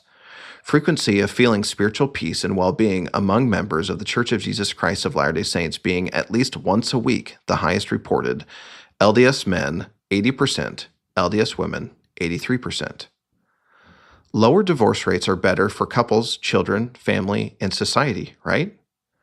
Wouldn't the church's track record in this regard be a massive boon to the U.S. and the world as divorce rates and the number of single-parent households skyrocket? Wouldn't children generally be better off being raised by their father and mother? I have to ask myself, why do marriage rates, more children, and lower divorce seem to be linked to membership in the Church of Jesus Christ of Latter-day Saints? What is the church doing right? Critics are great at pointing out the one-off example where divorce was the best solution. That's great. However, what about the cases, perhaps most cases, where divorce could be avoided? Isn't a program or a church with a solid track record of lower divorce rates worth exploring? What do critics propose? Do they have a better program that creates better environments for children and families? What is that program? Does it work? How does it work? How do I join? What do they teach? Do critics have something to offer me that will provide more light and truth to my life and my family's life? Latter-day Saints are happier. I'm cautious about conflating Utah with members of the Church of Jesus Christ of Latter-day Saints, but the connection does bear some merit. Utah consistently nears the top of the Gallup happiness poll they publish yearly. In 2013, the Gallup Healthways Wellbeing Index found that Provo-Orem, Utah, was the happiest city in the U.S. Around the same time, Provo-Orem was 90% Latter-day Saint and was ranked as the most highly religious metropolitan area in the U.S., with 77% of its residents reportedly very religious. This simple correlation does not prove that religion is the source of all happiness, but it certainly throws into question the inverse correlation insinuated by some critics. In 2012, the Pew Research Center's Forum on Religious Life released a broad study titled Mormons in America. In that study, they found the overwhelming majority of members of the Church of Jesus Christ of Latter-day Saints are satisfied in their own lives and content with their communities. Nearly 9 out of 10 reported being satisfied with their lives and content with their communities, higher than the U.S. public at 75%. Pew says this percentage is even more significant among younger Latter-day Saints. Fully 92% of Mormons under age 50 are satisfied with their lives. Within the LDS community, those with the highest levels of religious commitment are more satisfied than those with lower levels of religious commitment, 91% compared to 78%. Who wouldn't want to be happier, more fulfilled, have more peace, have more purpose? If the solution wasn't become a Latter-day Saint, wouldn't every government organization and news outlet push for more membership in the Church of Jesus Christ of Latter-day Saints? How do critics account for the prodigiously positive health and well-being outcomes for members of the Church of Jesus Christ? A reader on ex-Mormon message boards would have no idea that Latter-day Saints are statistically happier than other religious groups and especially happier than non-religious groups. So Mormons are happier, says research. Yeah, right. The reasons are interesting, and I think characteristic of why so many others are not happy, but certainly not unique to Mormonism. Post on xmormon.org forum in response to a study outlining why Latter-day Saints are happier. I used to work at an insane asylum. There are a lot of happy people there too. Response to the above thread on xmormon.org. Drunk self-report is happier than sober people too. Doesn't mean we should all go around drunk all the time. Response to the above thread on xmormon.org. Mormons always report that Mormons are happier, and often it's their church leaders telling them to log into surveys and say it's so. Response to the above thread on xmormon.org. My response to comments like these is, where is the evidence? Where is the proof that Latter-day Saints are secretly unhappy when they are happier by every meaningful measure? Where is the evidence that church members are unhappy despite decades of data from sources inside and outside the church to the contrary? I get the impression that critics sidestep data by sharing anecdotal experiences of why the church didn't work for them personally. You know, that's okay. We are all on our own journey, and I'm fine with some folks feeling uncomfortable with their church membership. What is not okay is when critics attempt to use their personal experiences to suggest remedies to problems that do not exist. That way of problem solving hurts far more people than it helps. Conclusion: Latter-day Saints have better mental outcomes and reduced risk of mental illness. In a 2010 study, Merrill and Salazar concluded that active Mormons reported having the best health status and consequently the lowest levels of mental illness. In 2023, Dyer, Judd, Gale, and Finlayson summarized the body of peer-reviewed scholarly articles on mental health of members of the Church of Jesus Christ of Latter-day Saints from 2005 to 2022. In all, 46 studies were reviewed. They concluded, when comparisons are made, Latter-day Saints are typically found to have better mental health than those of other religions or no religion. What do critics suggest for offsetting the potential negative repercussions to mental health when they convince people to resign their membership? What do the critics say when they undermine the faith of good people and leave them in a much worse mental and physical state? Couldn't it be said that it is irresponsible for critics to convince people to leave the church? Do critics offer free of charge counseling to people they have harmed? How much counseling is required to offset the positive benefits left behind in church membership? None of the above findings surprise me or anyone with common sense. Growing up as a member of the Church of Jesus Christ of Latter-day Saints, the phrases, "choose the right," "keep the commandments," and "I am a child of God," were instilled deep in my soul. I was consistently encouraged to serve others and to love God. The invitation to lean on the Savior's atoning power, to forgive myself and others, and to receive forgiveness was consistently taught. Church leaders told me it was my duty to serve a mission, so I did. I was invited to live the law of chastity, not to have premarital sex, and then marry in the temple. I was encouraged to have children, get an education, and live a life of devoted service to God and my fellow men. Growing up, the Latter-day Saint kids were generally well-behaved and studious in class. In every place I lived, the Latter-day Saints seemed to have, on average, well-adjusted and confident kids. Latter-day Saint adults and families, by and large, seemed stable and happy. Leaders in my wards truly cared and gave freely of their time and talents to others. I'm painfully aware that not everything is as it seems from the outside looking in. However, it is also clearly not true that the Latter-day Saints are despondent, miserable people. Though critics would have me believe otherwise, the data supports my experience with the Church of Jesus Christ of Latter-day Saints. After learning the facts, I realized I was not crazy. The church is a good place, and members are better off for their affiliation. Regardless of the critics' qualms with the Church of Jesus Christ, isn't it safe to admit that the church's program works? Do critics have a program whereby I can find more light and truth? Shouldn't the critics agree that the church helps people live fulfilled, abundant lives? Shouldn't the critics agree that our children are much better off when they immerse themselves in the church? Don't the fruits of the Church of Jesus Christ demonstrate that the church's practices and teachings are working? Although the occasional person can have a bad experience as a member of the Church of Jesus Christ, can't the critics admit that membership in the church is much more likely to be a net positive for any particular person? If not membership in the Church of Jesus Christ of Latter-day Saints, what better alternative do the critics suggest? Is there another group, philosophy, doctrine, or teaching that produces proven results like the church? Is there another large group whose members live the teachings of Jesus Christ more often than the Latter-day Saints? I'd be curious to see research on why so many Mormons are unhappy or closeted in unhappiness. Has anyone ever seen research about this? Post on ex-Mormon Reddit. If the Reddit user mentioned above is reading this, I hate to inform you, but that research has not come out yet, and very likely never will. In high school, I complained to a church leader that the young men in my priest quorum were immature and asked if I could move up into the adult elders quorum early. I've never forgotten his gentle response. You know, Austin, the day will come that you will stop wondering what you will get out of church and start asking how you can contribute. Dr. Vivek Murphy, the 19th and 21st Surgeon General of the United States from 2014 to 2017 and 2021 to present in 2024, has dedicated his life and work to combating loneliness and its significant adverse health effects. Quote, social connection stands out as a largely unrecognized and underappreciated force for addressing many of the critical problems we're dealing with, both as individuals and as a society. Overcoming loneliness and building a more connected future is an urgent mission that we can and must tackle together. Close quote. Quote, people with strong social relationships are 50% less likely to die prematurely than people with weak social relationships. Weak social connections can be a significant danger to our health. Close quote.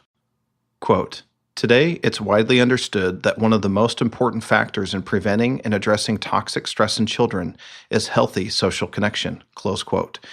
In short, loneliness is a public health crisis. One of the world's longest studies of adult life, the Harvard Study of Adult Development, identifies close relationships as the variable that keeps people happy throughout their lives.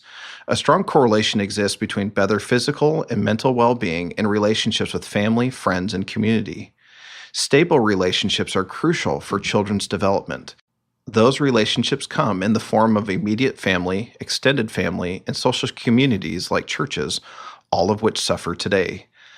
All of these relationships the Church of Jesus Christ of Latter-day Saints promotes, supports, and helps. Family and church communities see a child grow and provide support throughout the good and the bad.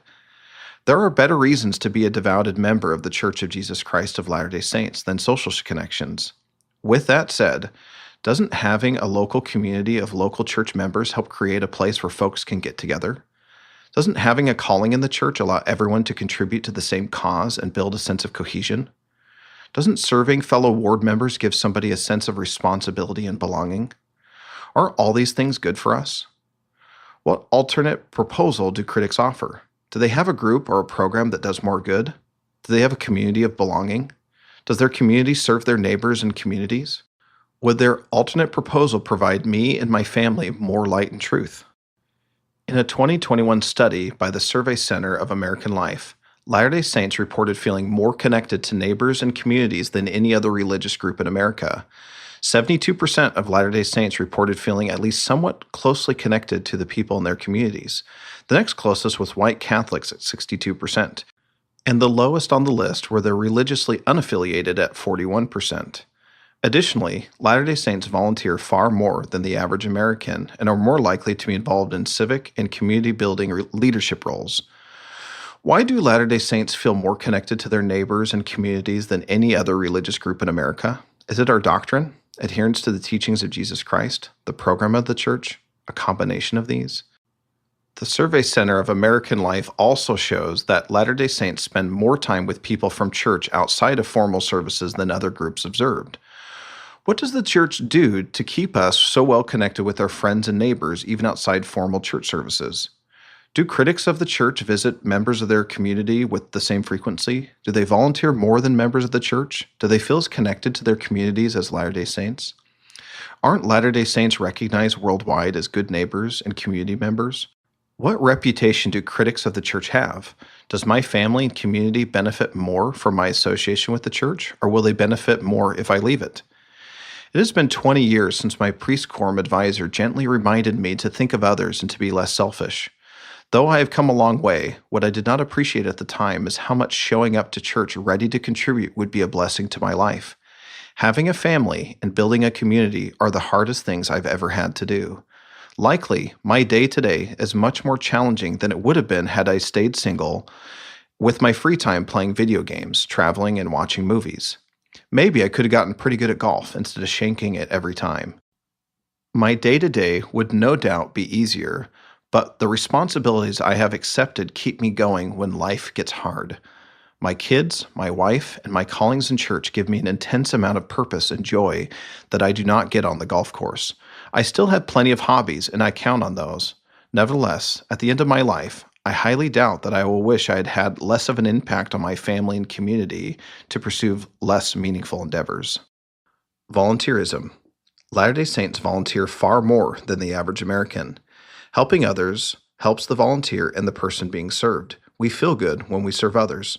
In 2012, the University of Pennsylvania's School of Social Policy and Practices analyzed survey data for 2,664 church-attending Latter-day Saints throughout the country. They found Latter-day Saints volunteer per year 427.9 hours compared to the average American 48 hours.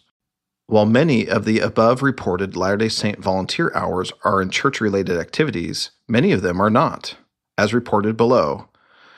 Service and church-related activities, 242 hours per year. Community and social initiatives, worldwide welfare and humanitarian aid programs, 151.9 hours per year. Social causes unrelated to the church, 34 hours per year. Additionally, 88.8% of the participants surveyed paid a 10% tithing. They also donated an average of $1,821 to other social and community causes outside of tithing.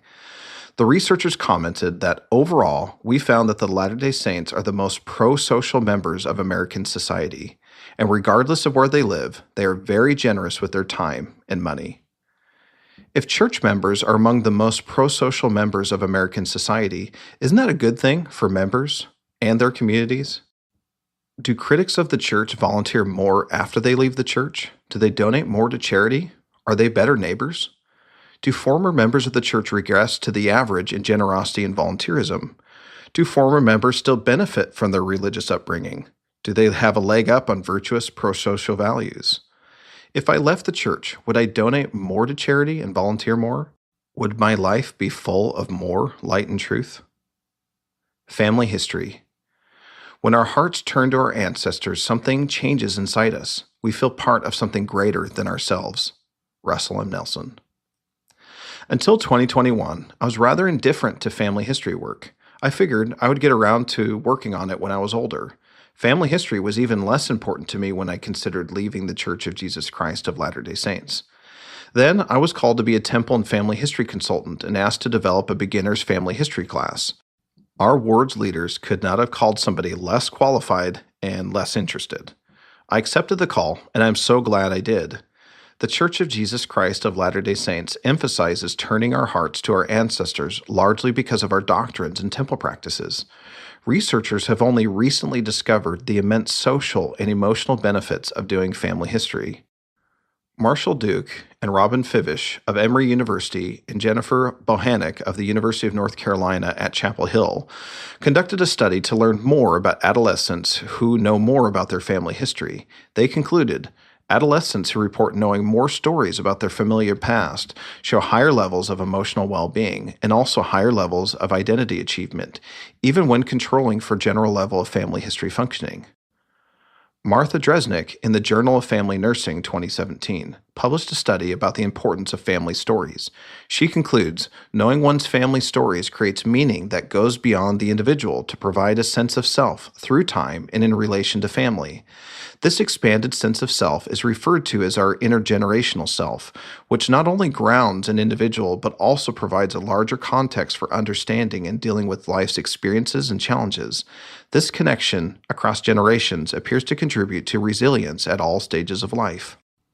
In 2011, Peter Fisher, Ann Saar, Claudia Wagrinik, and Silke Weiswaller from the University of Graz, the University of Berlin, and the University of Munich published a study in the European Journal of Social Psychology. Their study found that thinking about one's genetic origin, i.e. ancestors, provides people with a positive psychological resource that increases their intellectual performance.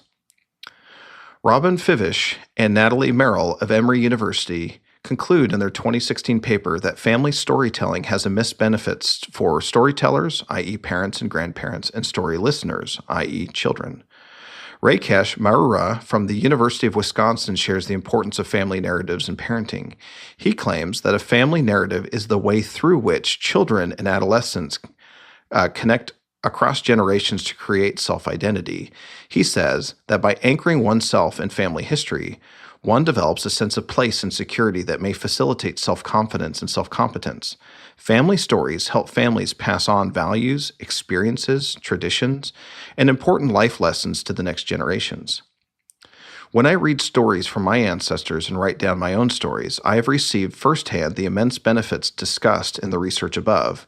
In the past 3 years, I have emphasized family history and storytelling much more to my children. In a short period of time, I have already seen how family history gives my children and me a place in our family story and a stable sense of identity. How do critics propose tapping into this well of family history benefits? Would distancing myself from the Church of Jesus Christ of Latter-day Saints make family history and storytelling more likely? Does the church strengthen or weaken family ties? Do parents and children come closer together when somebody leaves the church? Would I suddenly be closer to my family and community if I left the church? What is the heritage of the critics of the church? Who are their heroes about whom they can proudly share stories with their children? If family history becomes less important as I distance myself from the church, how do critics propose that I replace this source of light and truth? Delayed gratification. All there is and ever can be is right now, and now, and now. There is no journey and no destination. Jeremy Reynolds, The Examined Life. In high school, I sometimes wondered if this whole church thing was worth it. I wanted to have sex. I was curious to try alcohol. Friends made fun of me because I had never seen a rated R movie. Some Sundays, the water on the lake was remarkably flat, and the weather was a perfect 85 degrees. At times, the church felt like a wall that kept me from enjoying some of the pleasures of life. I remember vividly choosing to follow the church's standards under the belief that my life would be better if I had self-control. Members of the Church of Jesus Christ of Latter-day Saints have ample opportunity to exercise delayed gratification. Tithing, fasting, dating norms, the word of wisdom, and the law of chastity are among the sacrificial practices of Latter-day Saints that reinforce this behavior. The ability to postpone immediate rewards in order to gain a future benefit is well documented to improve one's health, wealth, and happiness. In the oft-cited marshmallow experiment published in 1972, Dr. Walter Mischel conducted an experiment in which 4 to 5-year-old children were given a marshmallow. He promised they could have a second one if they waited 15 minutes without eating the one provided. Some waited, and some did not. Researchers conducted follow-up studies and tracked each child's progression as the years passed. A number of different areas were tracked. Quote, "The children who were willing to delay gratification and waited to receive the second marshmallow ended up having higher SAT scores, lower levels of substance abuse, lower likelihood of obesity, better responses to stress, better social skills as reported by their parents, and generally better scores in a range of other life measures. The researchers followed each child for more than 40 years, and over again, the group who waited patiently for the second marshmallow succeeded in whatever capacity they were measuring. In other words, this series of experiments proved that the ability to delay gratification was crucial for the success in life." Close quote. James Clear. In a 2012 study, researchers found that religious people in particular are better at delayed gratification. Religious people tend to be less impulsive in all sorts of decisions related to money, time, and other resources. Through religious beliefs and practices, people develop a more patient style of decision-making. One of the most pervasive narratives shared among critics is that the church's sexual standards hurt people. Regarding delayed sexual gratification, Nicholas Wolfinger of the University of Utah summarizes a myriad of studies with 2 key statements. Quote, "Americans reporting one lifetime sex partner have the happiest marriages." Close quote. Quote, "The difference between having one and more than one lifetime sex partner is most consequential in predicting marital quality." Close quote. He also reports that women with 0 to 1 sexual partners before marriage are the least likely to divorce. If I left the church, would I be better at delayed gratification? Have I captured enough delayed gratification benefits from my religious upbringing that leaving the church would now not adversely affect me? Do nihilists with no journey and no destination produce better life outcomes? Is pursuing every immediate pleasure the path to more light and truth? Jeremy Reynolds' thoughts about life having no journey and no destination may work for privileged upper-middle-class Americans. I marvel that I decided in high school to delay gratification based on the teachings of the Church of Jesus Christ. My life is immeasurably better due to those decisions made on faith all those years ago. Dr. Viktor Frankl, founder of logotherapy and a Nazi concentration camp survivor, said, "It is a peculiarity of man that he can only live by looking to the future. And this is his salvation in the most difficult moments of his existence. The prisoner who had lost faith in the future, his future, was doomed. With his loss of belief in the future, he also lost his spiritual hold. He let himself decline and became subject to mental and physical decay." Real or myth? Antidepressants and LGBTQ+ suicide risk. I genuinely feel bad for former members of the Church of Jesus Christ of Latter-day Saints who see the church's overwhelmingly positive benefits for members but want to rationalize their leaving it. For this reason, I believe some critics cling to a couple of myths and misconceptions. For them, these misunderstandings need to be real. Critics commonly cite two statistics as a means to paint the church in a negative light. The first is that Utah ranks higher on average per capita in usage of antidepressants. In the most recent data from 2019, Utah was 16th in the country. The second statistic is Utah's higher than average suicide rate. More recently, in 2021, it was 14th in the country. Using the statistics in the state of Utah on antidepressant usage and higher than average suicide risk, critics then make the major leap to their conclusion by suggesting that the church and its teachings lead its members to be depressed. Usually, critics cite the above two pieces of information without any additional research to support that claim. I empathize with anyone who has lost a loved one due to mental health challenges or is currently supporting a loved one, including themselves, in a mental health challenge. Suppose the premise suggested by critics above was universally true. Why does Utah County, with the highest percentage of Latter-day Saint population in Utah, rank the lowest in antidepressant usage in Utah?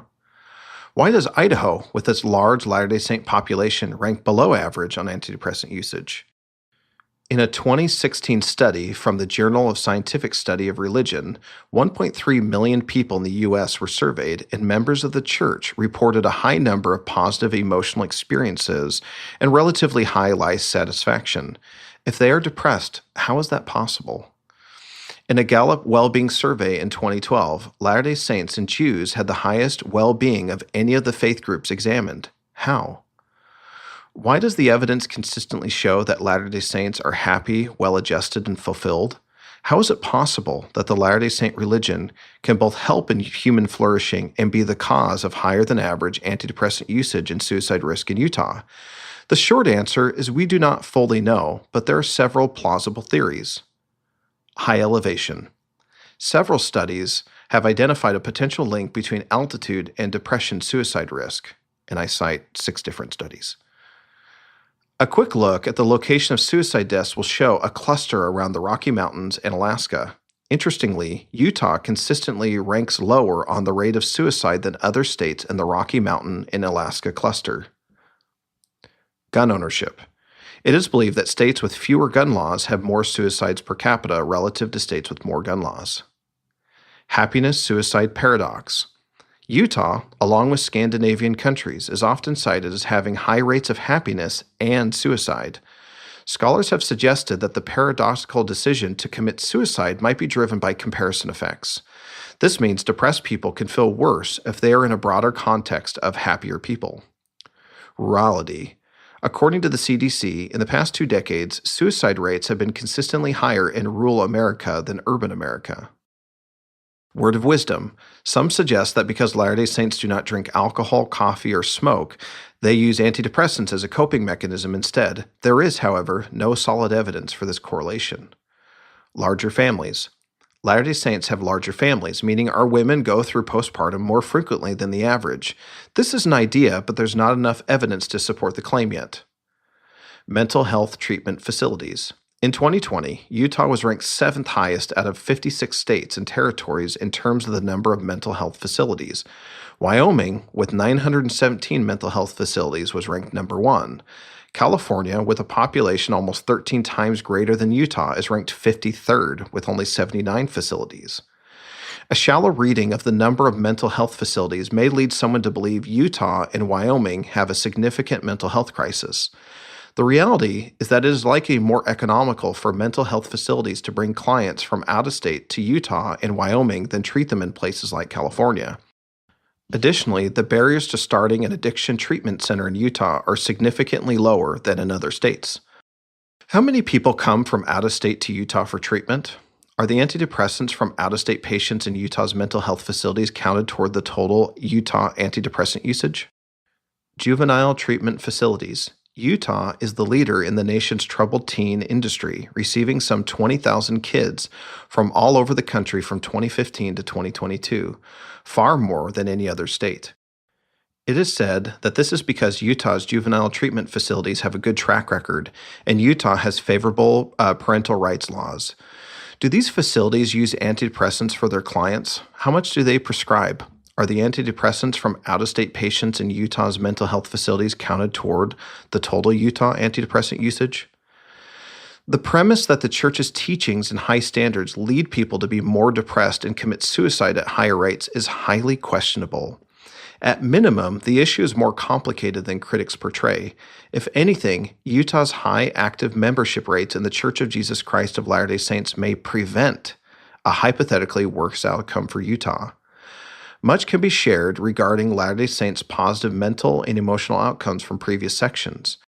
This statement from Daniel Judd in Religiosity, Mental Health, and the Latter-day Saints, a preliminary review of literature 1923 to 1995, sums it up nicely. Quote, analysis of the data indicates that Latter-day Saints who live their lives consistent with their religious beliefs experience greater well-being and marital and family stability, and less delinquency, depression, anxiety, and substance abuse than those who do not. This review of research also concludes that there is very little support for the assertion made by some that religious belief, practice, or affiliation is antithetical to mental health. Close quote. Isn't it irresponsible for critics to universally claim that the Church of Jesus Christ is bad for mental health, especially when the opposite is much more likely? LGBTQ+, the Church of Jesus Christ of Latter-day Saints, and suicide. In 2019, the Utah Department of Health surveyed 86,000 Utah teens. In the group of LGBTQ identifying Latter-day Saint teens, an alarming 28% reported having seriously committed suicide in the last year. Latter-day Saint heterosexual teens had seriously committed suicide at a lower 13% rate in 2019. The critics capitalize on this difference in suicide ideation and attempt to explain the gap with false accusations like, the church's anti-LGBTQ+ policies are causing harm to our LGBTQ youth. LGBTQ youth do not feel safe and welcome in Latter-day Saint communities and thus commit acts of self-harm. Both statements above are highly suspect and borderline dangerous. Dyer and Goodman point out in the same 2019 data set that 49% of Utah's non-religious LGBTQ teens had seriously considered committing suicide, compared to 22% of non-religious heterosexual teens. The national average for suicide ideation among LGBT youth is 47.7%. When compared side by side, 13% of Utah's heterosexual teens that are Latter-day Saints had seriously considered committing suicide, compared to 22% of Utah heterosexual no-religious teens. And then 28% of Utah's LGBTQ teens who are Latter-day Saints, compared to 49% of Utah's LGBTQ teens who are not religious. The question we should be asking is, what is the church doing in Utah to significantly reduce the amount of suicidal ideation among LGBTQ identifying teens? For LGBTQ teens, that reduction is over 42%. Dr. Michael Staley, the suicide prevention coordinator at the Utah Office of the Medical Examiner, admits that friction between LGBT sexuality and religion in Utah may not be the driving factor behind suicide among Utah's youth. Despite the common narrative that Utah's youth suicides arise from intended and unintended intolerance toward LGBT people, Dr. Staley states, there is no data to show that, period. Dr. Staley attributes Utah's higher than average suicide rate to reduced oxygen to the brain because of Utah's higher elevation. Congratulations, Mr. Staley. Your research is already being used by Mormon apologists to prove the church is not responsible for Utah's dead queers. So, mission accomplished, I guess. Comment on an article summarizing Dr. Staley's research. When Dr. Staley pushed back on the connection between suicidality in Utah and the church, why did so many critics get upset? Wouldn't correctly understanding the correlation between the church, LGBTQ+ issues, and suicide be vital information? Why do some critics want it to be true that the church harms our LGBTQ+ identifying members when that claim seems to be untrue or at least unclear? Depression and suicide are serious issues, and we within the church and those who have left have a responsibility to care for those who are struggling. We must not float overly simple, false theories that do more damage than good. For more on this topic, please read the LGBTQ+ Concerns and Questions section. If you or someone you know needs help, please consider one of these resources listed on the website. Fruits of the Church Conclusion. Biggest mistake of my life was raising my kids in the church. X Twitter user. I've done so much of the work of deconstructing the self-hatred the church instilled in me. X Twitter user. I just want them to admit that their hate hurts and kills. User on Ex-Mormon Reddit. What church are these disillusioned former members talking about? It sounds nothing like the Church of Jesus Christ of Latter-day Saints. I've attended different wards and stakes in different states and countries for decades.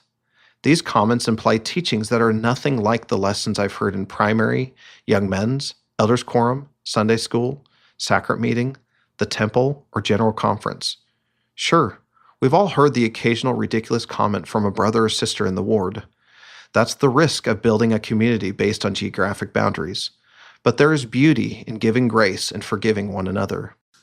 Wouldn't it be more honest for the disenchanted folks quoted above to say, my parents or my specific church leader instead of the church? Wouldn't that be more accurate? A stable identity is one of the greatest gifts the Church of Jesus Christ of Latter-day Saints has given me. I know who I am, where I fit in the story, and where I am going. President Russell M. Nelson said in a worldwide devotional for young adults May 15, 2022, quote, "My dear friends, you are literally spirit children of God. You have sung this truth since you learned the words to the primary song, I Am a Child of God. But is that eternal truth imprinted upon your heart? Has this truth rescued you when you confronted temptation? I fear that you may not have heard this truth so often that it sounds more like a slogan than divine truth. And yet, the way you think about who you are really affects almost every decision you will ever make. So who are you? First and foremost, you are a child of God, a child of the covenant, and a disciple of Jesus Christ. As you embrace these truths, our Heavenly Father will help you reach your ultimate goal of living eternally in His holy presence. I promise that you will experience spiritual growth, freedom from fear, and a confidence that you can scarcely imagine now. You will have the strength to have a positive influence far beyond your natural capacity. And I promise that your future will be more exhilarating than anything you can presently believe." Close quote. Ultimately, I have to teach my children something. Why not a stable identity, eternal self-worth and hope, self-reliance and hard work, faith in Jesus Christ, that their future will be exhilarating. We will all experience hardship in this life. Why not experience it with hope, gratitude, community, forgiveness, and purpose?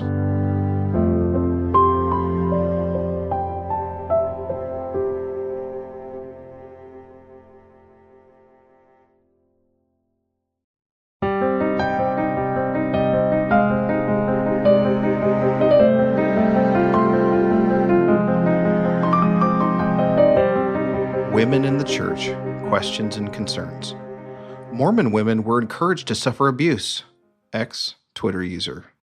A woman's perspective on what it feels like. It's miserable. The damage is ground into you from birth so that even when you leave the church, the pain doesn't stop. And even when you heal, you don't. Explaining the full extent of it would be a very sad, very long book. Reddit user. Comments like those above challenge my perspective on women in the Church of Jesus Christ of Latter-day Saints. Women issues have taken center stage in recent years. I care deeply for the women in my life, and I had to examine if the church is a good and safe place to raise my daughters. Critics would have me believe that women are deeply damaged because of their upbringing or conversion to the Church of Jesus Christ. Is there a devil in the details of our doctrines and practices? Are millions of women around the world secretly suffering?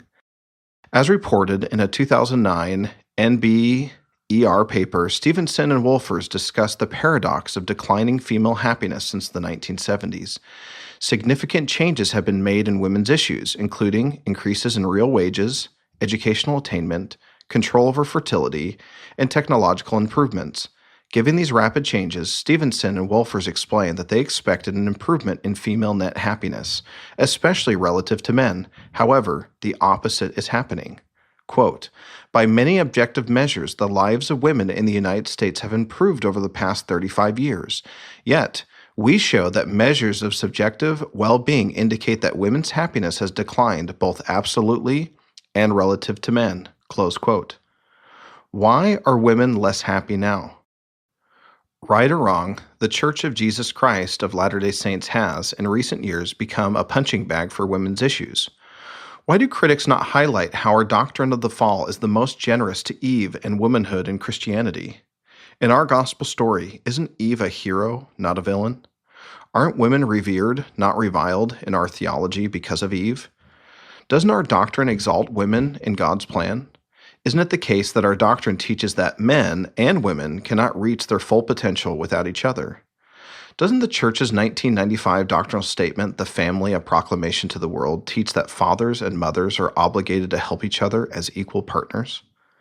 Compared to much of Christianity, don't the women of the Church of Jesus Christ of Latter-day Saints have far more teaching, preaching, and leadership responsibilities? Don't our women teach at the pulpit, serve as youth pastors? Aren't women involved in the ward council, which oversees the entire ward? Do any other Christian churches acknowledge the divine feminine like the Church of Jesus Christ of Latter-day Saints does? How religious men affect the women and children around them. Megan Kohler, a contributor for Deseret News and Public Square magazine, highlights how women's happiness in the church cannot be separated from the moral development of men. Megan shares the following observations. Priesthood service in the Church of Jesus Christ of Latter-day Saints, wherein laymen serve in various unique capacities, helps teach men of all ages how to care for others. Nearly a quarter of American children are raised in a single-parent family, and over 80% of single parents are women. The poverty rate for these families is nearly 5 times higher than for married families, with women and children making up 70% of our nation's poor. These women and children are also at higher risk of substance abuse, domestic abuse, violent crimes, and deaths of despair. They experience much lower economic mobility and are far more likely to experience intergenerational poverty, mental illness, and incarceration. Utah, where religiosity is high, has the lowest childhood poverty rate in the nation and the second lowest for women. Poor children also have higher economic mobility. According to Gallup, Utah consistently ranks in the top 10 states for well-being, which looks at career satisfaction, social connection, and health. Strong families generate stability and social capital for Utah's women and children. 80% of violent crimes and virtually all sexual assault is committed by men. Religiosity, as measured through attendance, significantly reduces the risk of domestic partner violence, especially in the most vulnerable populations. According to a 2007 study published in the social science journal Violence Against Women, men who attend religious services several times a week are 72% less likely to abuse their female partners than men from comparable backgrounds who do not attend services. In a 2002 study, Religious Involvement in Domestic Violence Among U.S. Couples, researchers found that regular religious attendance is inversely associated with the perpetuation of domestic violence. This inverse relationship is strong even when controlling for social integration, social support, alcohol and substance abuse, and low self-esteem and depression. Religious couples' relationship outcomes. In his 2020 article, The Influence of Religiosity, Spirituality on Sex Life Satisfaction and Sexual Frequency, Stephen Craney reports, quote, religious couples, as measured by reading scriptures together, praying, and attending worship service jointly, tend to have better relationship outcomes, including improved intimacy, close quote. According to a study by the Wheatley Institution and Stephen Craney in the Reviews of Religious Research, married religious couples have more frequent sex and better quality sex than their non-religious counterparts. Quote, women in highly religious relationships were twice as likely as their secular peers to say that they were satisfied with their sexual relationships, close quote. Quote, united religious couples in the Wheatley analysis reported higher emotional closeness, commitment, and partner virtues, close quote. Women who feel securely attached to their partners are less depressed and happier in their relationships and have better memory functions, according to a 2014 study. As stated in a previous section, multiple studies and survey datasets ranging from 1985 to 2024 consistently show that Latter-day Saints have the lowest divorce rates compared to other religious and non-religious groups. In a 2018 study, Thomas Leopold found that while divorce had differing negative consequences for men and women were more likely to experience chronic strain from divorce. Isn't an organization that gives men responsibility and teaches them how to care for others good for society? Isn't that a huge net positive for women? Aren't women clearly benefited by the church, its teachings, and its impact on men? Do critics of the church have a better program for women to reach higher levels of human flourishing? A program that leads to more fulfilled, happier, stable lives for women. Married women versus unmarried women. LDS leaders are obsessed with making members married as fast as possible. It costs marriages and lives. Ex-Twitter user. Brad Wilcox and Wendy Wang share the following about the cultural narrative regarding marriage and parenthood. Quote, social media and mainstream media are replete with stories suggesting marriage and parenthood are not fulfilling, especially for women. Not surprisingly, many Americans now believe the key to being happy is a good education, work, and freedom from encumbrances of family life, not getting married and having a family. Close quote. Is the cultural narrative true? Are single, childless women happier on average? As reported in the 2022 edition of the General Social Survey, in the book or online, you'll find the results of the study. The GSS shows that a combination of marriage and parenthood is linked to the most significant happiness dividends for women. BYU is a case study for women's safety. Campus climate surveys conducted at universities across the nation consistently report that anywhere from 19% to 25% of university women experience unwanted sexual contact. For LGBT plus identifying students, that rate is much higher, ranging from 33% to 73%. According to campus client surveys conducted in 2017 and 2022, a drastically lower 7.4% of women at Brigham Young University, BYU, and 17% of BYU LGBT plus identifying individuals experienced some form of unwanted sexual contact. The data from BYU Idaho were even lower. Of those unwanted interactions, victims reported that 50 to 55% of the perpetrators were not affiliated with BYU. Why are women so much safer at Brigham Young University? Is there another school I would rather have my girls attend? Women in the Church conclusion. Regarding women's issues, the anti-religious cultural movement is winning. Women in the U.S. today have fewer children. They delay marriage or avoid it altogether. Same-sex orientation has surged in recent years. Over 800,000 abortions are performed every year. More women participate in the workforce, though slightly less than in 1999. For secularist critics, all these factors are major wins. I am not a woman, and I suppose each person can define what is happiness and flourishing.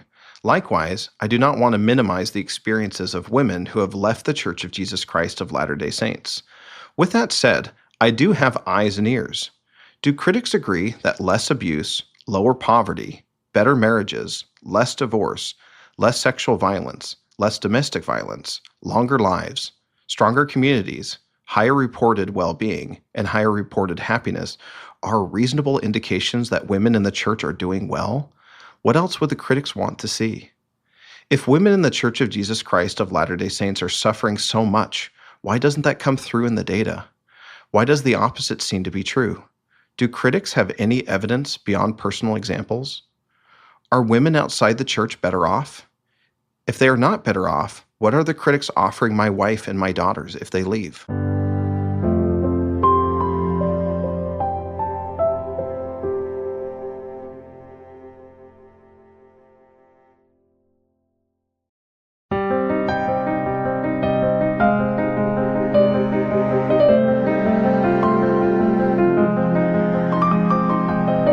Temples and Ancient Connections, Questions and Concerns. Article title of a March 17, 2024 DailyMail.com article. Former member lifts the lid on church's creepy baptisms for the dead that sees children being put through traumatizing ceremonies to save those that have passed away. Joseph was just copying the Masons. He wasn't creative enough to come up with something original. Interesting that Mason and Mormon both start with M and end on un. Coincidence? Maybe he wanted them to sound similar. User on xmormon.org. My first time going to the temple as a 12-year-old is a memory I will never forget. Sitting in white, I sat in the baptistry with my mother, taking it all in. For a period in high school, I would go to the temple by myself monthly to sit in the small forest on the Seattle Temple property. That was a great comfort to me. When I received my initiatory, I felt like an army of temple workers were there just for my special day. My sister-in-law gave me great advice for the endowment. Just relax, take it all in, and enjoy the experience. So I did, and I loved it. Through different seasons of my life, I have been to the temple more often and sometimes less often, but it has always been a place of contemplation and peace. Critics emphasized to me how strange our temple is and how jarring it was going through for their first time. They talked about how traumatizing getting baptized in the temple several times was. They mentioned how boring or pointless the temple ceremonies are. None of this troubled me much. It wasn't until I learned about the parallels between the temple endowment and Freemasonry that I felt unsettled. Freemasonry. Joseph Smith became a Freemason on March 16, 1842, and introduced the temple endowment on May 3, 1842. Similarities, and many differences, exist between Freemasonry and the temple endowment. Critics claim that the temple endowment came into being only after Joseph Smith became a Freemason. If that is true, then how do critics explain the following? 20 years before he became a Freemason, Joseph Smith's first vision contains echoes and allusions to the temple endowment. In 1823, nearly 20 years before Joseph Smith Jr. became a Freemason, he first saw the plates. Joseph Smith Sr. reported to non-Mormon friend Fayette Lapham that the metal plates had a title page or cover page with the Masonic symbols of the compass and the square, with the interpreters overlaid on top of them. Joseph Smith Sr. died in 1840, 2 years before Joseph Smith Jr. became a Freemason. 14 years before Joseph Smith became a Freemason, the lost 116 pages of the Book of Mormon translation had elements and indications of the temple endowment. 13 years before Joseph Smith became a Freemason, the Book of Nephi was dictated containing elements of the temple endowment in Nephi's and Lehi's visions, 1 Nephi, chapters 8 through 13. 13 years before Joseph Smith became a Freemason, the Book of Mormon contains the elements of the temple endowment. In particular, King Benjamin's address in the Book of Mosiah. King Benjamin's servant was for those who had proven themselves worthy. Mosiah 1:11. A new name, Mosiah 5:11 through 12. A warning to not trifle with sacred things, Mosiah 2:9. Discussion of the creation, Garden of Eden, and the fall of Adam, Mosiah 2:20 through 41, and Mosiah 3:25 through 26, and Mosiah 4:7 through 8. A rebirth formula used at the coronation of kings and the imagery of a king seated on the right hand of God, Mosiah 5:7 and 9. Obedience, Mosiah 5:2 and 5. Sacrifice, Mosiah 2:3 and 4. The law of the gospel, Mosiah chapter 3. Repentance of sins through Jesus Christ, Mosiah 4. Repentance, faith, keeping the commandments, and care for the poor and needy. Chastity, Mosiah 4:30. Consecration, Mosiah 2:34. Taking upon us the name of Christ, Mosiah 5:6 through 8. Unified prayer offered, accompanied by symbolic posture, Mosiah 4:1 through 3. Promise sealing blessings, Mosiah 5:15. 13 years before Joseph Smith became a Freemason, the Book of Ether was translated, which contains elements of the temple endowment in Ether 3. Between 11 and 6 years before Joseph Smith became a Freemason, the Lord told Joseph Smith that the Lord's people are to be endowed with power. See D&C 3832-38, D&C 95-8, D&C 105-12, 1833, D&C 110, verse 9. 1 year before Joseph Smith became a Freemason, the Lord revealed in Doctrine and Covenants 124, 39 through 42, quote, Therefore, verily I say unto you, that your anointings and your washings and your baptisms for the dead, your solemn assemblies and your memorials for your sacrifices by the sons of Levi, and your oracles in your most holy places wherein ye received conversations, and your statutes and judgments, for the beginning of the revelation and foundation of Zion, and for the glory, honor, and endowment of all our municipals, are ordained by the ordinance of my holy house, which my people are always commanded to build unto my holy name. And verily I say unto you, let this house be built unto my name, that I may reveal mine ordinances therein unto my people. For I deign to reveal unto my church things which have been kept hid from before the foundation of the world, things that pertain to the dispensation of the fullness of times. And I will show unto my servant Joseph all things pertaining to this house, and the priesthood thereof, and the place whereon it shall be built. Close quote. How do critics account for the various parts of the endowment being present in Joseph Smith's life and teachings long before the Nauvoo endowment ceremony was created in 1842? In early 1838, Joseph Smith left Kirtland and the temple behind, and eventually most of the saints did as well. Nearly a year later, from Liberty Jail in March 1839, he wrote the following in a personal letter: I have never had the opportunity to give the saints the plan that God has revealed to me. Later in 1839, Parley Pratt reports that Joseph taught me many great and glorious principles concerning God and the heavenly order of eternity. It was at this time that I received from him the first idea of eternal family organization and the eternal union of the sexes. Before the rollout of the endowment ceremony in 1842, it seemed clear that Joseph Smith had much more to say about the great and glorious principles concerning God. Ancient Temple Connections. Quote, I spent the day in the upper part of the store in council with General James Adams of Springfield, Patriarch Hiram Smith, Bishops Newell K. Whitney and George Miller, and President Brigham Young, and Elders Heber C. Kimball and Willard Richards, instructing them in the principles and order of the priesthood, attending to washings, anointings, endowments, and the communication of keys pertaining to the Aaronic priesthood, and so on to the highest order of the Melchizedek priesthood, setting forth the order pertaining to the Ancient of Days, and all those plans and principles by which anyone is enabled to secure the fullness of those blessings which have been prepared for the church by the firstborn, and come up and abide in the presence of Elohim in the eternal worlds. In this council was instituted the ancient order of things for the first time in these last days. Close quote. Joseph Smith. While some parallels exist between Freemasonry and the Latter-day Saint Temple endowment, the vast differences are the most informative. Unlike the Freemasonry rituals, the temple emphasizes creation, fall, redemption, and enthronement concepts. These same ideas are a near universal feature of temple rites in the ancient Near East, concepts that Joseph Smith would not have known about in 1842. Like Freemasonry, ancient Near East rituals included ritualistic handclasps and sacred embraces. Ancient Egyptian temple rites commonly emphasize 6 main topics similar to Latter-day Saint endowment but unlike Freemasonry, namely 1. Primordial written document on which the rites are instructed, 2. Purification through anointing, lustration and clothing, 3. Creation, 4. Garden, 5. Travel, 6. Ascension, including victory, coronation, and admission to the heavenly company. Like ancient Near East temple rites, these topics would have been unknown in 1842. Moreover, ritualistic handclasps and sacred embraces are found throughout ancient Egyptian iconography. In ancient Chinese tradition, Fuxi and Nuwa are revered as the first humans created.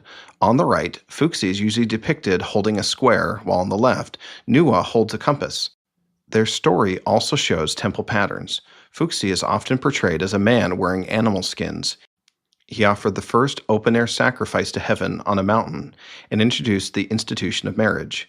As with other ancient traditions, it is implausible that these ideas would have been known to Joseph Smith in 1842.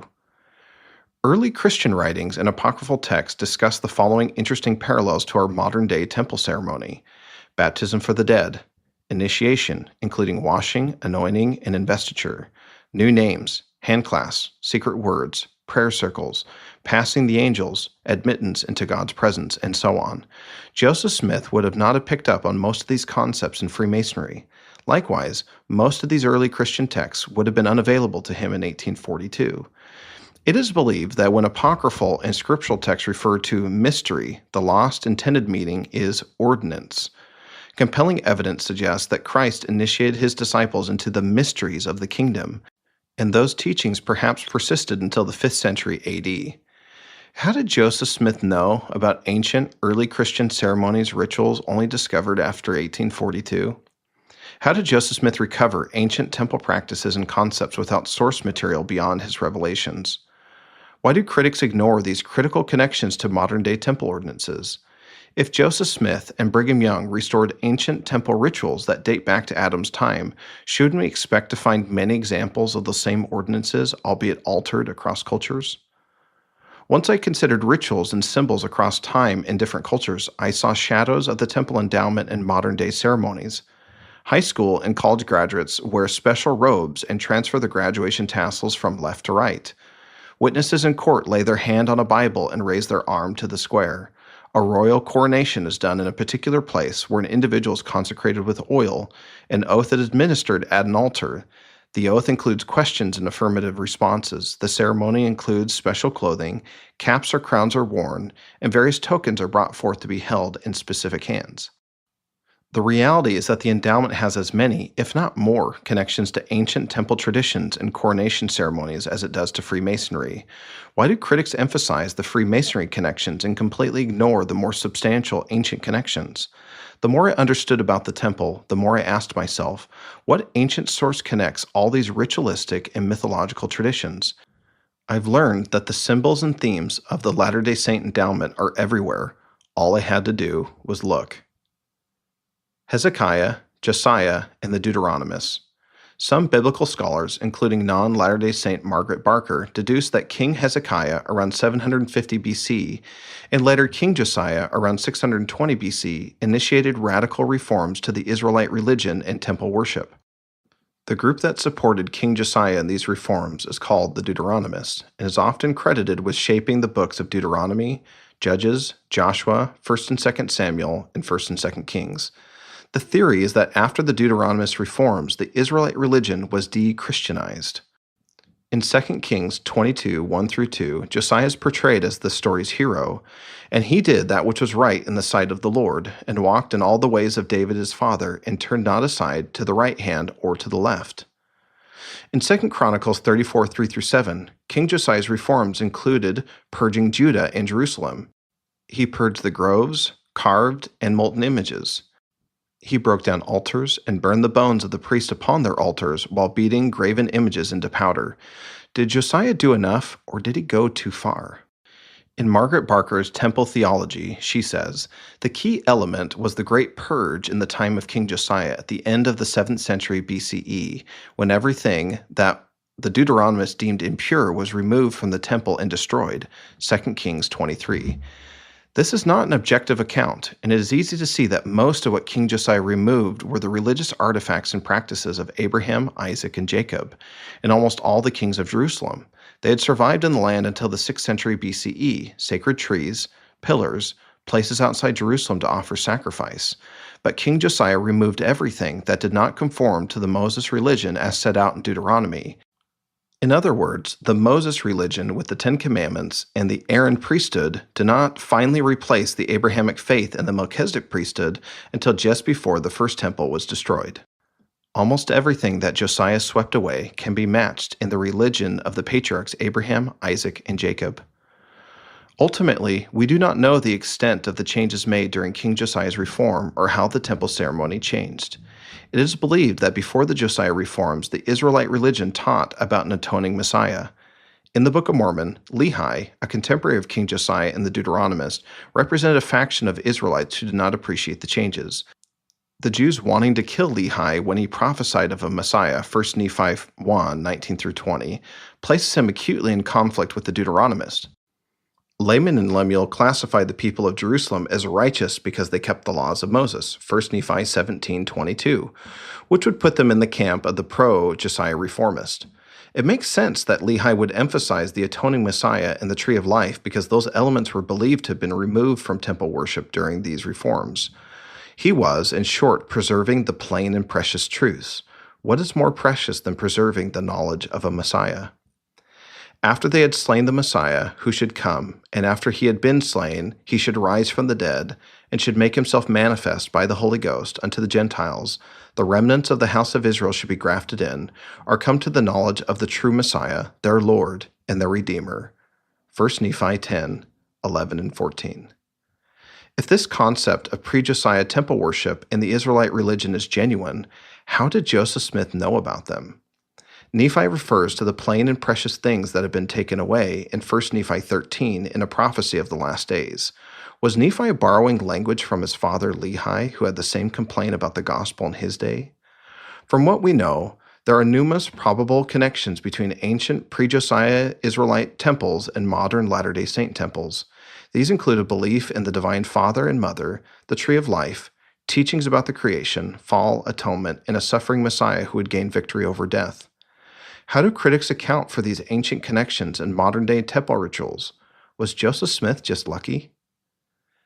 Temple and Ancient Connections conclusion. Depending on the day, I hear critics say that Joseph Smith was an anti-Mason and that the Gadianton robbers were fashioned after them. The next day, I could hear critics tell me that Joseph loved the Freemasons and plagiarized them. The reality is that the temple ordinances of the Church of Jesus Christ of Latter-day Saints have inexplicable ancient origins that Joseph Smith would not have known about. Plus, the temple initiatory and endowment elements were present in Joseph's experience since the first vision. During my search for more light and truth, I was astonished at Joseph Smith's ability to restore ancient temple customs and practices. Crediting Joseph's ability to restore ancient traditions solely on Freemasonry is too simple. Freemasonry does not remotely explain this connection.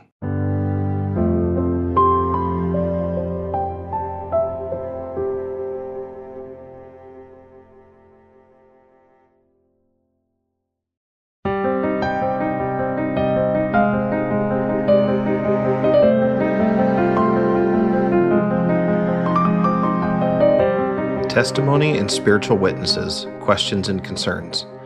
If God's method to revealing truth is through feelings, it's a very ineffective and unreliable method. Jeremy Reynolds, CES Letter. I struggle almost daily with my testimony, but I don't plan on ever giving up. My current question I am struggling with is how to know whether spiritual experience I've had were real or if they were born out of confirmation bias. Does anyone have any thoughts, scriptures, or reading material relevant to this question? Reddit user. When I debated whether to leave the Church of Jesus Christ of Latter-day Saints, two things concerned me if I left. The first was the Book of Mormon. The second was several powerful spiritual experiences I had had over the years. If I was honest with myself, I could not adequately describe them. I knew critics minimized the spirit as just personal feelings manifesting themselves. Perhaps that would explain some of what I had been through, but certainly not all. Critics of the church who criticize the invitation from missionaries, church leaders, and the Book of Mormon to pray and ask God for the truth of all things must explain spiritual experiences away. Secularists attempt to rationalize a testimony from the Holy Ghost with counter-neurological and psychological explanations. The backfire effect. When additional evidence is presented, an individual becomes more convinced of their original conviction. Cognitive dissonance. Discomfort a person feels when their behavior does not align with their values or beliefs. Confirmation bias. Tendency to search for and interpret information in a way that confirms one's prior beliefs or values. Elevation emotion. Emotional response to moral beauty motivates an individual to open up or to action after witnessing acts of compassion or virtue. Frisson. Aesthetic chills or psychogenic shivers. Intuition. An unconscious form of knowledge without apparent deliberation. The illusory truth effect. When false information is repeated, individuals often believe it is true. The God helmet.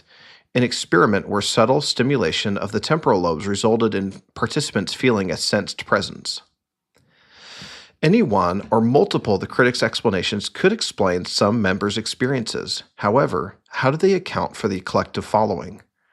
Early Latter-day Saints were persecuted, mocked, tortured, murdered, and driven from state to state. The Kirtland Bank failed. Governor Boggs issued an extermination order. Some leaders left the church. The prophet was killed. What gave the early saints the strength and encouragement to press onward? Why did they do it? Didn't they have every reason to abandon the cause? Do critics believe they endured all that because of confirmation bias or elevated emotion? Members of the early church went to great lengths to finish the Kirtland and Nauvoo temples. The already poor saints donated money, means, and time to build those buildings. My ancestor, Nicholas Shilcock, was one of the carpenters who worked on the Nauvoo temple. His wife, my ancestor Jane Heath, sold clothes and valuables to buy food so Nicholas could continue working on the temple. They sold other treasures to purchase curtains and trimmings for the temple. Were my ancestors manipulated into making all those sacrifices? Did they succumb to the backfire effect, as critics may suggest? After the death of Joseph and Hiram Smith, under Brigham Young's direction, the saints worked day and night to complete the Nauvoo temple. They did so, knowing that they would soon be expelled from Nauvoo. How did thousands of saints have the motivation to complete the temple? What drove them to finish that building? Did they experience cognitive dissonance? How do the secular explanations explain the faith and devotion of thousands of Mormon pioneers? Some were driven from New York to Ohio, Missouri, Illinois, and Utah, but never wavered. Do the critics really believe that these devoted, dedicated saints never stopped to ask themselves why they were doing what they were doing? Can that level of devotion be explained by having a frenzied mind? Alma 30:16.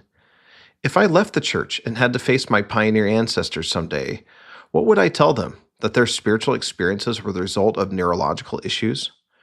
Did Christ's disciples testify of Christ's resurrection at their own peril and death because of frisson? How do the critics explain the millions of church members, past and present, who gave up their lives in service to God? What do the critics think about that night in high school in the fall of 2003 when I was in a dark place and Jesus rescued me? He saved me from my anguish and despair. Was that confirmation bias? How was I able to go on? Do critics believe that my unexpected sacred experience outside my home in 2017 resulted from the illusionary truth effect? What about the countless other whisperings and promptings? How do critics account for millions of experiences and answers to prayers across time from millions of people? How about the strength given to countless people yearning for God and receiving answers? These examples are not proof of why someone beyond the self should believe. However, isn't it far-fetched to sweep all these devotion-causing experiences under the rug of neurological or psychological triggers? Is there a reason critics attempt to tone down the divine and reinterpret it as some misfire in the brain or manipulation from an external source? The longer I listened to critics, the more I saw them twisting themselves into knots to explain spiritual experiences away. Only a few months after my confession that I was not sure about God, I was sitting in my car sipping on a Dr. Pepper. I was also eating a slice of beef jerky and had a bag of candy and chips sitting in the passenger seat with music blasting through the speakers and playing a game on my phone. Why? I was about to leave my employment. It was a difficult decision that would disappoint my colleagues. I knew that their feelings would be hurt. Once I stepped through those doors and delivered my resignation letter, my life would be forever changed. I would have to sell my house and move out of state. My wife had finally made some good friends in our community, and now I was asking her to leave that behind. I wasn't sure how we would make ends meet. Suffice it to say, I was a nervous wreck. I had a moment of self-awareness and looked at myself. I was doing everything I knew to comfort myself. It was a sad and pathetic scene. I turned off the music, put the snacks away, and put the phone in my pocket. I sat in quiet reflection and said a simple prayer: God, please comfort me. I felt an exhilarating feeling of peace and warmth and a wave of enthusiasm for the future. Finally, I had the courage to do what I set out to do. Could I minimize this simple but profound experience as some mental survival mechanism? Sure, I could, but I know better. Could I explain this away and many other experiences as a neurological quirk? What an empty, foolish explanation. Spiritual truth requires both the heart, feeling, and the head, rational thought. I know faithful members whose experiences are primarily one or the other. Some have never had the burning in the bosom experience, but understand the vast evidence of the restoration's truth claims and see the fruits of the church. Others feel the Holy Ghost everywhere they go, but know nothing about early church history. Both of these kinds of experiences are totally valid. I believe that God does not withhold light and truth because a truth seeker is more heart or head. I am convinced that God meets us where we are, whether that is through a burning bush for communication, washing 7 times in the River Jordan for cleanliness, seer stones for revelation, or spit and clay in the eyes for sight. For my Christian brothers and sisters, if I believe in God, why wouldn't He manifest Himself to me through the Holy Ghost? Do I need to be a scripture scholar, historian, theologian, divinity student, pastor, and apologist to access God's truth? Can anyone understand biblical truths even without the help of a favorite pastor or preacher? Why are some pastors and preachers right and others wrong? Does God withhold Himself and the truth from those who do not have the education to find Him in it? When I worked long hours providing for my family, did God withhold truth from me because I did not have a degree in religious studies? Did my wife, the mother of my children, not have access to God while she operated on little sleep caring for a crying infant? Does God not speak to us because we have not studied early Christian history? If God cannot speak to us through the Holy Ghost, how do I account for these Bible verses? John 10:17. My sheep hear my voice, and I know them, and they follow me. Jeremiah 33:3. Call unto me, and I will answer thee, and shew thee great and mighty things which thou knowest not. Job 33:14. For God speaketh once, yea, twice, yet man perceiveth not. John 16:12-13. I have yet many things to say unto you, but ye cannot bear them now. Howbeit, when he, the Spirit of truth, is come, he will guide you into all truth. For he shall not speak of himself, but whatsoever ye shall hear, and shall he speak, he shall show you things to come. John 14:16-18. And I prayed the Father, and he shall give you another Comforter, and that he may abide with you forever, even the Spirit of truth, whom the world cannot receive, because it seeth him not, neither knoweth him, but ye know him, for he dwelleth in you, and shall be within you. I will not leave you comfortless, I will come to you. John 14:26. But the Comforter, which is the Holy Ghost, whom the Father will send in my name, he shall teach you all things, and bring all things to your remembrance, whatsoever I said unto you. 1 John 5:14-15. And this is the confidence that we have in him, that if we ask anything according to his will, he heareth us. And if we know that he hear us, whatsoever we speak, we know that we have the petitions we desired of him. Romans 8:14. For as many as are led by the Spirit of God, they are the sons of God. Revelation 3:20. Behold, I stand at the door and knock. If any man hear my voice and open the door, I will come in to him and will sup with him, and he with me. Mark 11:24. Therefore I say unto you, what things soever ye desire, when ye pray, believe that you receive them, and ye shall have them. James 1:5. If any of you lack wisdom, let him ask of God, that giveth to all men liberally, and upbraideth not, and it shall be given him. In 2 Corinthians 11:14-15, it says, For such are false prophets, deceitful workers, transforming themselves into the apostles of Christ. And no marvel, for Satan himself is transformed into an angel of light. Earlier in the New Testament, Christ gave this warning, Beware of false prophets, which come to you in sheep's clothing, but inwardly they are ravening wolves. Matthew 7:15. These are fair points when talking about receiving a spiritual witness regarding the Book of Mormon and the Church of Jesus Christ of Latter-day Saints.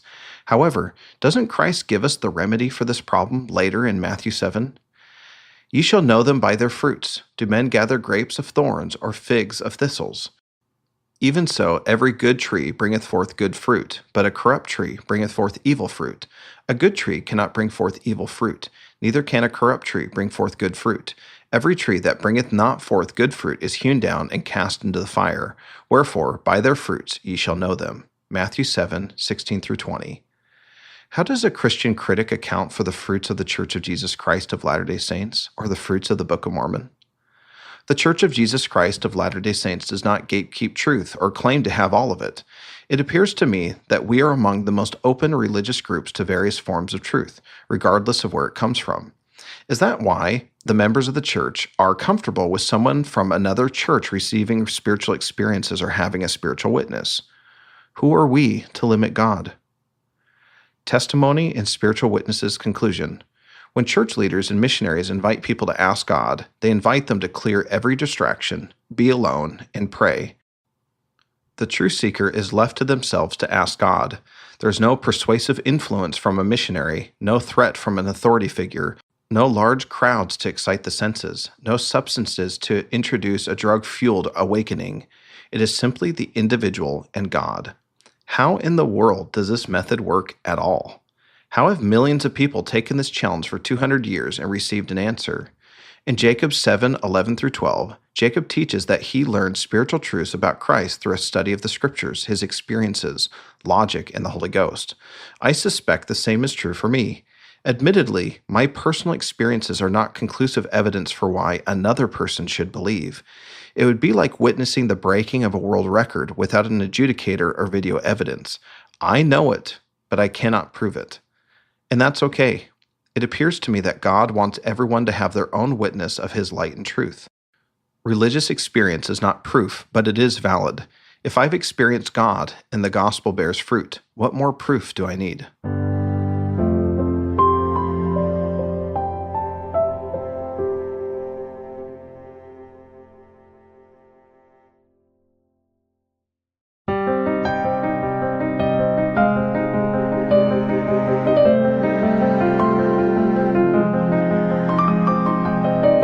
Prophets and ongoing revelation, questions and concerns. The church doesn't care about families. It cares about getting people married with kids as quickly as possible so it can lock them in as tithe-paying baby factories to perpetuate the church's existence. X Twitter user. What does this say about a church that claims to be restored and led by modern revelation? The CES letter. Many critics of the Church of Jesus Christ start their claims from the false premise that our leaders are infallible. They never say it in those words, but it is heavily implied in their criticisms. They do this by using a modern lens to reinterpret the past. In the critics' defense, many members of the church falsely believe that church leaders can make personal mistakes but cannot make theological mistakes. Often, critics display potentially questionable quotes or policies from the past to elicit cognitive dissonance. Eventually, those tricks stopped working on me. I realized that if I agree with the critics that church leaders are infallible, a false assumption, and then the critic shows me their errors, I am susceptible to leaving the church. Where can I find the teaching of leadership infallibility anywhere in the church? Quote, and to be perfectly frank, there have been times when members or leaders in the church have simply made mistakes. There have been things said or done that were not in harmony with our values, principles, or doctrine. I suppose the church would be perfect only if it were run by perfect beings. God is perfect and his doctrine is pure, but he works through us, his imperfect children, and imperfect people make mistakes. Close quote. Dieter Uchtdorf, 2013. Quote, and behold, how oft ye have transgressed the commandments and laws of God, and have gone on in the persuasions of men. For behold, you should not have feared man more than God. Though men set at naught the counsel of God, and despise his words, yet ye should have been faithful, and he would have extended his hand and supported you against all the fiery darts of the adversary, and he would have been with you in every time of trouble. Behold, thou art Joseph, and thou wast chosen to do the work of the Lord. But because of transgression, if thou art not aware, thou wilt fall.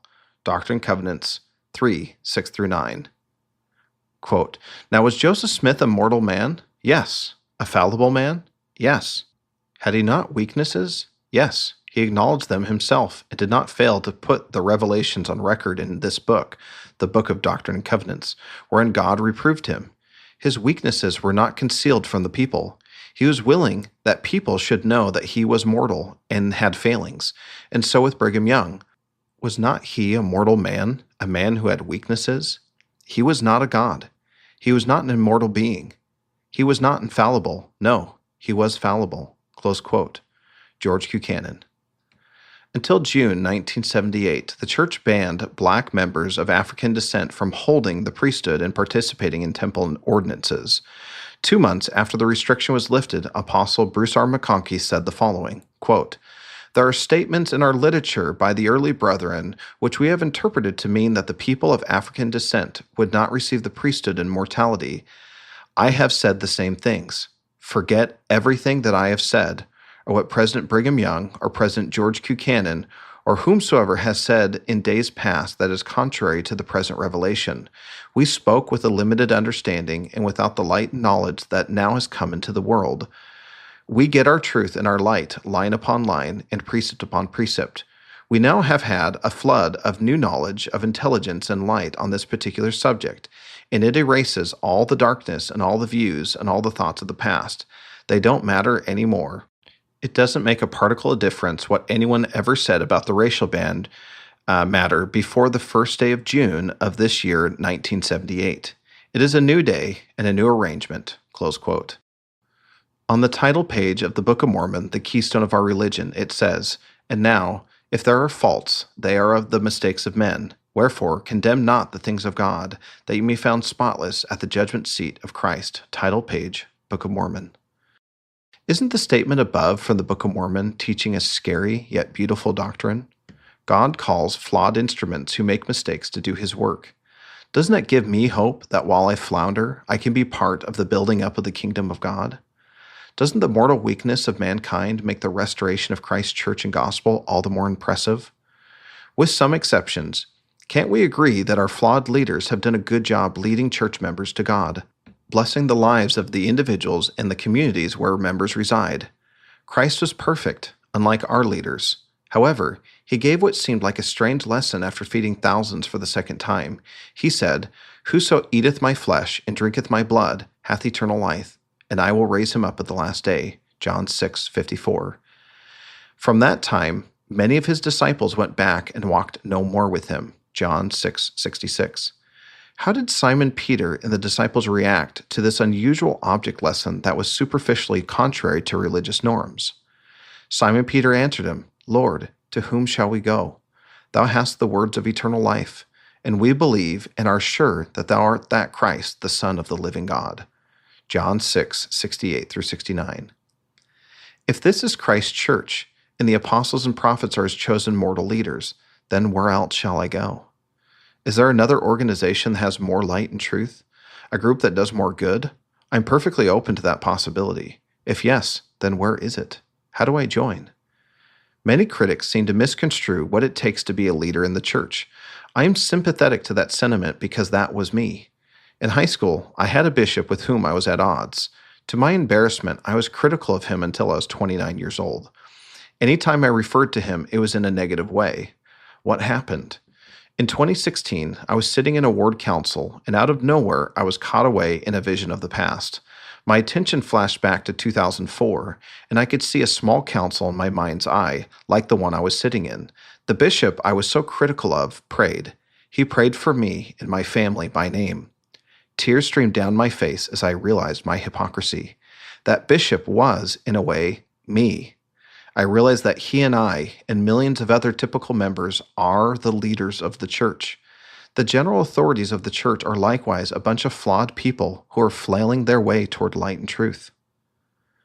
A ridiculous and inconsistent 187-year track record. Jeremy Reynolds states in the CES letter, why would I want my kids chanting follow the prophet with such a ridiculous and inconsistent 187-year track record? What credibility do the brethren have? Why would I want them following the prophet when a prophet is just a man of his time teaching his theories that will likely be disavowed by future prophets, seers, and revelators? If his moral blueprint is not much better than that of their Sunday school teachers, if, historically speaking, the doctrine he teaches today will likely be tomorrow's false doctrine. I see what Jeremy is trying to do, but what if I use that same logic to judge the scientific method and scientific consensus at large? I was taught in grade school that Pluto is a planet. Wrong. It's a dwarf planet. It was once believed that the universe was our solar system, but that is incorrect. Conventional wisdom used to be that the Earth was the center of the universe. Also wrong. The blank slate theory? Incorrect. Static universe proposed by Einstein? Not true. Spontaneous generation by Aristotle? Supplanted by germ theory. Maternal impression? Also wrong. Aristotelian physics superseded by Newtonian physics. The hollow earth theory? Nope. Phrenology? That is not true either. Using Jeremy's same logic, scientific skeptic Mr. Crunnels could have easily written the following paragraph. Why would I want my kids chanting, use the scientific method with such a ridiculous and inconsistent 180-year track record? What credibility do scientists and scholars have? Why would I want them following the scientific consensus when scientists, academics, and scholars are just a product of their time teaching their theories that will likely be disavowed by future scientists, academics, and scholars?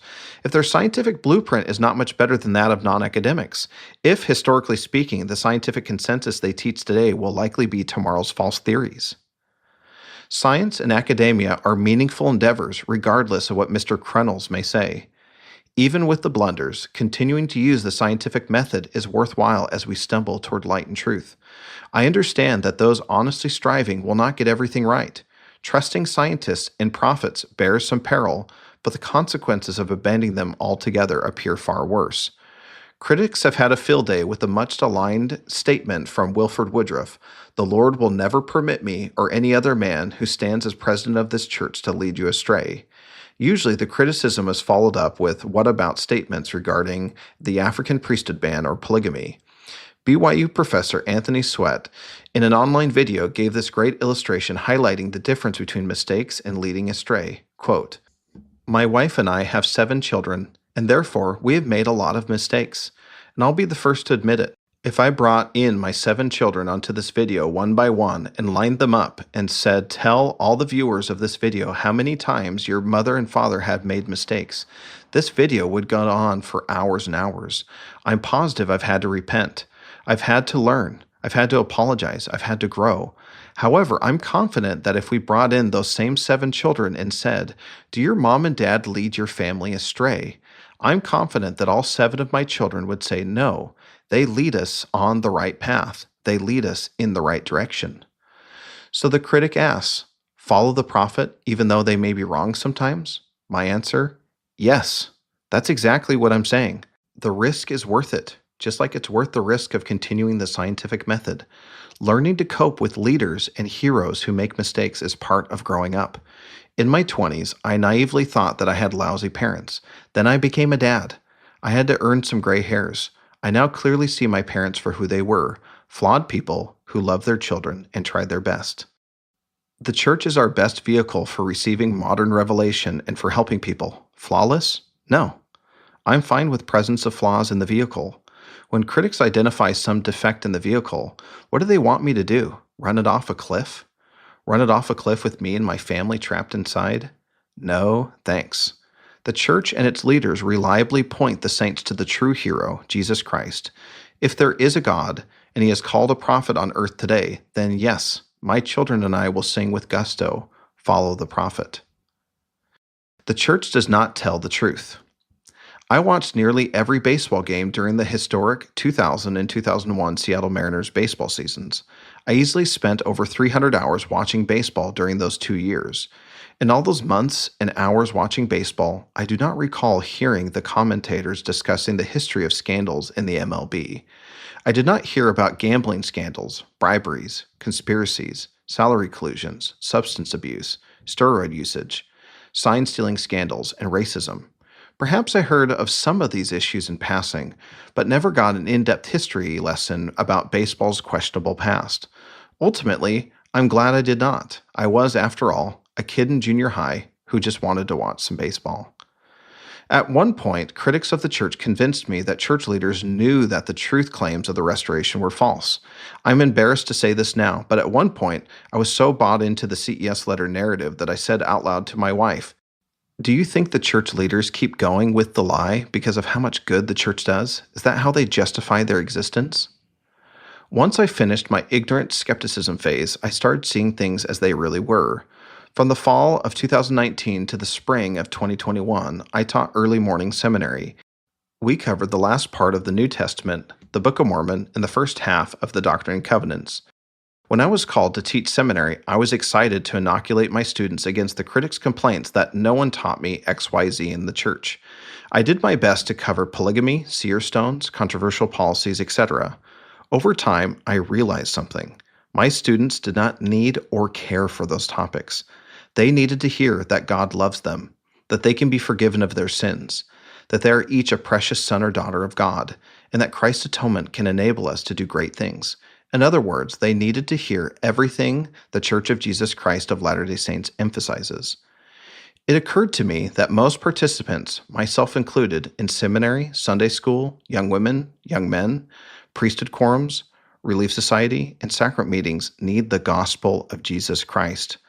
I need to regularly hear the importance of daily scripture study, prayer, church attendance, repentance, faith, temple worship, family history, etc. I realized that the church and its leaders were likely not overtly hiding anything.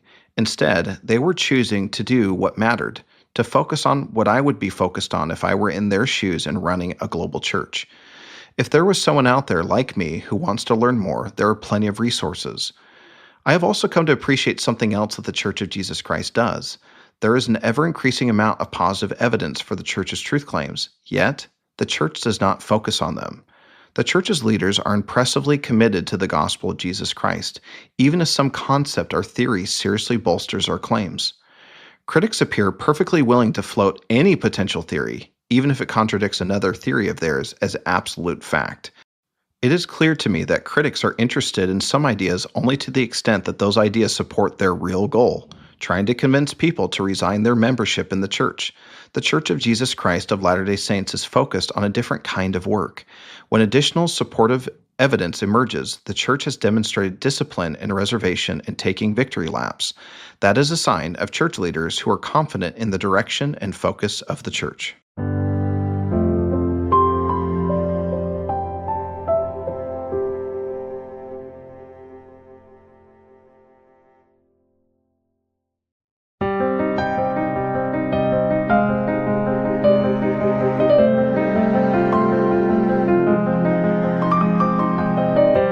church finances, questions, and concerns.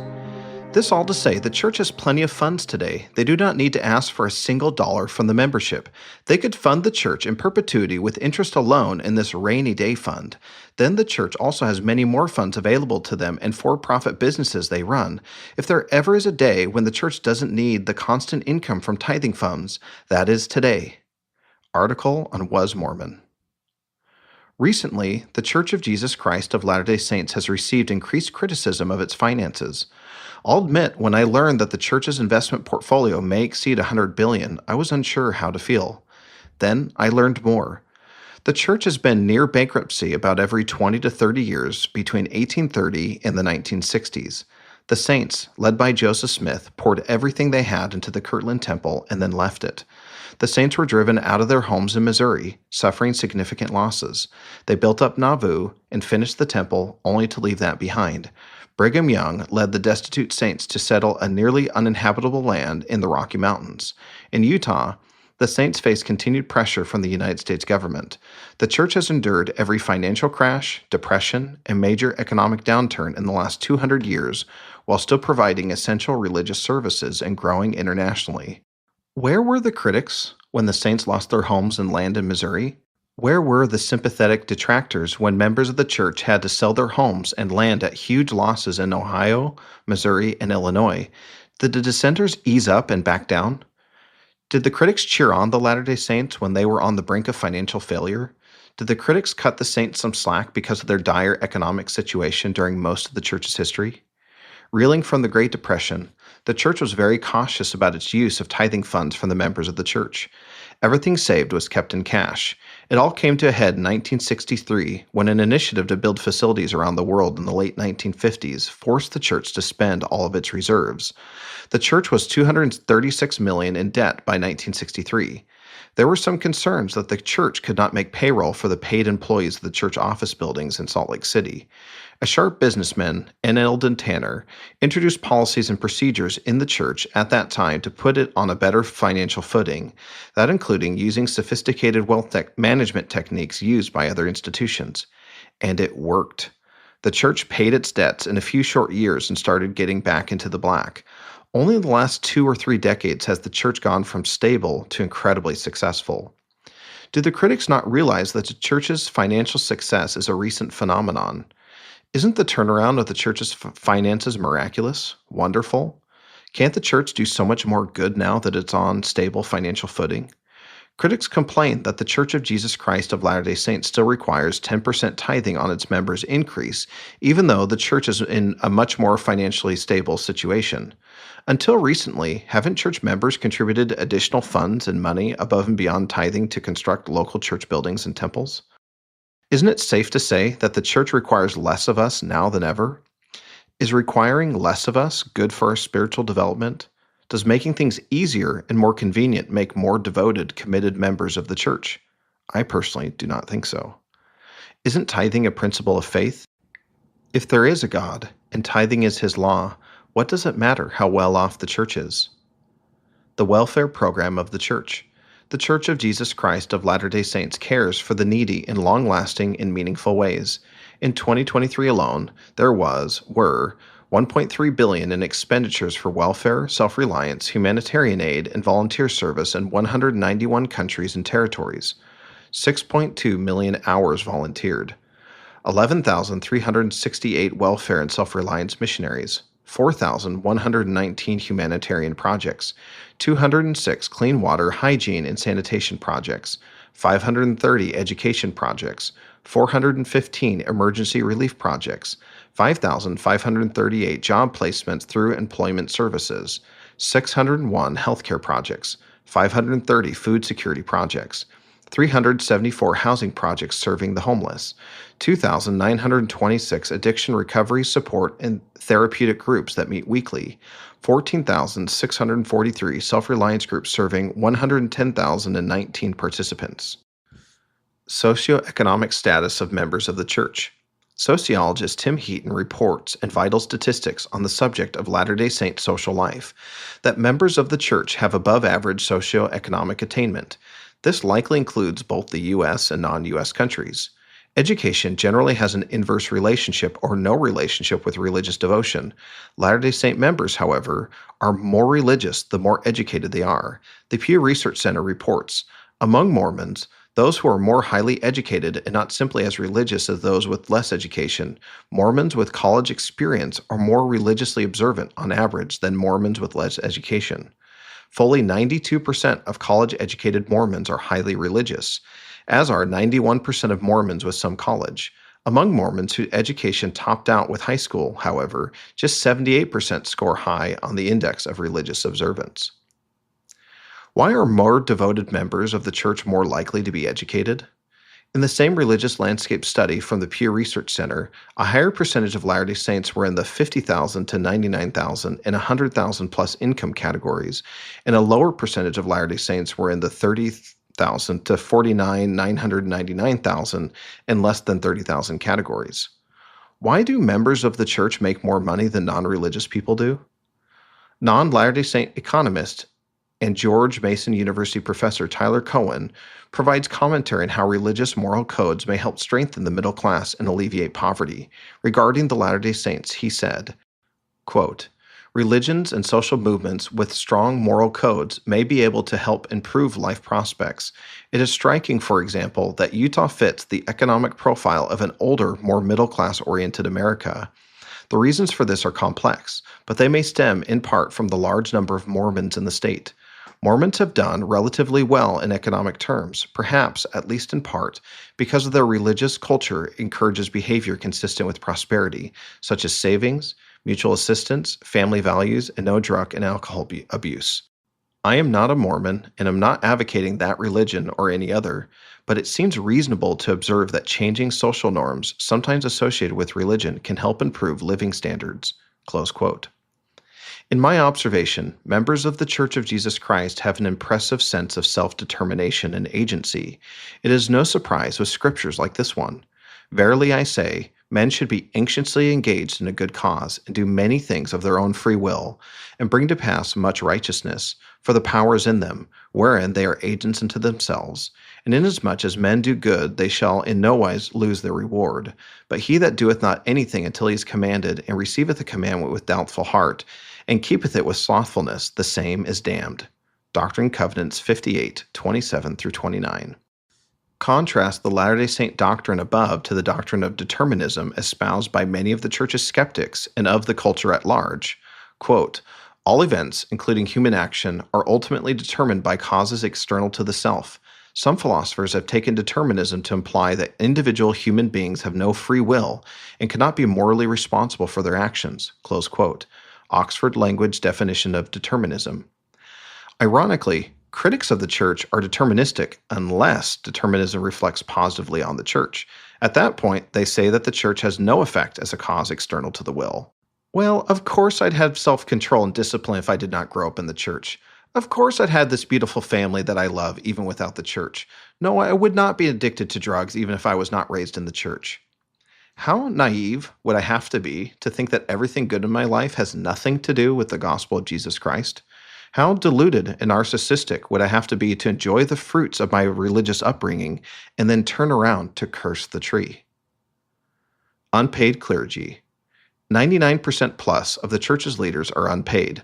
There are over 35,000 congregations with a bishop or branch president, unpaid. There are over 3,500 stakes with a stake president, unpaid.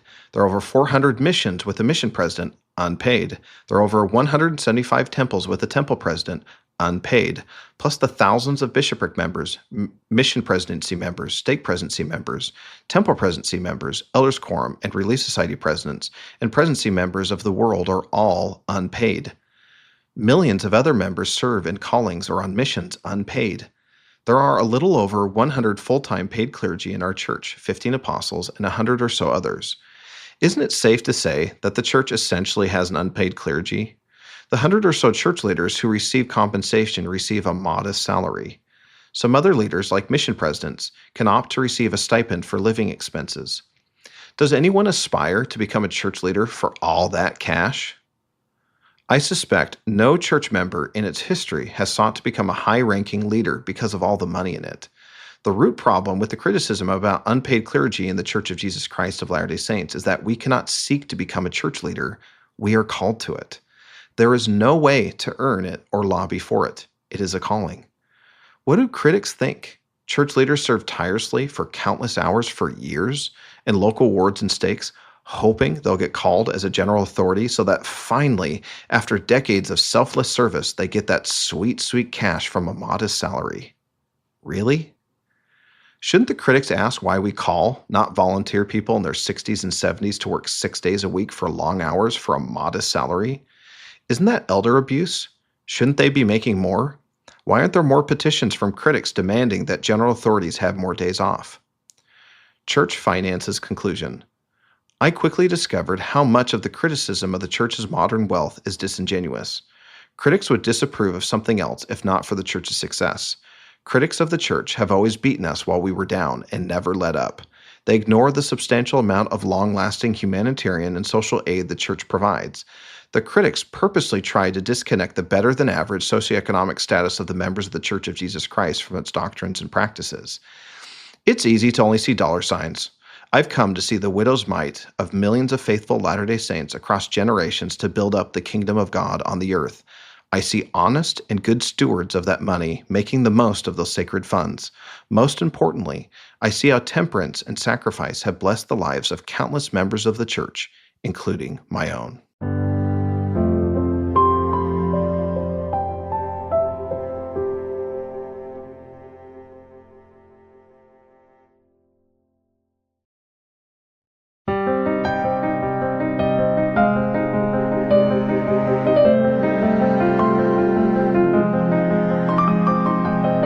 Abuse in the Church, Questions and Concerns. The LDS Church should explode into a million little blue Post-it notes, and all of its assets should be given to the communities that it's hurt the most, including, but not limited to, victims of sexual abuse, minorities, and queer people, and RMs, and anyone who didn't actually want kids or to be married but didn't realize until it was too late. Ex-Twitter user. Accusations of abuse in the Church of Jesus Christ of Latter-day Saints was one of the claims that felt most unlike my personal experience. My intuition led me to believe that because of the practices and beliefs of the church, it was likely safer to be a church member than not. Was I wrong? Abuse is a deeply personal problem, and so much abuse goes unreported. I ache for anyone who has suffered abuse by anyone. So, I had to ask myself, despite my personal experience in the church, is the Church of Jesus Christ systematically abusive? Are my children more at risk of physical or sexual abuse because of their membership in the church? Am I more likely to commit acts of abuse as a member of the church? Is there something in our handbook, doctrine, rituals, or ordinances that inspires violence?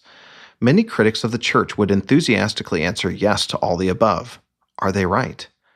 A nonprofit, Stop Educator Sexual Abuse, Misconduct, and Exploitation, states that in 2015, of the 3.5 million students between 8th and 11th grade, nearly 7% of those surveyed divulged that they experienced physical contact from an adult, most often a teacher or a coach. They reported that 10% of children surveyed, 4.5 million, reported both physical and/or non-physical types of sexual misconduct. Additionally, student-on-student sexual assault is 7 times higher than adult-on-child sexual assault. Those are the numbers from the schools, but instances of general abuse at home are even more dire. The U.S. Department of Health and Human Services Administration for Children and Families Administration on Children, Youth and Families Children Bureau reported that in 2020, at least 16.5% of children experienced physical abuse and at least 9.4% were sexually abused. One of the real challenges of abuse is reporting. Children and youth generally do not report instances of abuse or delay their reporting months or years later. I hate to say that this is the case, but any large organization will have some levels of abuse, and the Church of Jesus Christ is no exception. Does abuse happen in the church more often than abuse happens at home or in our schools or in other churches? Most importantly, when abuse happens in the Church of Jesus Christ, is it because of the practices, beliefs, and doctrines of the church? Or do they happen in spite of those practices, beliefs, and doctrines? Am I or my family more likely to experience abuse because of our membership in the church? Is abuse more likely in the Church of Jesus Christ of Latter-day Saints than membership in any other organization? Jennifer Roach, a mental health therapist and a convert to the Church of Jesus Christ of Latter-day Saints, addresses these questions in a fair conference speech titled Shedding Light on the Complexities, Understanding Abuse Within the LDS Church. Jennifer grew up in another faith and is a church abuse victim herself. She admits that abuse data is incredibly challenging to collect and analyze, but she did manage to find a data set that sheds light on abuse in the Church of Jesus Christ of Latter-day Saints. Historically, the church has compromised 30% of the Boy Scouts of America until its separation from the Boy Scouts in 2018. She reviewed thousands of cases in the Boy Scout perversion files going back 80 years. These files contain abuse and perversion records in the Boy Scout organization. In those records, a line item identifies the affiliated group or church sponsoring the scout unit where the abuse happened. She found that while the church sponsored around 30% of the Boy Scout troops, the number of abuse cases involving LDS troops was only 5.16% of the cases. That's 75% less abuse among Latter-day Saint troops. Jennifer makes the poignant statement, I know where I would put my kid. Why is abuse so much less likely to occur among the Latter-day Saints? The church handbook contains several common-sense policies to avoid and prevent abuse, such as not riding alone with a child, too deep leadership, classrooms with windows, and youth safety training. Additionally, Jennifer Roach suggests 7 unique practices in the Church of Jesus Christ of Latter-day Saints that further protect our children and youth. 1. The calling system. The church calls people to serve in various assignments. They do not volunteer. 2. Being sustained. When someone is called to a new assignment, their name is presented to the congregation for sustaining vote. If someone has concerns about a newly called leader over children and youth, they have the opportunity to raise those concerns. 3. Existing associations. Wards and stakes are organized by geographic boundaries. A predator cannot go from church to find new victims. 4. Member number system. The church has a membership record and an ID number for every member. This number follows every member, even in different countries. 5. Gender-specific leaders for young women. Men are more likely to abuse, and teenage girls are more likely to be victims of abuse than teenage boys. Direct adult leaders for girls are women. 6. Withdrawal of membership, excommunication. If a member is caught abusing kids, they will be kicked out of the church, and the first presidency approval is required for them to get back. This is not the case in other churches and organizations. 7. The helpline. Lay church leaders around the world do not necessarily have the training and background necessary to handle cases of abuse. The church has a hotline with trained experts who can provide information and support for the church leader and the victim. Here is the unfortunate truth. Most child victims are abused by a parent. The National Children's Alliance reports in 2021 that 77% of substantiated child abuse cases, sexual abuse, physical abuse, neglect, witness to violence, drug endangerment, and other, were perpetuated by a parent of the victim. Another 13% were perpetuated by other relatives or an unmarried partner of a parent. Regularly scheduled semi-annual interviews with each youth by the wards and branches presiding ecclesiastical leaders have received pushback in recent years. But shouldn't children and youth have a trusted adult to talk to if something is wrong at home or at school? How much abuse has been stopped or prevented through the church's semi-annual interview program? It is awful that any level of abuse exists in the world. To anyone who commits heinous acts of abuse of children, it were better for him that a millstone be hanged around his neck and he were drowned in the depths of the sea. Matthew 18:6. The painful reality is that our children and youth are far more likely to experience abuse at home, at school, or even in other churches than they are to experience it in the Church of Jesus Christ of Latter-day Saints. That does not mean that there is nothing to do and no more progress can be made to prevent abuse. With that said, our unique practices and procedures protect victims. Will there always be some instance where a local ward or stake volunteer leader did not do enough to protect the victims? Sadly, yes. However, any shortcomings among our members and leaders is in spite of, not because of, the church and its teachings and practices. The following are 6 statements from the Church's General Handbook of Instructions for Church Leaders regarding abuse among its church members. Church leaders and members should follow these guidelines when responding to abuse. When abuse occurs, the first and immediate responsibility of church leaders is to help those who have been abused and to protect vulnerable persons from future abuse. Members should never be encouraged to remain in a home or situation that is abusive or unsafe. Church leaders and members should be caring, compassionate, and sensitive when working with victims and perpetrators and their families. Church leaders should never disregard a report of abuse or counsel a member not to report criminal activity to law enforcement personnel. Church leaders and members should fulfill all legal obligations to report abuse to civil authorities. Priesthood leaders should help those who have committed abuse to repent and cease their abusive behavior. Professional counseling may be helpful for the victims and perpetrators and their families. It is almost always advised in cases of serious abuse. Do critics have a better system to prevent abuse? Does it work? The folks who claim that the Church of Jesus Christ of Latter-day Saints is systematically abusive are not looking at the full picture. Like many other condemnations, critics are taking a strength of the church and pretending it is a weakness. The narrative and claim that there is more sexual abuse in the Church of Jesus Christ than in other churches is unsupported by the evidence. That is the case, no matter how desperate the critics are to believe otherwise. I felt lied to by the critics who wanted to convince me that abuse is widespread and rampant in the church.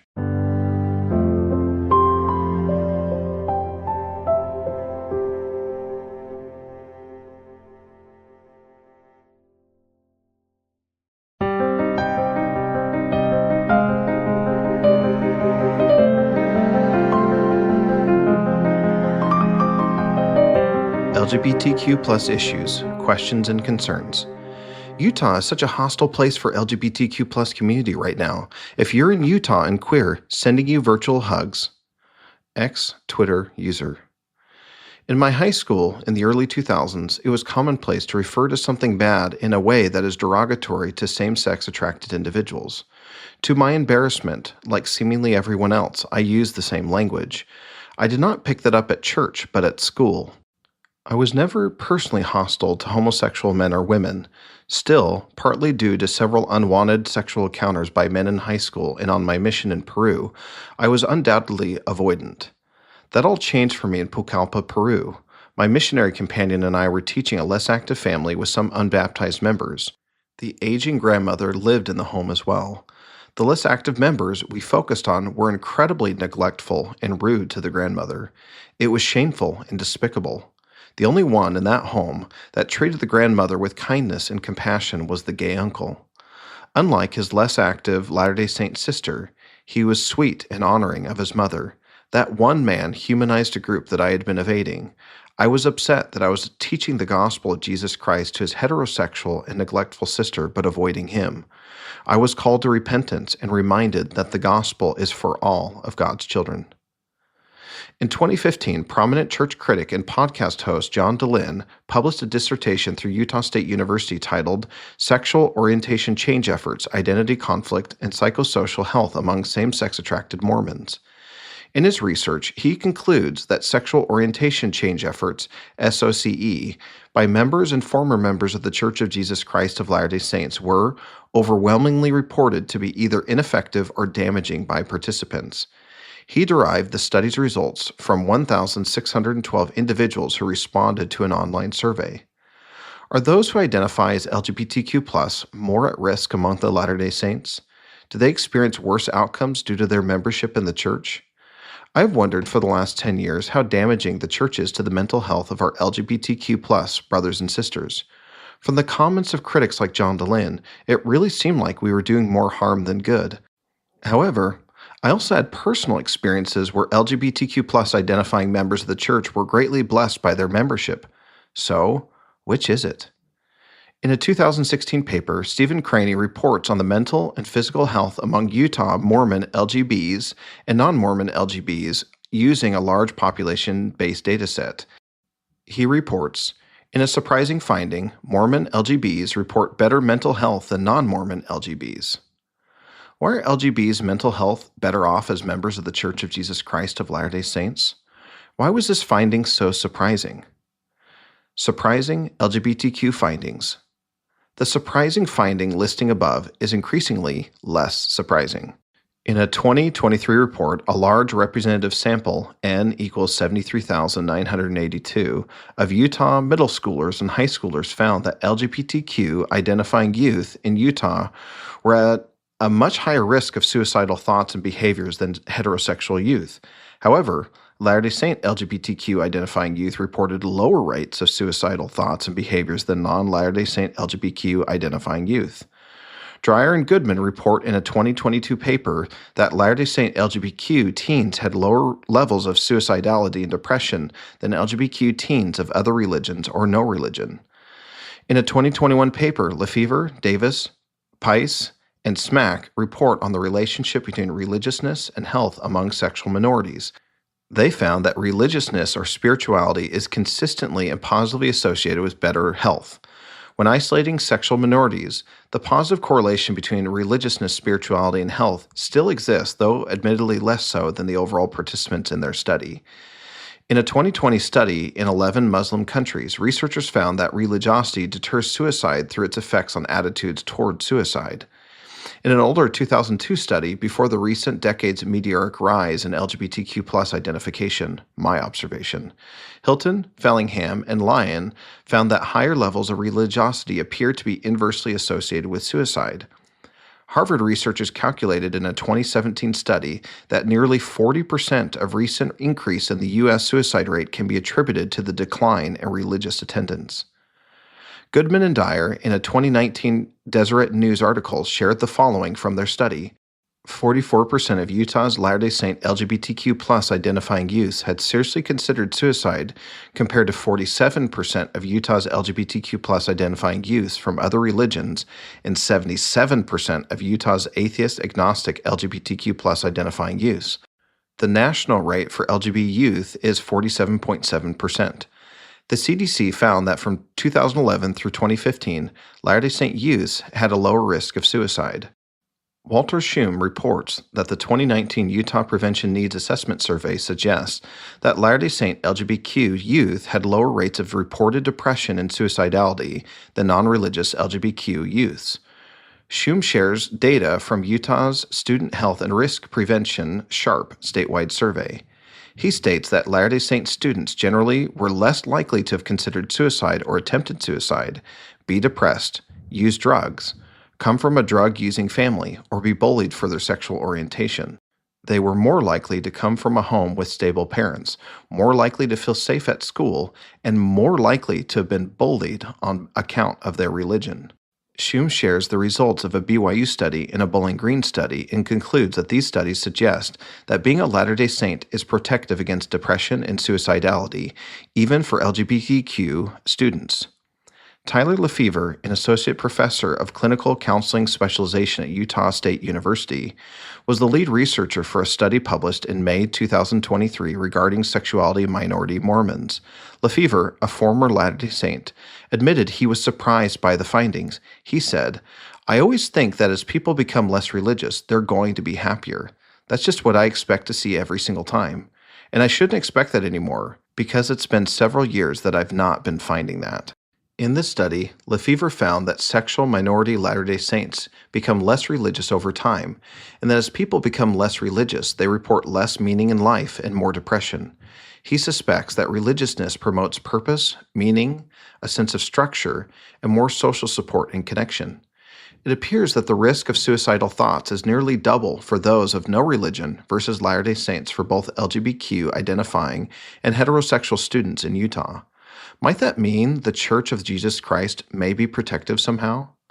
Why is the risk of suicidal ideation lower for Latter-day Saint youth in Utah if they are more likely to be bullied for their religious affiliation, according to the 2019 SHARP survey? What if I bought into the critics' narratives?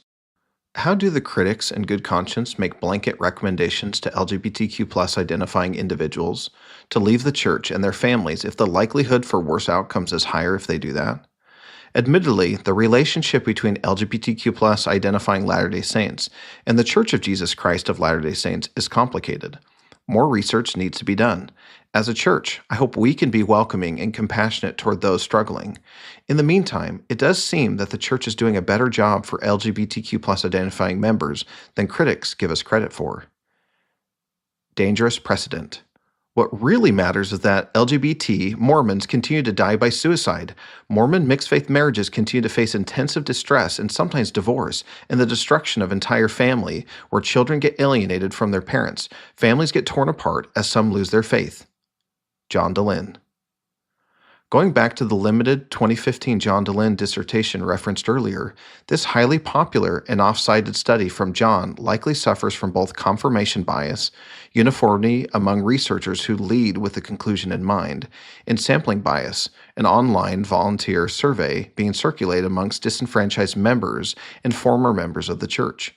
John's snowball sampling method makes the conclusions of his study highly suspect. Jacob Hess provides a thoughtful critique of John DeLynn's study. Why does the narrative in John DeLynn's dissertation contradict the majority of the other scholarly research on sexual minorities in the church?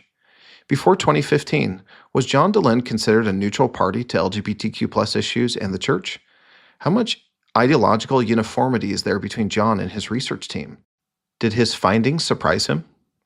Are the findings from an online volunteer survey that was disseminated from John's Mormon Stories brand reliable?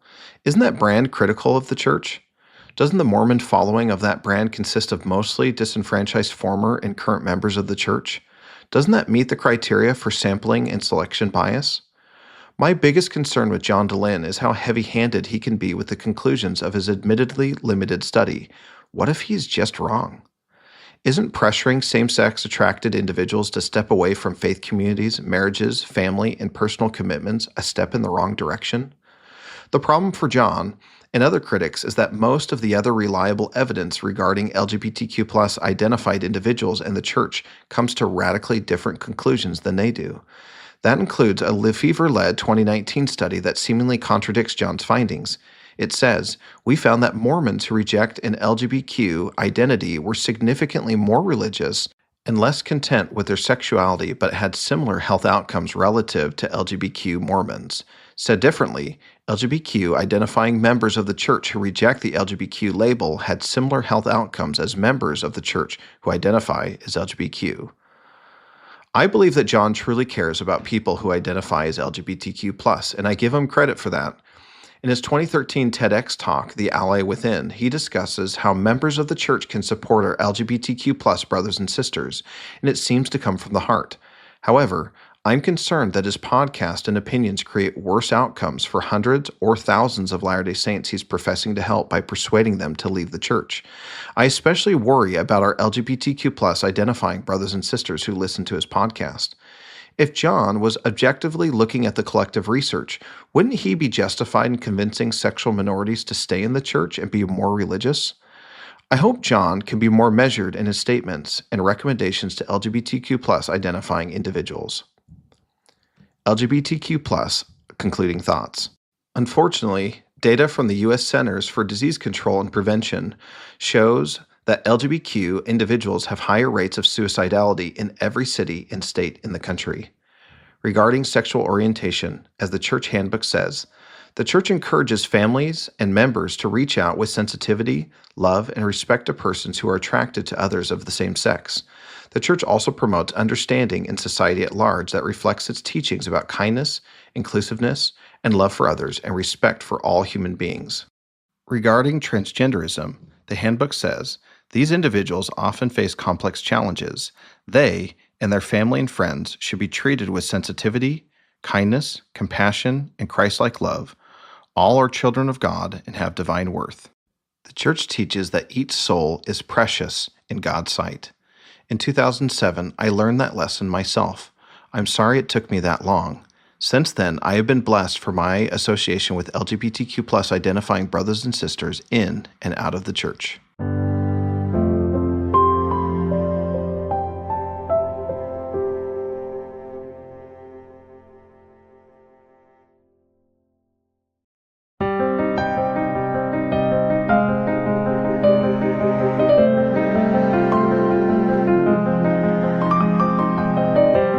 Plural marriage, questions and concerns. Nothing that the Mormon Church has ever taught about polygamy to us as members was factually true. It was a disgusting, abusive system which no loving God would ever condone, let alone command. It's immoral, sexist, and deeply troubling. We have been deceived. Reddit user. I'm Never Mo. We all realize that modern-day mainstream Mormons don't practice polygamy, but we know the church was founded on it and that Joe made it all up so he could sleep around. If we know anything much about the religion, we know it's expected after death. So, yeah, there's no escaping that polygamy is foundational to the church, and it introduces a big ick into a church that otherwise presents itself as wholesome. Reddit user. Joseph Smith's polygamy in Kirtland and Nauvoo totally puzzled me when I debated leaving the Church of Jesus Christ. When I listened to critics, they emphasized a very simple narrative about polygamy in the early church, namely that Joseph Smith and other church leaders were manipulative, sex-crazed scoundrels. To incite a reaction from me, critics compared Joseph to the leader of the fundamentalist LDS movement, Warren Jeffs. Taking advantage of the few details that survived that era, critics seemed contented with flashing headlines about Joseph marrying other men's wives and teenagers as young as 14 years old. As I did more research, the critical narrative about polygamy just didn't fit.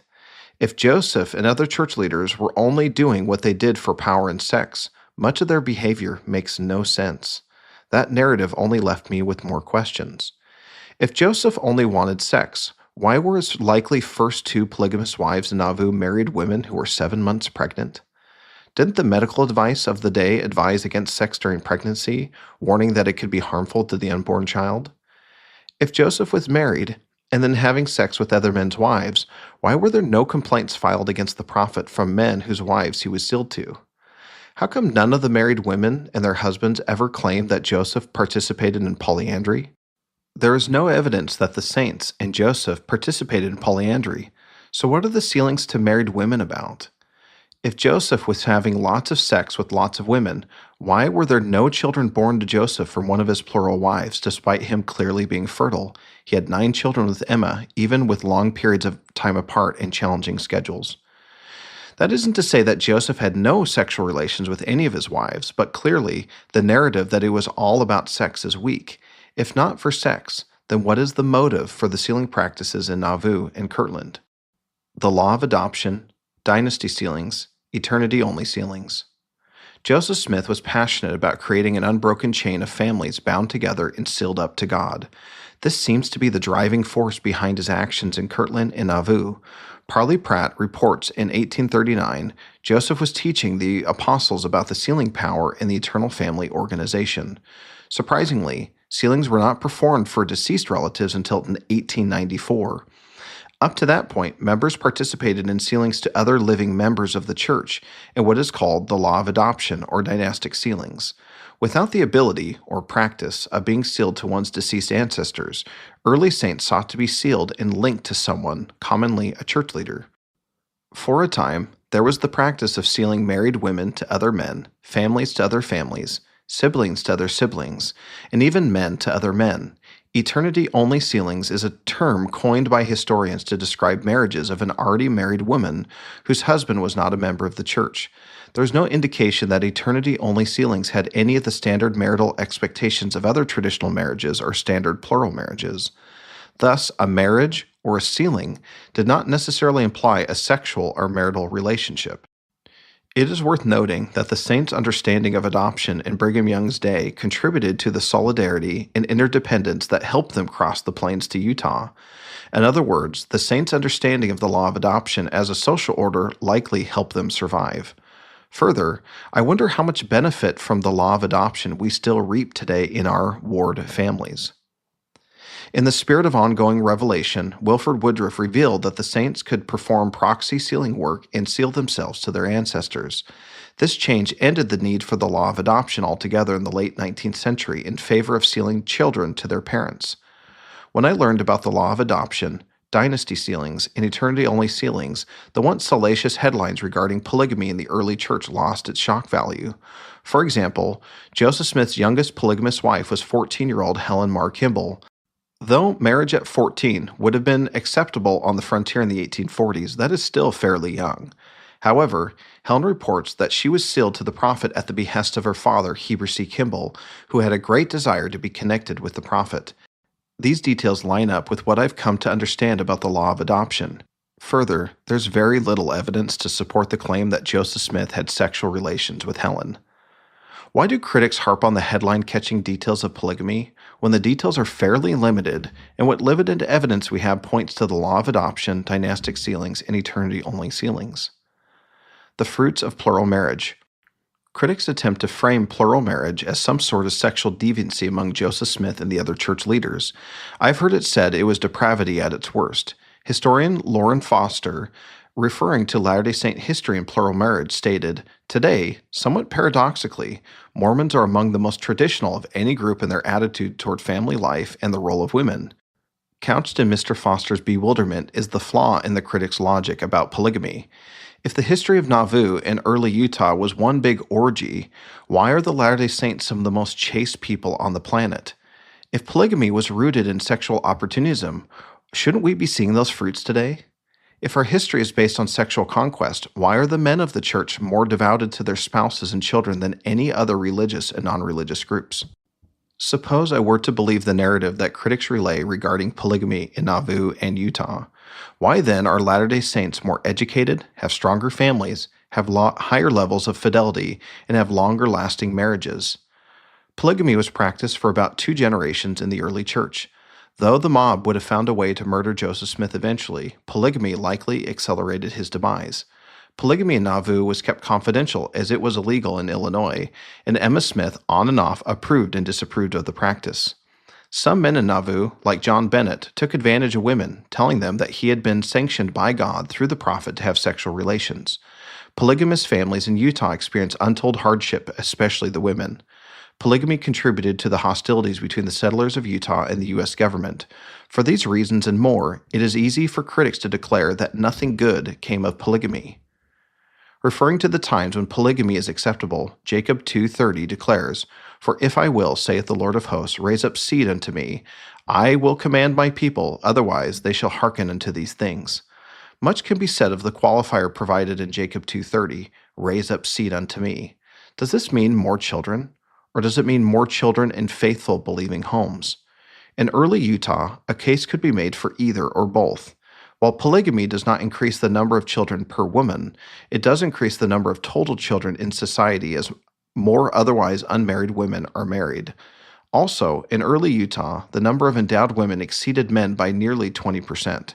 Undoubtedly, polygamy generated more children within the sealing covenant. All plural marriages in early Utah required church leader approval. Some men entered into plural marriage because they were asked to do so by church leaders. Participating in plural marriage would have required a high level of devotion to the gospel and faith in Jesus Christ. Religion would not have been a casual, once-a-week sort of thing. It would have been an every moment, everyday lifestyle. It would have been an intense Abrahamic-like sacrifice. Quote, "Loyalty to the practice of plural marriage led to huge sacrifices economically, socially, physically, and emotionally. Some members lost everything they had for the cause of plural marriage. In this way, the Lord forced a deep-rooted shift in the hearts of his people, so that nothing would ever again approach the sacredness reserved for family. Just as Abraham was commanded to sacrifice Isaac to prove his loyalty, the Latter-day Saints were commanded to sacrifice everything to steel their devotion to their spouses and families. Polygamy steeled the foundations of our theology." Close quote. Jonah Barnes, Private Interaction. Around 20% of living church members descend from those who practice polygamy, including much of our highest leadership. Is it possible to talk about all the wonderful fruits of the church without talking about plural marriage? If I omit Doctrine and Covenants 132, don't I omit the beautiful doctrine of eternal marriage and the sealing power? Would the church as we know it today have survived without those early saint sacrifices? Polygamy was an uncomfortable topic for me for many years. I am grateful I do not live in those times when it was practiced. It is likewise uncomfortable for me to ignore the good fruits of polygamy, as critics are apt to do.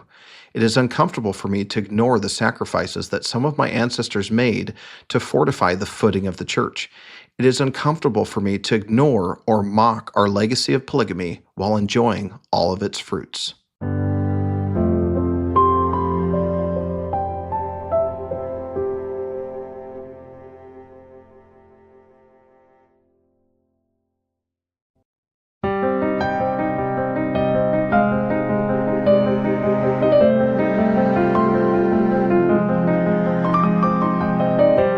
Other questions and concerns. By any standard, Mormonism is more ridiculous than any other religion. Bill Maher. I finally had to admit it wasn't a good church, much less a true one. User on wasmormon.org. Group dynamics. After years of interacting with skeptics, I conclude that for critics, the actual sin of the Church of Jesus Christ of Latter-day Saints is that we dare to group ourselves together. Random, scattered, isolated individuals pose no real threat or benefit to anyone. To our critics, it would be better if we were not a cohesive group. Aren't the Latter-day Saints able to do more good as a group? Don't we help more as a unit? Don't the youth benefit from being with other youth and adult mentors? Don't men and women benefit from being part of a group? Didn't the Missourians in Jackson County in the 1830s persecute the saints because they were a group that could disrupt the status quo in Missouri? In a way, aren't the extermination order Missourians of the 1830s the spiritual forebears of many of the critics of the church today? Every October and April, dozens of critics eagerly listen to General Conference with the intent of providing new content for their audiences. I see them criticize virtually every speaker from every angle. It feels like they prefer we say nothing. I think they wish we just kept our mouths shut and kept the TVs off that weekend. They especially shun principles related to covenants and standards. Is it wrong to have a standard, a goal, an aim? Are we allowed to say anything? Or must we remain silent for fear of making someone, somewhere, feel bad? Would the critics prefer that our church was nothing more than a glorified self-help seminar mixed with Jesus? Anytime there is a large group, it requires some institutional organization. Gallup reported historic lows in trust in U.S. institutions in 2022 and 2023. Distrusting institutions is trendy. I want to see the church do good, but I have so little trust in the organization. Reddit user. Aren't critics being swept up in what is societally popular right now? Is their problem really with the church, or do they have other influences, such as a general distrust of organizations that inform their skepticism? It's easy to see the bias. Look at any comments reacting to any clearly positive headline with the church and see the vitriol. 44 million donated to alleviate world hunger in 2023. Is the old adage you've got to spend money to make money applicable here? Reddit user. 8.7 million donated to the Red Cross in 2024. That's literally pocket change for the multi-billion-dollar church and is only donated for tax purposes if this is even true. Reddit user. Light the World charity vending machines, where the Church of Jesus Christ of Latter-day Saints absorbed 100% of the operating cost. Brilliant and greedy marketing. They keep their hundreds of billions in the bank. Members and some others pay for the gifts, and LDS Inc. gets all the glory and another PR win. Reddit user. Even if legit, why doesn't the church encourage members to donate directly to these organizations? Why make people give it to them so they can claim it as money that they are donating?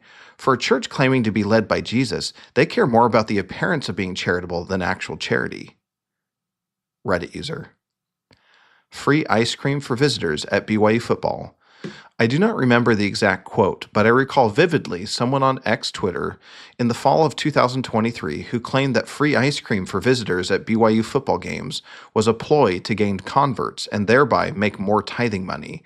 The X Twitter user's math was something like, if they have 1% conversion rate on 3,000 visitors, that's 30 converts a game. If each convert pays $10,000 a year in tithing in perpetuity, then the church gets a huge return on their investment. The truth is that the Church of Jesus Christ of Latter-day Saints is excellent at providing aid and helping for the right reasons and with little fanfare. I'm sure the church could be doing more in the same way that I could be doing more. I suspect that no matter who the Church of Jesus Christ of Latter-day Saints helps and how much money is donated, there are a great many people who will sneer and make accusations. So I stopped listening to them. Masculinity. Toxic masculinity is a popular subject in the culture right now, as it should be. Abusive and domineering men should be stopped and taught. Is there a better program than the Church of Jesus Christ of Latter-day Saints for teaching boys how to be truly masculine? Doesn't the church do a great job of giving boys and men a responsibility and a role to play in society and in the church? Aren't the church's doctrines and teachings directing boys and men to think of others and serve God? Isn't the church a great place for good men to mentor boys, men who teach true masculinity? Aren't the boys of the church less likely to become delinquent less likely to be destructive or toxic? Are there other successful large organizations where men are taught as successfully by other men how to be a force for good in their families and in the world? Aren't women the biggest beneficiary of the church's ability to create good men? Aren't so many problems in society tied to fatherlessness? Doesn't the gospel of Jesus Christ remedy the root causes of fatherlessness? If the world, like members of the church, practiced the principles of chastity, charity, temperance, and patience, wouldn't we have fewer divorces and family abandonments? Violence. On March 30th, 2024, a news story was published about a teenage boy from Gilbert, Arizona, who beat up another boy at a party. The victim died from his injuries. A critic of the Church of Jesus Christ posted online the original news article with the following, now deleted, caption. AZ Hometown News, a group of wealthy Mormon teens bullied and beat a 16-year-old to death in Gilbert, Arizona. The local Mormon community corroborated to protect the perpetrator, and the Gilbert police refused to charge until national pressure made them. I was upset that something like that could happen among our ranks. Having lived briefly in neighboring Queen Creek, Arizona, I was stunned that something like that could happen. Then I read the news article. There was not one mention of the boy's religious affiliation, no indication of a conspiracy to cover up by local ward/stake members, and nothing about the Gilbert police delaying pressing charges. Nothing about the boy or the details surrounding the incident sounded remotely like the account was about a faithful Latter-day Saint teenage boy. Sure enough, less than 24 hours later, to this critic's credit, they owned their mistake and admitted, "None of the Gilbert goons are Mormon. It is a rumor. There are a lot of Mormons in Gilbert. Some fool started the rumor that some of the goons are Mormon, and I foolishly boasted that baseless rumor." Why do false stories like the one above and many similar ones get so much attention? There are countless examples of critics desperately trying to find systematic violence among the Latter-day Saints. Why are critics so eager to do so? Critics cannot accept or desperately try to cover up the reality that the Church of Jesus Christ of Latter-day Saints helps bad people become good and good people become better. Critics grab on to anything that allows them to believe that the church is bad. In truth, every lesson, sacrament sermon, and general conference talks points Latter-day Saints to the Savior. Every devotional, fireside, and ordinance is intended to inspire the listener to improve themselves, their homes, their communities, and the world. Why would I listen to critics who promote false narratives if I'm trying to find more light and truth? Unfortunately, we live in a fallen world, and some bad people are out there. Sometimes those people are members of the Church of Jesus Christ of Latter-day Saints. However, common sense and evidence indicate that bad people in the church are bad in spite of the church's teachings, not because of it. Worldview. For years, I wondered how people who are part of the same church and listening to the same messages could have radically different interpretations. BYU Idaho professor of psychology Jeffrey Thane gave a Fair Latter-day Saint conference speech in 2021 titled Worldview Apologetics, Revealing the Waters in Which We Swim. So much of what I see in the church and from detractors of the church finally made sense to me when I saw and pondered the message of the video of this speech. And please watch the video. It is really good, in my opinion. Jeffrey gives a hypothetical example of two members of the church, James and Greg. Both declare that the 1995 The Family Proclamation to the World is doctrinal. James believes that cultural norms and practices that encourage chastity are a natural expression of the proclamation on the family. Greg believes that those same norms and policies regarding chastity stifle self-expression and burden LGBT-identified individuals. How? How can two members of the same church who believe the same document is doctrinal come to different conclusions? It all comes down to worldview. Jeffrey says, a worldview is a set of values and assumptions about the world through which we interpret our experiences. More specifically, worldviews shape our understanding of what human flourishing and the good life look like. The story we tell ourselves informs how we see the world, or rather, it is the waters we swim in. Thane then goes on to explain the two prominent worldviews, out of many, that influence members of the church: the gospel worldview/story and the expressive individualist worldview/story. Both worldviews have a central problem/conflict: character, aspirations, desires, expected anticipated resolution, definition of human flourishing and the good life, and villains and antagonists. The gospel worldview/story, characters' aspirations and desires, salvation and exaltation, return to live with God. The central problem/conflict, alienation from God through sin and rebellion. The expected anticipated resolution, redemption through Christ by making and keeping sacred covenants. Human flourishing and the good life, fruits and gifts of the Spirit and temple worship. Villains and antagonists, sin, vice, and the adversary. The expressive individualist worldview/story, characters' aspirations and desires to become our truest selves, to live authentically. The central problem and conflict, judgment and evaluation from others leads us to live falsely. The expected anticipated resolution, break free of stifling norms and expectations. Human flourishing and the good life, living in communities that celebrate our uniquenesses. Villains and antagonists, norms that make us feel judged and evaluated. The two visuals presented by Thane helped me completely change the way I see the world. They give me compassion for those who oppose the church. Depending on how I define the villain of the worldview/story, I could have easily become hostile to the church as well. Depending on our worldview, here's how the story plays out. Expressive individualism, oppressive community, personal liberation, remaking community. The gospel story, alienation from God through sin, reconciliation with God through Christ, the fruits and gifts of the Spirit. In my mind, the gospel story is much more compelling. I see more positive fruits from the gospel story than the widespread, expressive, individualist story in the culture.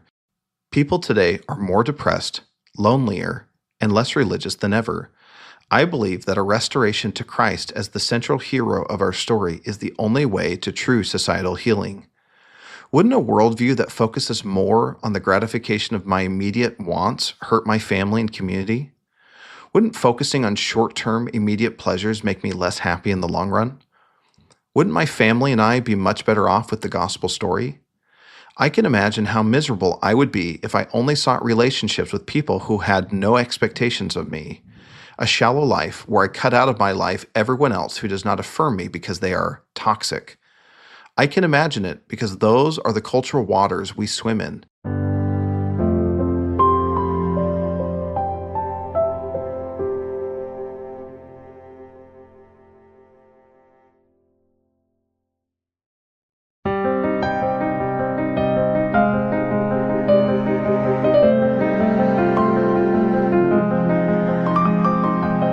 Summary of critical myths, questions and concerns. Over time, I have realized that some former members of the church who criticize it are extremely uncurious. They ask one question and then have no interest in the answer. They spend less time answering their challenging gospel questions than watching their favorite Netflix show. For the other, more thoughtful critics, I have some concerns. Members of the Church of Jesus Christ of Latter-day Saints desire truth. Our church started with a sincere question asked in prayer. Members are compassionate and caring. When I started my faith journey, I took the critics' arguments against the church at face value. I assumed those ideas were being presented in good faith. Over time, I learned that this is not true. Critics tried exploiting my desire for light and my openness to truth. They took advantage of my empathy and tried convincing me that the church was harming people when the opposite was true. Throughout this letter, I've identified several false concepts that critics of the church insinuate are factual. In summary, here are the false premises, presuppositions, and myths that critics readily claim to be realities. Leader infallibility. Many critical arguments against the church start with the presupposition that our leaders are or should be infallible. That was curious to me. Why would someone who has left the church claim infallibility for church leaders? Then it hit me.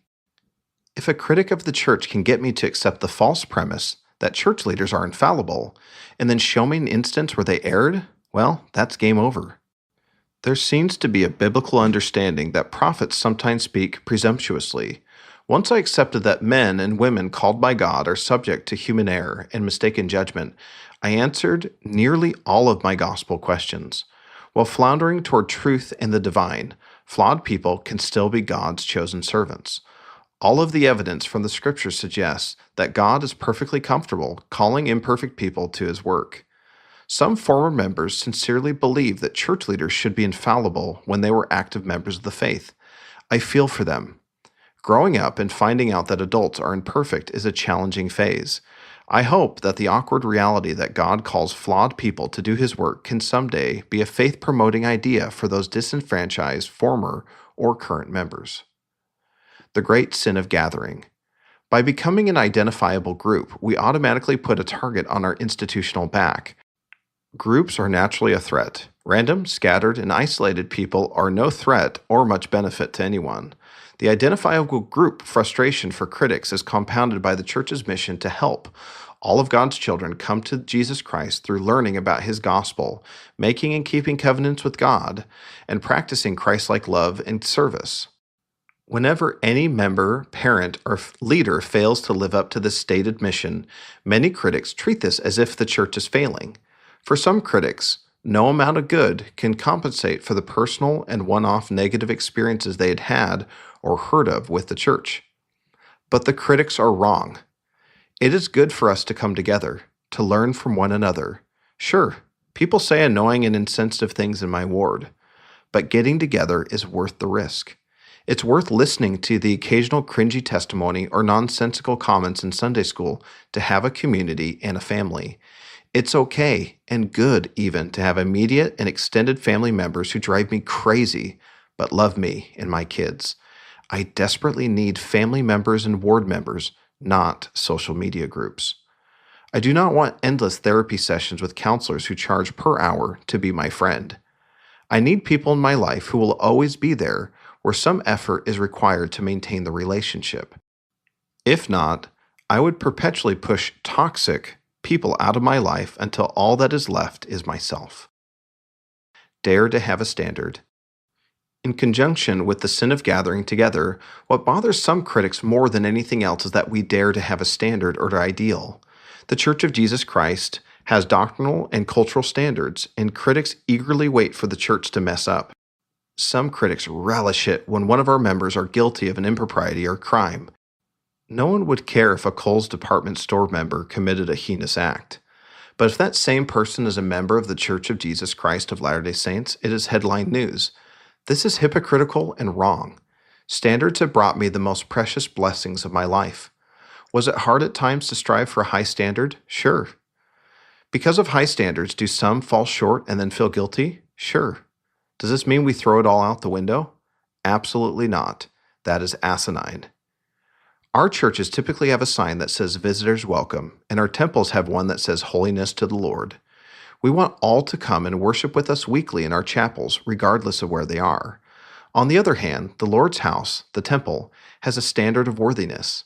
I've seen only blessings for chapel worshipers who strive to be temple worshipers. I once knew a woman in a previous ward who came weekly to church, sometimes with her wife. She could not participate in the full range of opportunities at church, but the ward loved having her and her partner with us. Years later, after I moved out of that ward, my wife saw her inside the temple. I do not know the whole story. I'm sure temple worship came at a great cost. But she must have rediscovered that special something in temple worship that brings me back to the house of the Lord over and over. Critical myths. When I peruse ex-Mormon Reddit boards, ex-Twitter feeds, or any other social media site today, a pattern of myths showcases itself. With some critical thinking, it became easier to identify fair criticism from misinformation. Myth. There's no archaeological evidence for the Book of Mormon. Critical thinking. There's plenty of evidence. Frankincense Trail, Nahum, Mulek, Bountiful, Mesoamerica and other heartland evidence, Semitic language parallels in the Americas, etc. Myth. There's no DNA evidence for the Book of Mormon. Critical thinking. Not relevant. Genuine critics acknowledge the limitation of DNA evidence. Myth. Waiting to have sex until you're married is stupid. Critical thinking. It's not stupid if you want a longer-lasting, happier relationship. Myth. Getting married young is a bad idea and leads to ruined families. Critical thinking. That is not true in the whole. Perhaps it's true for some former members. Growing together with your spouse while young is beautiful and creates more interconnectedness for stronger, longer-lasting marriages. Myth. The church hurts families. Critical thinking. In a fallen world, sometimes families get hurt. The church can help. Myth. The church makes you depressed. Critical thinking. Not true. Overwhelming evidence shows that religiosity fortifies against mental health issues. Myth. Utah has higher than average antidepressant usage because of the church's toxic perfectionism culture. Critical thinking. The antidepressant usage part is correct, but the why is not. The why is unclear, but in all other regards, members of the church are happy and healthy. Myth. Utah is 16th in the nation in suicide because of the church's hostility toward the LGBTQ+ community. Critical thinking. The first part is correct, but the why is false. The church is likely preventing what would be a worse outcome for Utah. There are a variety of factors that explain Utah's suicide rate, including elevation, rurality, gun laws, and the happiness paradox. Myth. Joseph Smith was a fraud. Critical thinking. Where is your evidence beyond you don't like him? Myth. The church is a greedy corporation. Critical thinking. Not true. What individuals would be enriched by the church's money if this was true? Myth. If you identify as LGBTQ+, your family will abandon you. Critical thinking. This is pure manipulation. I'm sure some families have not reacted well, and I'm sorry that's the case, but to state this as a fact is wrong. Myth.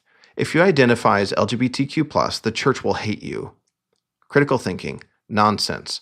Why do LGBTQ+ identifying members of the church do as well, if not better, than their non-religious peers in areas of mental health? Myth. Church leaders purposely misled their members until the internet came out and they couldn't do it anymore.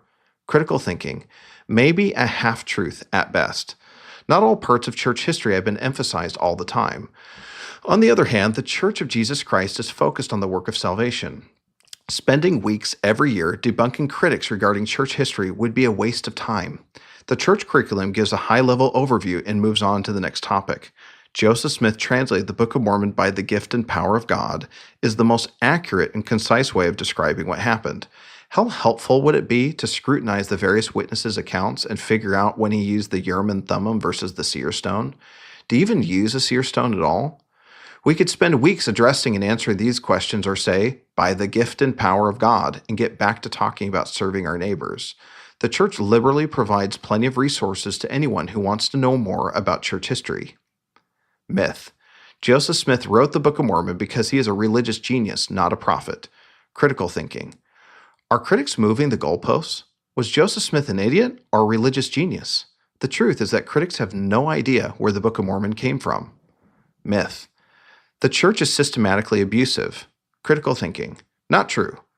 The church has unique policies and practices that prevent and report abuse. Instances of abuse in the Boy Scout program were far less likely to happen in LDS troops than in others. Myth. The church seeks to cover up abuse and then harms victims of abuse. Critical thinking. Not true. I'm sure there's probably an anecdotal example of a local church leader not doing enough or making the problem worse. That does not make the problem widespread. Myth. Joseph Smith could have easily made up the Book of Mormon. Critical thinking. Not remotely true. Name one example of a 19th century writer with little formal education and no book writing or dictation experience writing a complicated, consistent, and profound, nearly 260,000 word book in 60 to 90 days in one draft with relatively few revisions. Myth. At 23 years old, Joseph Smith knew the Bible really well and was a great storyteller. Critical thinking. Where is the evidence? Myth. The source for the Book of Mormon was... Critical thinking. Every claim for the source of the Book of Mormon falls dramatically short. All of the source claims are theories with no proof. Most of the books referenced, View of the Hebrews, The Late War, the First Book of Napoleon, the Spalding Manuscript, etc., are in the 50,000 word count range. Where did the rest of the Book of Mormon come from? Myth. The Book of Mormon is clearly made up by a 19th century author. Critical thinking. If you do not understand the environment in 600 BC after King Josiah or the mode of translation, then I see why you would think that. Myth. The Book of Mormon has so many anachronisms it can't be true. Critical thinking. Out of 205 anachronisms claimed by critics, all but 19% have been eliminated or are trending that way. In the messy field of archaeology, especially in the Americas, that's remarkable. If the Book of Mormon was made up off the top of Joseph Smith's head, then shouldn't it prove more ludicrous over time? Why is the Book of Mormon instead proving more plausible over time? Myth. Hebraisms in the Book of Mormon are coincidental. Critical thinking. Hundreds of instances of Hebraisms are by chance? What are the odds of that? The chiasmus in Alma 36 alone is proof that it was not by chance. Myth. The witnesses of the Book of Mormon are just a bunch of Joseph Smith's wacky, fanatic friends and family. Critical thinking. Then why did all the witnesses continue to affirm their testimony of the Book of Mormon even after they left the church? Why did none of them recant their testimony? Myth. Members of the church pretend that they are happy because they are pressured to. Critical thinking. Evidence? Myth. The church is damaging for your mental health. Critical thinking. Despite study after study showing the opposite is true. Myth. Church members only give money to the church. They don't care about other causes. Critical thinking. Not true. After tithing and church callings, church members still donate as much, if not more, time and money to outside causes. Myth. Church members only live longer because of the word of wisdom. Critical thinking. Then why have researchers found that even controlling for tobacco usage, members still live longer? Why do studies consistently point to religious people living healthier, longer lives? Myth. The church is oppressive to women. Critical thinking. Women are some of the greatest beneficiaries of the church. Our men are less abusive and less likely to commit acts of sexual abuse. Our couples are far less likely to get divorced. Children are more likely to be raised in a two-parent home. Married women with children report higher levels of happiness and lower levels of unhappiness than any other group. Myth. Women are encouraged to suffer abuse. Critical thinking. What? Myth. You don't need a church to be a good person. Critical thinking. True. But it's also true that the church brings out the best in people, and it shows more volunteering, more charity, more involvement in the community, better relationships with neighbors, etc. Myth. The church's obsession with family history is weird and useless. Critical thinking. The opposite of true. Family history has major psychological benefits, especially for adolescents. Myth. Joseph Smith plagiarized the Freemason ceremony in the temple endowment. Critical thinking. Then why are elements of the temple ceremony found in the 20 years leading up to 1842? Why does the temple ceremony share elements from early Christian rituals? How did Joseph Smith recover lost temple elements from before the Josiah reforms? Myth. Getting a testimony from the Holy Ghost is unreliable. Critical thinking. Potentially true. We can conflate the Holy Ghost with our feelings. Does that mean God does not speak to us? Can we not get better at identifying answers to prayers? Myth. Spiritual testimonies are the result of neurological triggers. Critical thinking. Hogwash. Perhaps some spiritual experiences in some instances can be explained this way, but certainly not all. Myth. The church claims to have a lay ministry, but the general authorities get paid. Critical thinking. 99% of church leaders are unpaid. 100 or so church leaders out of our 17 million church receive a modest salary. Myth. Church leaders should be infallible, or at least the best among us. Critical thinking. They're not infallible, nor have we ever taught that they are. Judging past leaders based on today's standards is immature and unwise. Myth. The church promotes toxic masculinity. Critical thinking. This is not remotely true. The church is one of the best places for young men to learn how to be kind and serve from good men. Myth.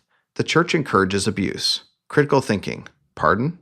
Myth. Church members are violent. Critical thinking. Nope. Some percentage of the population is violent, and some of those people are members of our church. Any violence perpetuated by members of our church is in spite of, not because of, the church's teachings, policies, and practices. Myth. Members of the church are dishonest. They lie for the Lord. Critical thinking. Not true. Latter-day Saints are widely seen as honest people and good neighbors. People can tell that our communities have less crime and delinquency. To enter our highest and holiest places, the temple, members of the church are required to answer in the affirmative, do you strive to be honest in all that you do? Myth. Church leaders lied about Joseph Smith's seer stones. Critical thinking. Not quite. Part of the problem is canonization. Once Joseph Smith canonized his story in Joseph Smith history and included details about the Urim and Thummim, but not the seer stone, it was only a matter of time before those details became forgotten naturally with time. Joseph Smith's seer stones were held in high regard and reverence among the saints before and after the prophet's death. Scholars still debate whether Joseph Smith used the seer stone during the Book of Mormon translation. We cannot know whether he used them later in the translation process or if he used them as a demonstration for curious parties without showing them the Urim and Thummim. Myth. Joseph Smith made up the first vision later in life and embellished the details as he went. Critical thinking. Wrong. The various first vision accounts were given at different times to different people in different contexts, which accounts for some variations, but the overall thrust is consistent. Critics point to Joseph's first published account of the first vision in 1832 as inconsistent with later versions, as it references the Lord instead of two personages. LDS historians Don Bradley and Walker Wright point out that Joseph Smith was working on the translation of the Bible during this same period. Joseph Smith curiously changed John 1:18 from "No man hath seen God at any time, the only begotten Son, which is in the bosom of the Father, he hath declared him," to "And no man hath seen God at any time, except he hath borne record of his Son. For except it is through him, no man can be saved." This translation echoes Joseph Smith's first vision. The uncomfortable truth for believing members is that critics raise some valid concerns against the Church of Jesus Christ and its truth claims. To this day, I do not have all the answers. On the other hand, critics do use angled and ugly narratives to distort the facts. Anything can sound evil when the least flattering narratives of events are shared with ominous-sounding music playing in the background. Opponents of the Church of Jesus Christ of Latter-day Saints appear all too willing to make targeted arguments at the expense of the evidence and the overall narrative. Most critical narratives make no sense when I follow them to their logical conclusion. If a bunch of sexual deviants founded the church, how come we don't see the fruits of that today? Why are Latter-day Saint families and marriages stronger? Why do Latter-day Saints hold a high sexual standard for men and women? Why do church leaders marry and stay married to the same spouse their whole lives? If Joseph Smith created the church to satisfy his need for power and dominion, how come we don't see the fruits of that today? Why do church leaders dedicate their whole lives to the gospel of Jesus Christ to then get called in their golden years as general authorities? If treasure digging is the legacy of the church, how come we don't see the fruits of that today? Is the church abusive, and does it breed violence? Where are the fruits of that narrative anywhere? If I believe the stories about the church from the critics, why do we not see what we expect based on their narratives? To make their ideas work, critics must ignore mounds of evidence. They must constantly adapt and adjust as their theories fall out of favor. Critics ask me to leave the depths of truth of the restored gospel to swim in the shallows of misinformation. They ignore all the good that the church does in the world and pretend it is somehow wrong or self-serving. Critics are keen to blame the human condition on the church, despite the church improving the human condition by measurable standards. Skeptics must do impressive mental gymnastics to explain the Book of Mormon and other fruits of the church. Manipulation, plus fallacies, plus half-truths, plus false narratives, plus they are the problem, plus we are the solution. Sounds like an abusive boyfriend. As a potential believer, I had much more flexibility to have a nuanced perspective. Was the African ban potentially a racist policy? Could be. And I hate that that happened. Are the prophets and apostles still called of God? Yes. Quote, "I can live with some human imperfections, even among prophets of God. That is to be expected in mortal beings. I can live with some alleged scientific finding contrary to the Book of Mormon. Time will correct those. And I can live with some seeming historical anomalies. They are minor in the total landscape of truth. But I cannot live without the doctrinal truths and ordinances restored by Joseph Smith. I cannot live without the priesthood of God to bless my family, and I cannot live without knowing my wife and children are sealed to me for eternity. That is a choice we face, a few unanswered questions on one hand versus a host of doctrinal certainties and the power of God on the other." Close quote. Tad R. Callister.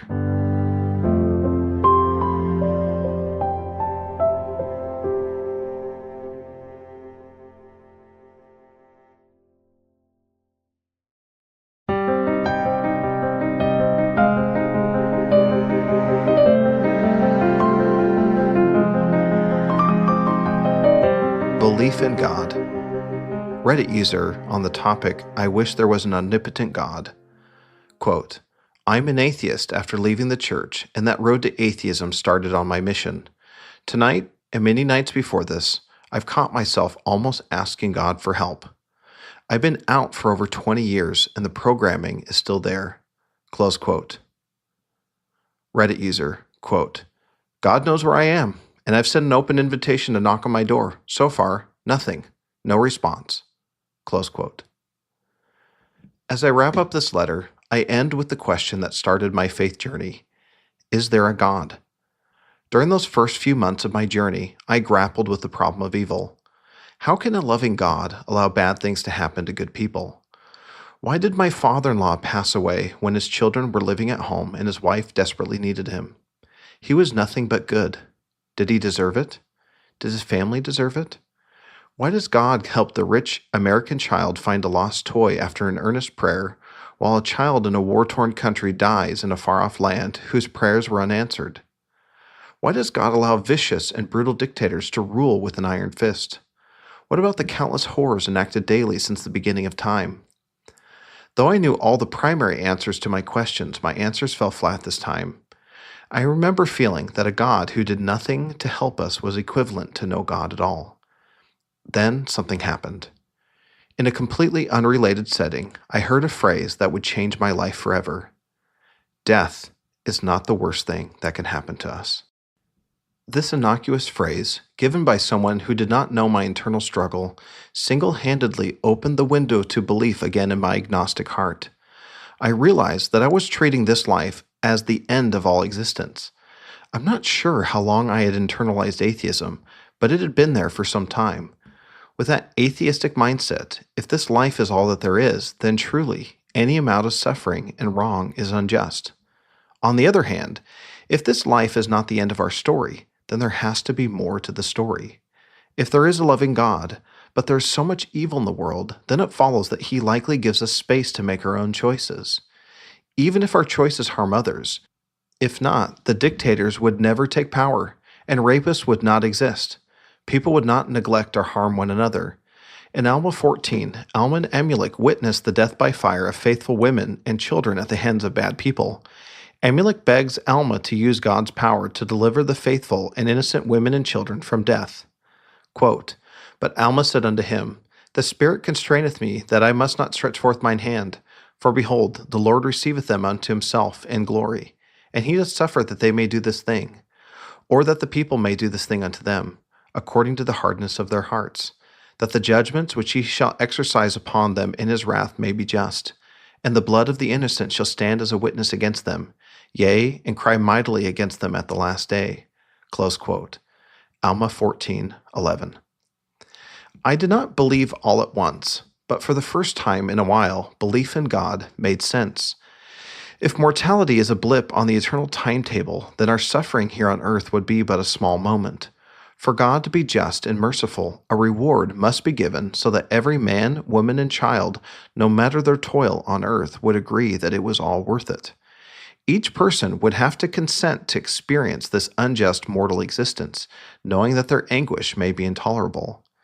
If there truly is a loving God, and this life is not the end, then somehow the wrongs and injustices of mortality must be made right. But how can God make the problem of evil right? The answer hit me all at once, as if I never knew. Jesus Christ.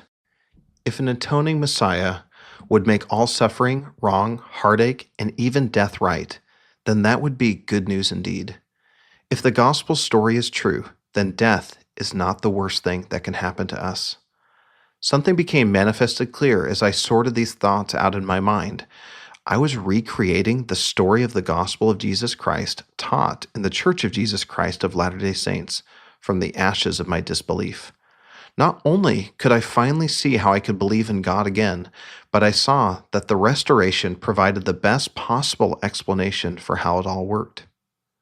The scale of belief. Though I had sorted out how I could believe, that did not mean I did believe quite yet. That is when I started exploring the Church of Jesus Christ of Latter-day Saints with fresh eyes. I spent countless hours reading and listening to critics and apologists alike, learning church history from the faithful and critical narratives, listening to the stories of members of the church who left and former members who returned. I went down every rabbit hole I could find. I learned the good, bad, and ugly of previous church policies. I asked countless hard questions and left myself completely open to light and truth. With time, I discovered something. I could never prove that the Church of Jesus Christ is true or false. Negatives lurked around every corner, no matter how much positive evidence I found. Likewise, when I learned some unflattering aspects of the restoration, a logical counter-explanation presented itself. Eventually, my scale of belief versus disbelief felt about 50-50. I realized I had to make a decision. I had to believe in something. Whether I believed or did not believe, either was a leap of faith. In due time, I decided I would believe. Giving up on the I know statements I was accustomed to in exchange for I believe declarations was incredibly liberating. The gospel that I knew so well became new and exhilarating to me. My scale has shifted over the years, but I have never regretted my decision to become a believing member of the Church of Jesus Christ of Latter-day Saints. I do not have every answer to every one of my questions. However, I can say this much with a degree of certainty. Something special happened between 1820 and 1845. It was easy to come to that conclusion for all the reasons listed in this letter and many more. Most importantly, I've come to have a personal relationship with God that I cannot adequately understand. I am baffled that the God of the universe can communicate with me. In those quiet moments when I seek Him in prayer and He responds, I am awestruck. How can He, the God above all, listen to my cares and wants? How is it that He, the highest and holiest one, listens to me and answers my prayers? I do not know, but I am amazed that He does. We shall not cease from exploring, and the end of all of our exploring will be to arrive where we started and know the place for the first time. T.S. Eliot.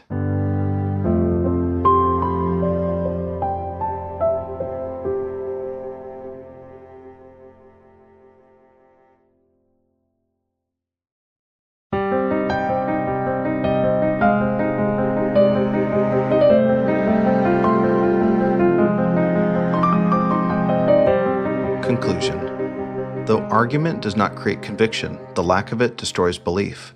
What seems to be proved may not be embraced, but what no one shows the ability to defend is quickly abandoned. Rational argument does not create belief, but it maintains a climate in which belief may flourish. Austin Farrar. The evidence for the Church of Jesus Christ of Latter-day Saints' truth claims is not conclusive, but it is compelling. While I cannot prove that the Church is definitively true beyond a reasonable doubt, there is great space for belief. To pretend otherwise is disingenuous. The first time I read the CES letter and started listening to Mormon stories, I felt convinced these were sincere former members of the Church raising genuine concerns. When I found out how much of what is on Mormon stories and in the CES letter is narrative manipulation and disinformation, I felt betrayed. Critics use a series of falsehoods and misleading statements that build in order to draw incorrect conclusions. I was in a vulnerable state of truth-seeking, and I could feel the critics trying to take advantage of me. Some critics act the part of neutral third-party truth seekers, and I was stupid for long enough to believe them. They completely deceived me and thousands of other questioning Latter-day Saints. How am I supposed to trust the critics anymore? Jeremy Reynolds cleverly disguises what the CES letter truly is, a collection of anti-Mormon arguments delivered via doubt bombing. I'm sure Jeremy was earnest in his gospel questions at one point, but that man was long gone by the time the letter was published in April 2013. When I tried to leave, the Book of Mormon stumped me. It stumped the critics too. The malicious and sincere critics alike struggled to develop a compelling theory of how it all came into existence. The best they can do is mentally reconstruct some complicated and convoluted scenario of how Joseph Smith created the Book of Mormon. If I believe the critics, I would have to believe that Joseph Smith was a manipulative, horny con man that was so bad at his con that he built the most Christ-centered church and people in the latter days. Usually the theory critics pose is more unbelievable than an angel giving golden plates to Joseph. No skeptic, after desperate attempts for 200 years, has ever given a model that explains the Book of Mormon in a convincing way.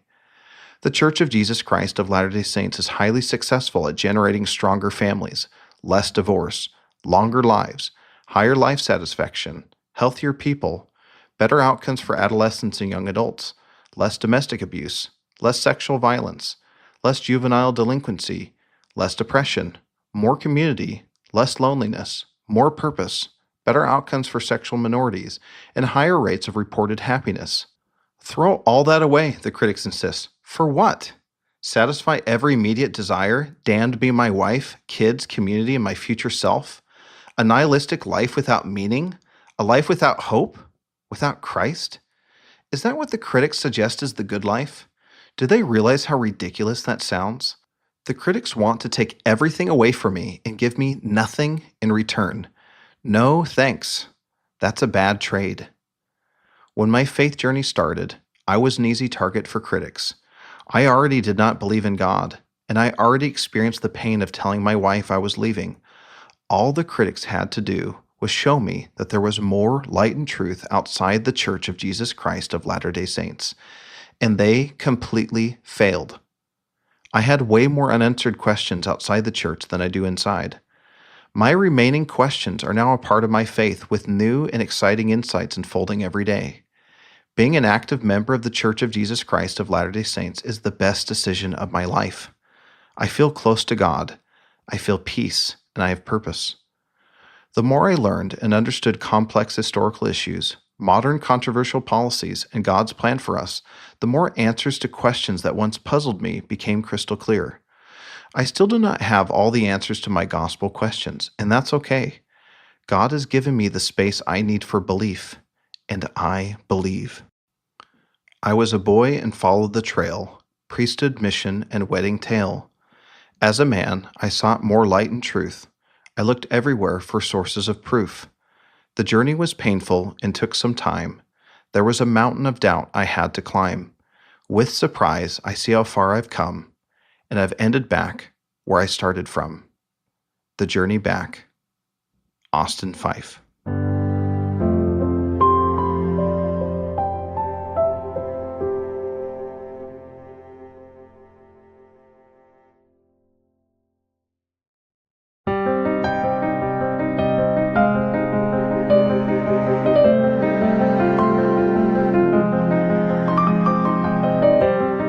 Epilogue.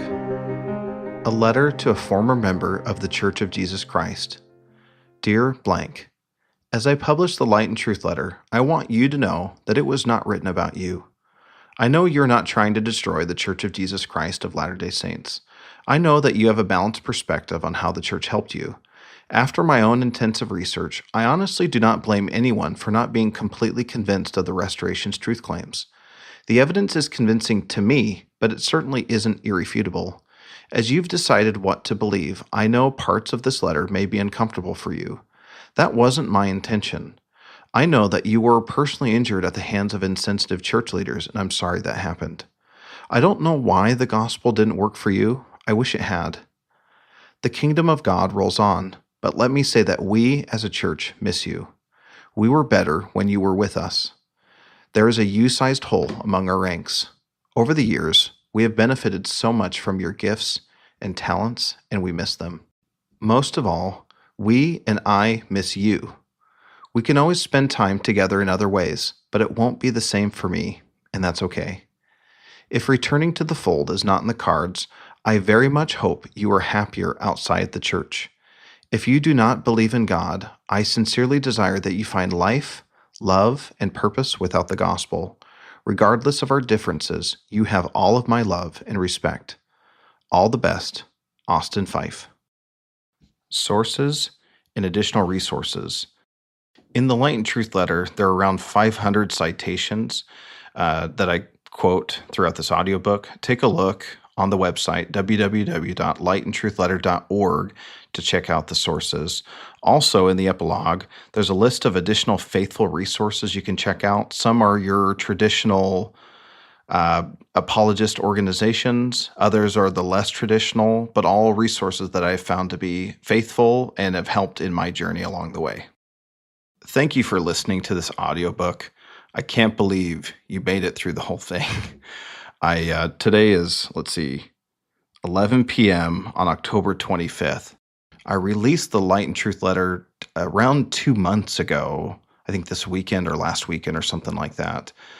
And the reception has been incredible. I've had over 40,000 visitors to the website. I'm sure some people came multiple times, but that just is astounding to me. Sold thousands of books, which blows my mind because it's free to read online. But I know some people like a physical copy. I know a lot of folks have bought copies for friends and family members, and they're teenagers getting ready for a mission. So I'm just very touched. Thank you for all your support. Thank you for listening to this whole thing. Good luck on your own faith journey and in your pursuit for more light and truth.